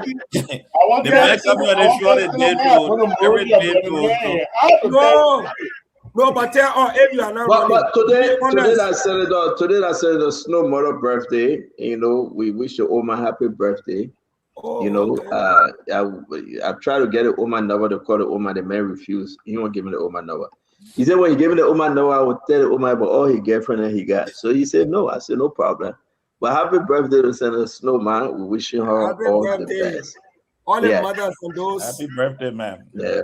All right, guys. No, but, Thank you very much. but I heard that I don't know whether it's true. Finabono lost her father at the James GIM hospital, and I tried reaching her, but it looked like she have not replied or texted back. Yeah, I talked to Finabono. I do. Finabono is my good friend. I talked to Finabono. I tried reaching her. Yeah, Finabono is my friend. I like the fact that President Barker welcomed her back and forgave her, and but she got to go through the court process. And that's why they didn't arrest her, because the president, through Thomas Falau, stepped in. Finabono, I think she's a good person. She's my friend. So I heard that her father passed away today, and we wish her Godspeed and pray that God can strengthen her. The puppy been sick, he been in the hospital. So if it is true, we wish her Godspeed. But other than that, that's it. Yeah. All right, guys. Thank you very much. I get plenty of friends like bro. I get plenty of people talking to me like bro. Yeah. Most of them don't like Gibson. So I don't know how you say Gibson will be running against Asa Yamblo. No. Gibson run against Asa Yamblo. Asa Yamblo going to beat Gibson. Seriously. Sometimes you're pushing me into this thing. Gibson. Asa Yamblo. Here's the problem you have. No, the man is not Yamblo, it's Yinabo. Yeah, but I will not pronounce it like you. Yeah, I will call you Asa Yunicha. But Gibson. Yeah, man. I try to call it Benny Gu, you gave me that time. But Yunicha, I'll call it Asa Yunicha. But Gibson, the issue is that CDC supporting Asa Yamblo. No, but we gotta go for primary. We'll go for primary. See, George, where we support ASIC. So you say you're gonna join CDC, you gotta get out of your mind right now. Nobody can close to ASIC. I'm saying, but George, where we support ASIC. And one thing I think the opposition CDC, maybe we can discuss it tomorrow, right? I know that they are concerned about NIMBA. They want a candidate for NIMBA. If it is not Arizona Cummings, right? If Alexander Cummings is so adamant and he said, I don't want to be vice president because my man only bought me to be president. If that he's saying he's taking to 2029, CDC problem is that they must get somebody for NIMBA. Who that person would be, quickly. Can any of you recommend, can any of you think about anybody for NIMBA?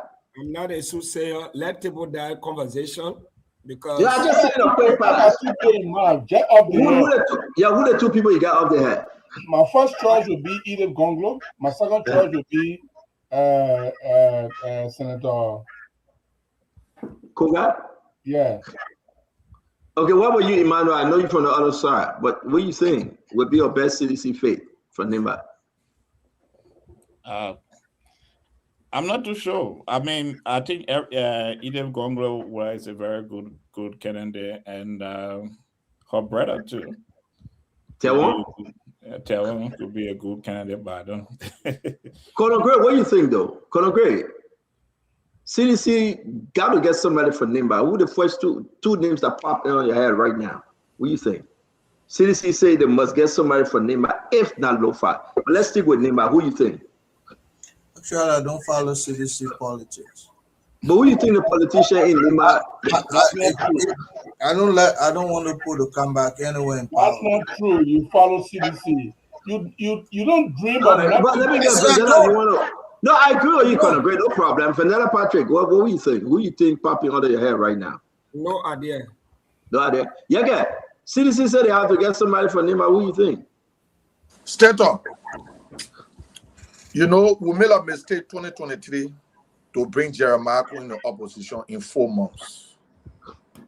So if Koga will come to opposition, I can be in opposition. So who you think for NIMBA? Maybe somebody different. If Koga will come to who you got? Forget Koga that we know you and Koga making flour. Who you got for NIMBA? We're not making flour. Stanton, you know the mistake we keep making in the country? Yeah, but I'm asking you now. I'm not going in. I'm asking you. CDC saying they have to go into NIMBA or LOFA to get us. I'm not CDC, so you're up to CDC. But I know, but I'm asking you as an independent, who you think would be the option? As an independent candidate, I speak for independent. I'm not CDC. So the But you sedition are can go panelists take here the now. Gibson, let me say this to you quickly. You made mention of Koga. I think Koga will be a disaster. I don't think the people will trust Koga. I don't think they should trust Koga. Koga is MDR. Koga with Jeremiah. He can leave. You talk about Edith Gongolo. I think the people still have issue with Edith. Yeah. And I hope we can come tomorrow to discuss it. But let me just say this. Let me say this. The whole thing, oh, take Edith, that woman, take Edith, she did, take Edith like that. I think it's not about just taking Edith. It's the burden, it's the baggage that Edith going to bring to CDC. And if you put Edith and Joia out there, it will be for Joia to sell Edith, and it will be a hard sell for Edith. Now, if you talk about Tewon Gongolo, I don't think Tewon Gongolo will want it. I don't think he's that kind of deep-rooted politician, but Tewon is a free-spirited man that knows exactly what's good for the country. He knows what he wants for Liberia. If you talk about Gongolo, Tewon, maybe people will say yes, but I don't think whether he and Joia can line up on the same path. But Edith, I will keep it for tomorrow. Because if I say people in her camp will get vexed, I think if Joia try Edith Gongolo, it would be more problem for Joia. No, it won't. Yeah. Let me just tell you. I get my reason why I say you want us to go through it, we can go through it. I mean, we can get 10 minutes on this. First of all, Yeke, it says strange bedfellows unite in politics. Today, you and Joshua, you're shaking your talk. If Joshua were behaving like you, he will not let you even come close to him. But that's what mature politics is. When you have this common objective, you have a common national objective, it doesn't matter whether you and the person have beef. Like me, I got beef with you, but right now I'm getting friendly with you. Because we got a same objective now to remove Joseph Boakai and the rotting government that he has brought into place that continue to sit on the head of Liberian people. So I like you now because I believe in strange bedfellows uniting in politics. Now, let me go to Stanton. Stanton, Edith has no excess baggage. Not that you know of. Not that you know of. Edith, so you can't say, not that you know of. I'm too close to Edith to know. And that's why you are blind, because you're too close to Edith. You are blinded. Edith to know what people say that are not true. Because when somebody tell me something about Stanton, I can tell you, get the hell out of my face. I know you. So I know a lot of people like Gray. When somebody come to me now and say Gray can steal, I'll say get the hell out of my face. Edith has done her, and remember, Stanton, every election she took part in, she was the second largest vote puller. She never went there. She nearly beat all the people. They had to cheat her. So let me hold you there, because we got to go and keep Edith conversation for tomorrow. I agree. Every election she comes second in Nimba. If you get somebody from Nimba, you should be able to sell them to the rest of the 13, 14 counties. You should. Here's the thing I'm telling you. Here's the thing I want to say. If George Weah picks Edith, George Weah is not picking Edith for the rest of the country. I don't get it. You got the Edith people calling me. I don't get it. I disagree with you. I think if you put Edith on the ticket with George Weah, right?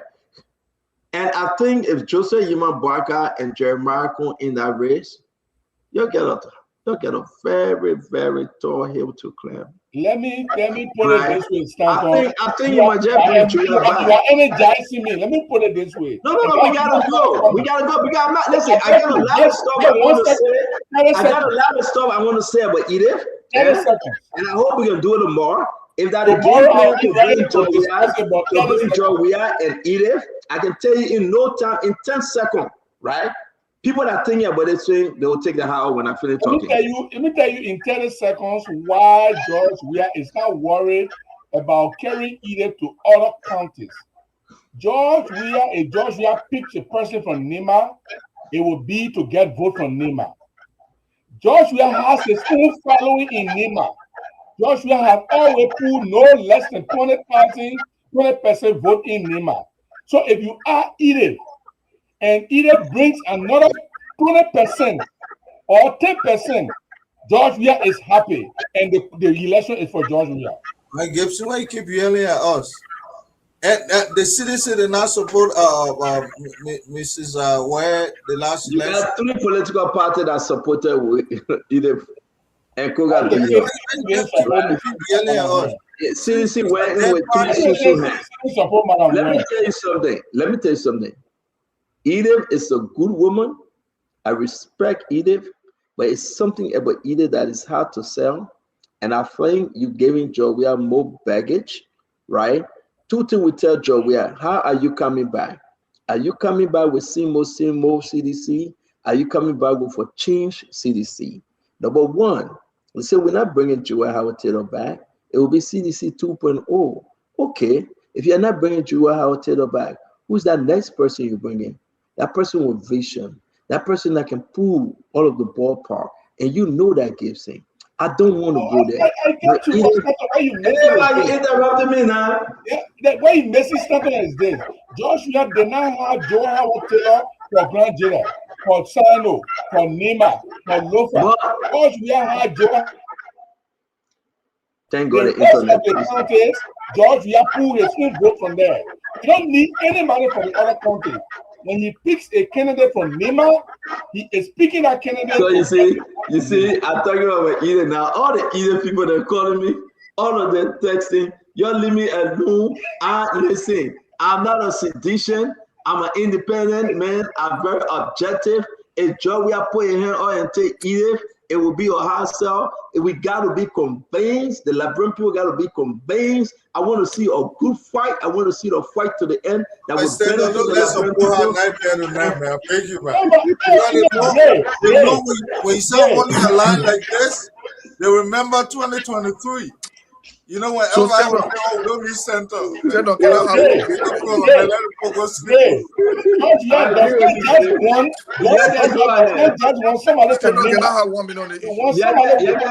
I agree. Let you get close. There we go. I agree with you. I respect you a lot, but let me say this. Yes. I do not owe former president Weah any apologies. Don't apologize to Weah. Don't apologize to nobody. Just make sure you are focused on your national objective.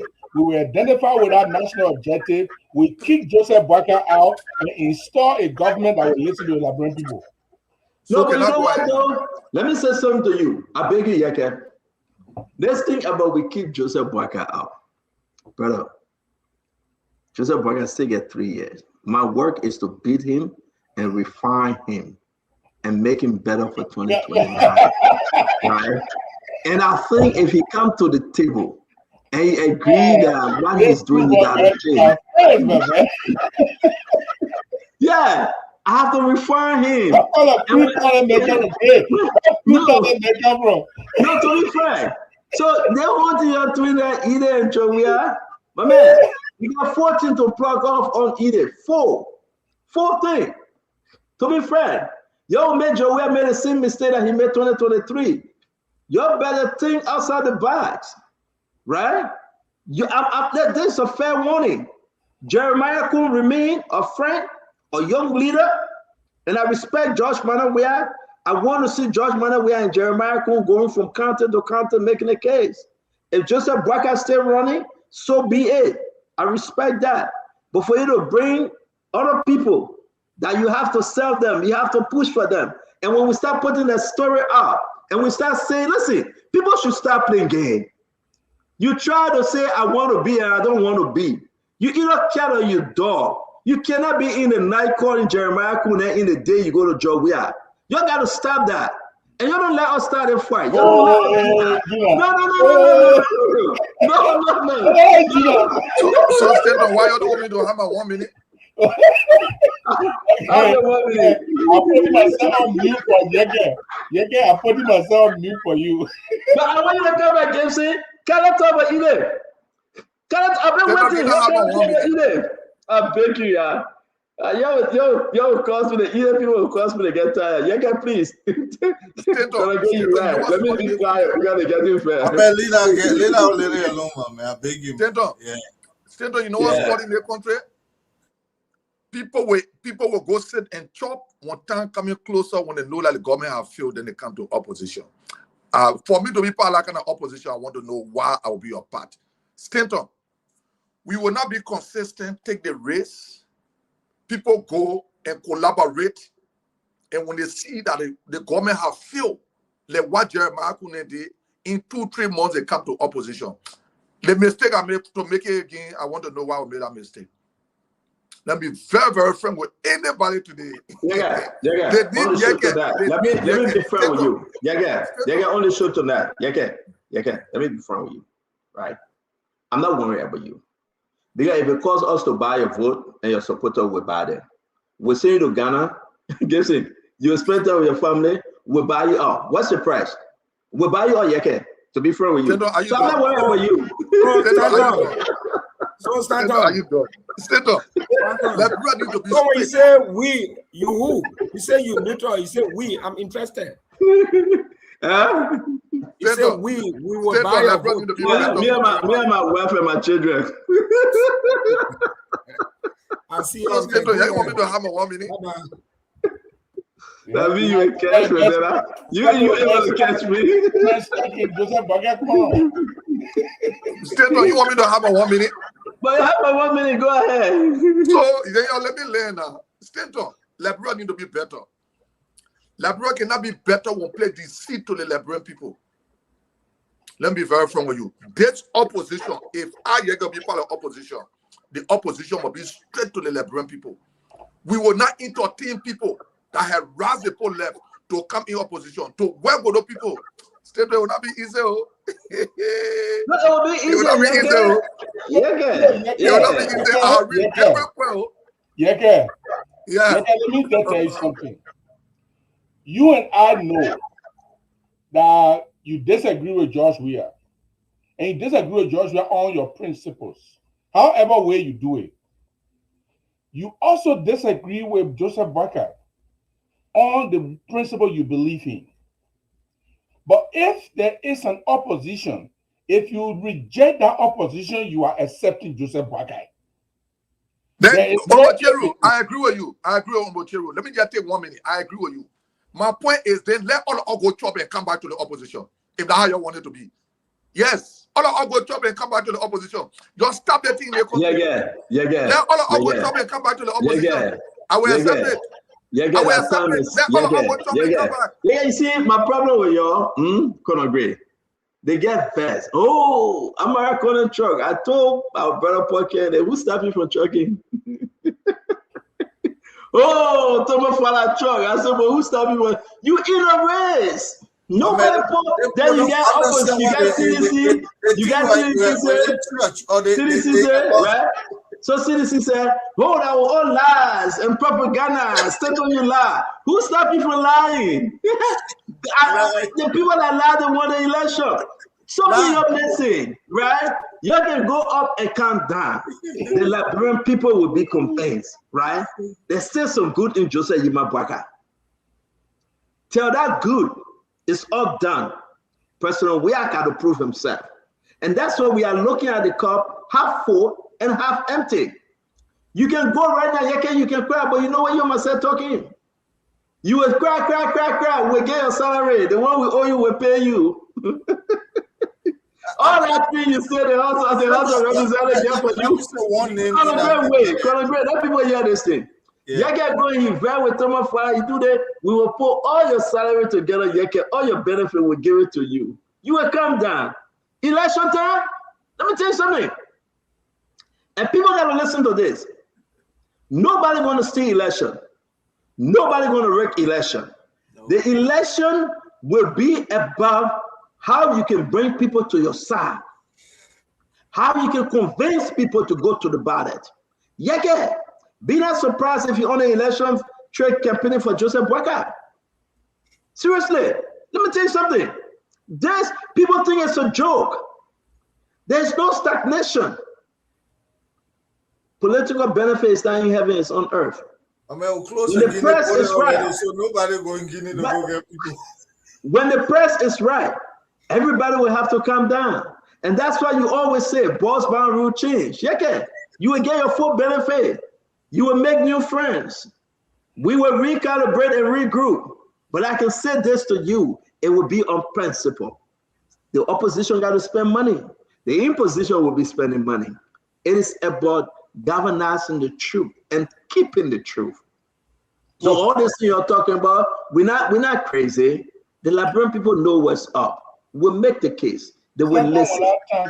When I time come with, well, yeah, and say I believe in it. All the either people get very me like a business. I believe it. Yeah, can let me just say something, and Gray, you will come there. Yeah. Gray, let me just say this. The Nima people are already mad with Joseph Boakai. And Joseph Boakai does not forgive you easily. When Jeremiah Kun said Joseph Boakai head bring is going downhill, Joseph Boakai never forgiven you yet. This is the reason why Joseph Boakai will go second term. And the Nima people, I think the Sandra syndrome gave me a hard time. Yeah, but leave me alone. Joseph Boakai and Jeremiah Kun are shelter and born in the water. Joseph Boakai and Jeremiah Kun is saying you don't want them to be. Listen, this is the first government in history. Listen, Gibson, I beg you. This is the first government in the history of Liberia. Maybe you will say Tobo and Tobo, but this is the first post-war government that the president have empowered his vice president. This is the first post-war government that Jeremiah Kun, when he speaks, people must listen. Whether you're from Lofa or why you're not from Lofa, you got to understand. Joseph Yiman Boakai trusts Jeremiah Kun. Joseph Yiman Boakai can give power to Jeremiah Kun. Joseph Yiman Boakai can know that he will go to best side when Jeremiah Kun will lead the country. Make no mistake. Well, Gibson know that. We didn't see that between Joel. We didn't see that between Joel and Joel. They had problem. Have you ever heard of a problem between Jeremiah Kun and the president? No. And that's something to make you afraid. Find another conversation, my friend. These people you cannot separate them. Today, all day they were in meeting. All day they were in meeting. All day they were doing big stuff. The people that they are engaged and say, we got to change, we got to do something. Listen, we know what's going on. We know what's going on. But pray. Bushmanship, but yes, I disagree 100%. And you agree, I'm sandwiched here, so it will be difficult for me. But I will try my best. Jeremiah Kun is standing at the edge of an abyss. Jeremiah Kun is standing at the edge of an abyss. The Nima people are frustrated. We all hear from Nima. I got root from Nima. I got my wife from Nima. I hear from Nima too. Jeremiah Kun, Joseph Boakai promised a one term. But now he is going for the second term. The problem they are having is, if Joseph Boakai is going for a second term, what happens if he doesn't win? It put Jeremiah Kun at the base of the ladder. It means he got to claim again. So you got a problem. Let me tell you something. Let me tell you something. You don't know Jeremiah Kun. And I will say on this show, Jeremiah Kun, listen, brother, wait, I beg you, Chief. Yeah. Jeremiah Kun is begging Joseph Boakai to run. Of course. It's not the other way around. Of course.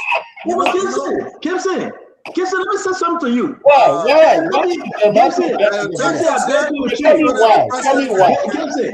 Gibson, I beg you, Gibson. Gray, you if nobody tell you anything about Jeremiah Kun, Gibson, if nobody tell you anything about Jeremiah Kun, believe what I tell you about Jeremiah Kun. This is a God I speak to every day. Jeremiah Kun is begging Joseph Boakai to run 2029. Jeremiah Kun is praying to God in heaven that Joseph Boakai run 2029. Jeremiah Kun is not in the wrong. Jeremiah Kun is patient. But there you go. You're saying something like we're talking politics here. Gibson wants to monkey race so that Jeremiah Kun can go in the race against Joe Weir. He knows definitely Jeremiah Kun is not strong for now. Only Joseph Boyka can Oh, get Jeremiah cannot beat George Weah. Jeremiah is begging Joseph Boyka to go against George Weah. So when Joseph Boyka wins, then he hope that Joseph Boyka will resign somewhere there. Then he will take over and run and prepare for himself. This is a myth. This is a fallacy, and Jeremiah will be left in the shadow water. That is not a dependable thing. Joseph Boyka. Kelsey, I think you're confused though. Kelsey, my brother, I think you're confused. No, I'm not confused. You are talking about Unity Party. You are talking about Joseph Boyka the head and Jeremiah Kun come next. You worry about Joseph Boyka will win election and Jeremiah Kun will take over. Yes, it will happen. Let me tell you something. If President Boyka wins 2029, or when President Boyka wins re-election 2029, no, let me finish. Let me be serious, right? I give it both ways. I give it both ways, if or when, right? Because Joe Weah is formidable. We'll talk about Joe Weah. But let me tell you this. President Boyka will not serve the next 6 years full term. He won't. Not possible. Jeremiah Kun remain the vice president, will take over. So it's not a surprise. We shouldn't hide this. We shouldn't. You're not scary. I don't want to say you're scaring us because I support the Unity Party. I called myself. You know, then Jeremiah Kun think and maybe sometimes sleep. You can jet small. Yeah, I can jet. But there's no fear in this. There's no fear. Jeremiah Kun wants Joseph Boyka to run. And I think it's a good thing. No problem with that. Mr. No, he got no problem. He got no problem. And I think it's a good thing that Joseph Boyka run. If Joseph Boyka run, right, and he wins the election, listen, he said, my people are mature and tired. You'll take this thing, you'll go. Yes, Joseph Boyka will not do that. Yes, he will. It will. Yes, he will. It will, man. It will. Yes, he will. Well, we can talk about the force that Joe Weah coming with. Joe Weah coming with a huge force, and with all the complications here. Listen, for me, 2029 we take a position. Look, like I said, I'm not a seditious, but I'm a prospective seditious, and I will join. I'm not one of those people, right, Gibson, that can hold my tongue and sugarcoat it because they imparted. No, I don't. Listen, let me tell you something. I get into like Joe Weah, right? Because I think he reaching out and he realized his mistake here and there.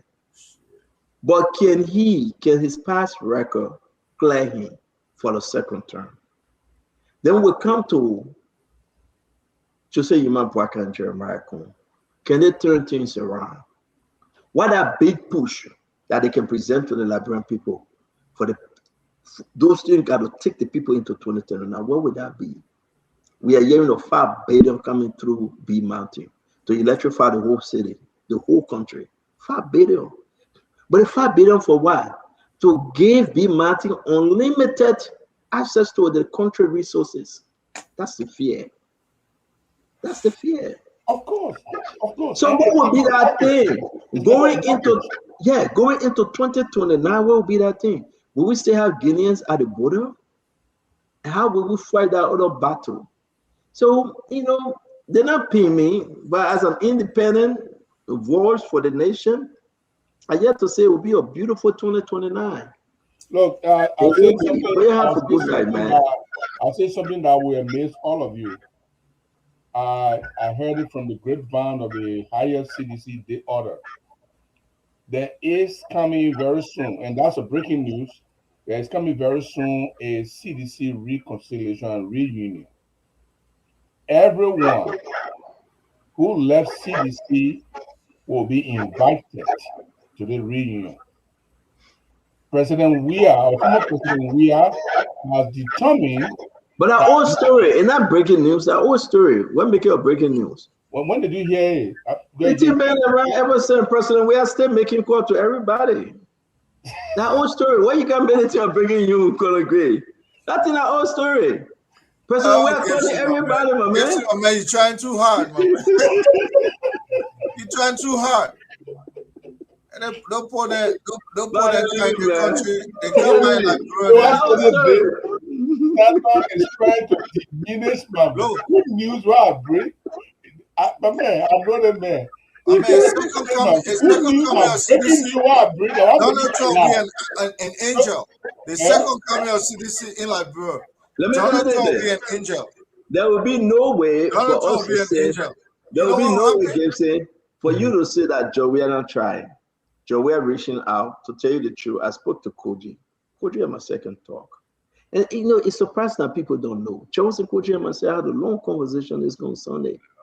I speak to people in CDC and other CDC. I'm right there in the middle.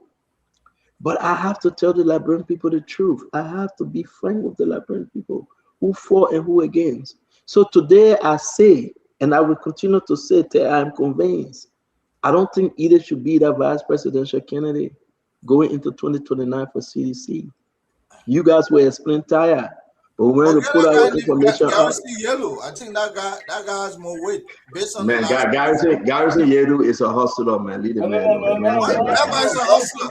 We're not taking Garrison Yellow for Garrison Yellow is a hustler. Garrison Yellow say eating yogurt Gary bar. Leo Yellow, the man got national bar. Listen, Garrison Yellow can't go across Saclay. He read that. No, the region that guy come from, it's a vote rate. That region is divided. No, you gotta listen, right? The only reason why they want this woman, which will help them, she's Mano. Ain't she Mano? Ain't either that Mano there, right? Either can draw the Mano crowd, right? And split that thing. Either can play that thing. It's something hidden about it. And when we beat on this thing, the people outside of Nimba, they will not be convinced. I love to No, but I will tell you privately, I respect Edith. But it's something about Edith that she got to detach herself from, right? And you got to understand this.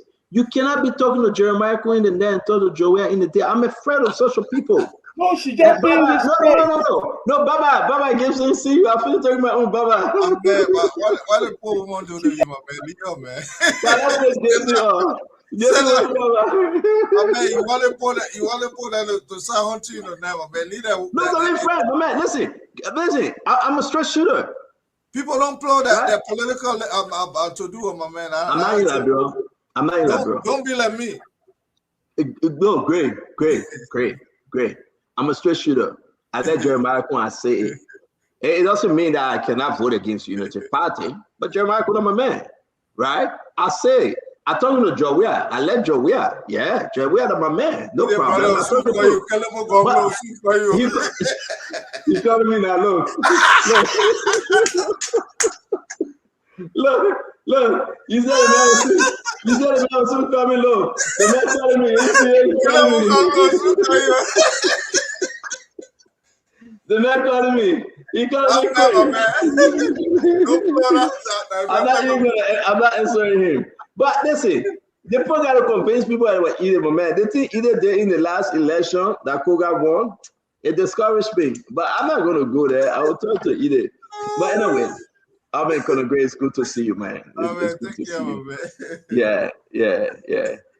So I want to say thanks to all of you, man. You know, we come here, we laugh, we joke, it's a good thing. It's a good thing for us to have fun. Hey, but Liberia remains supreme. So where you joining us from, come back again tomorrow. Let's talk more about Liberia. Liberia will be better. We'll push.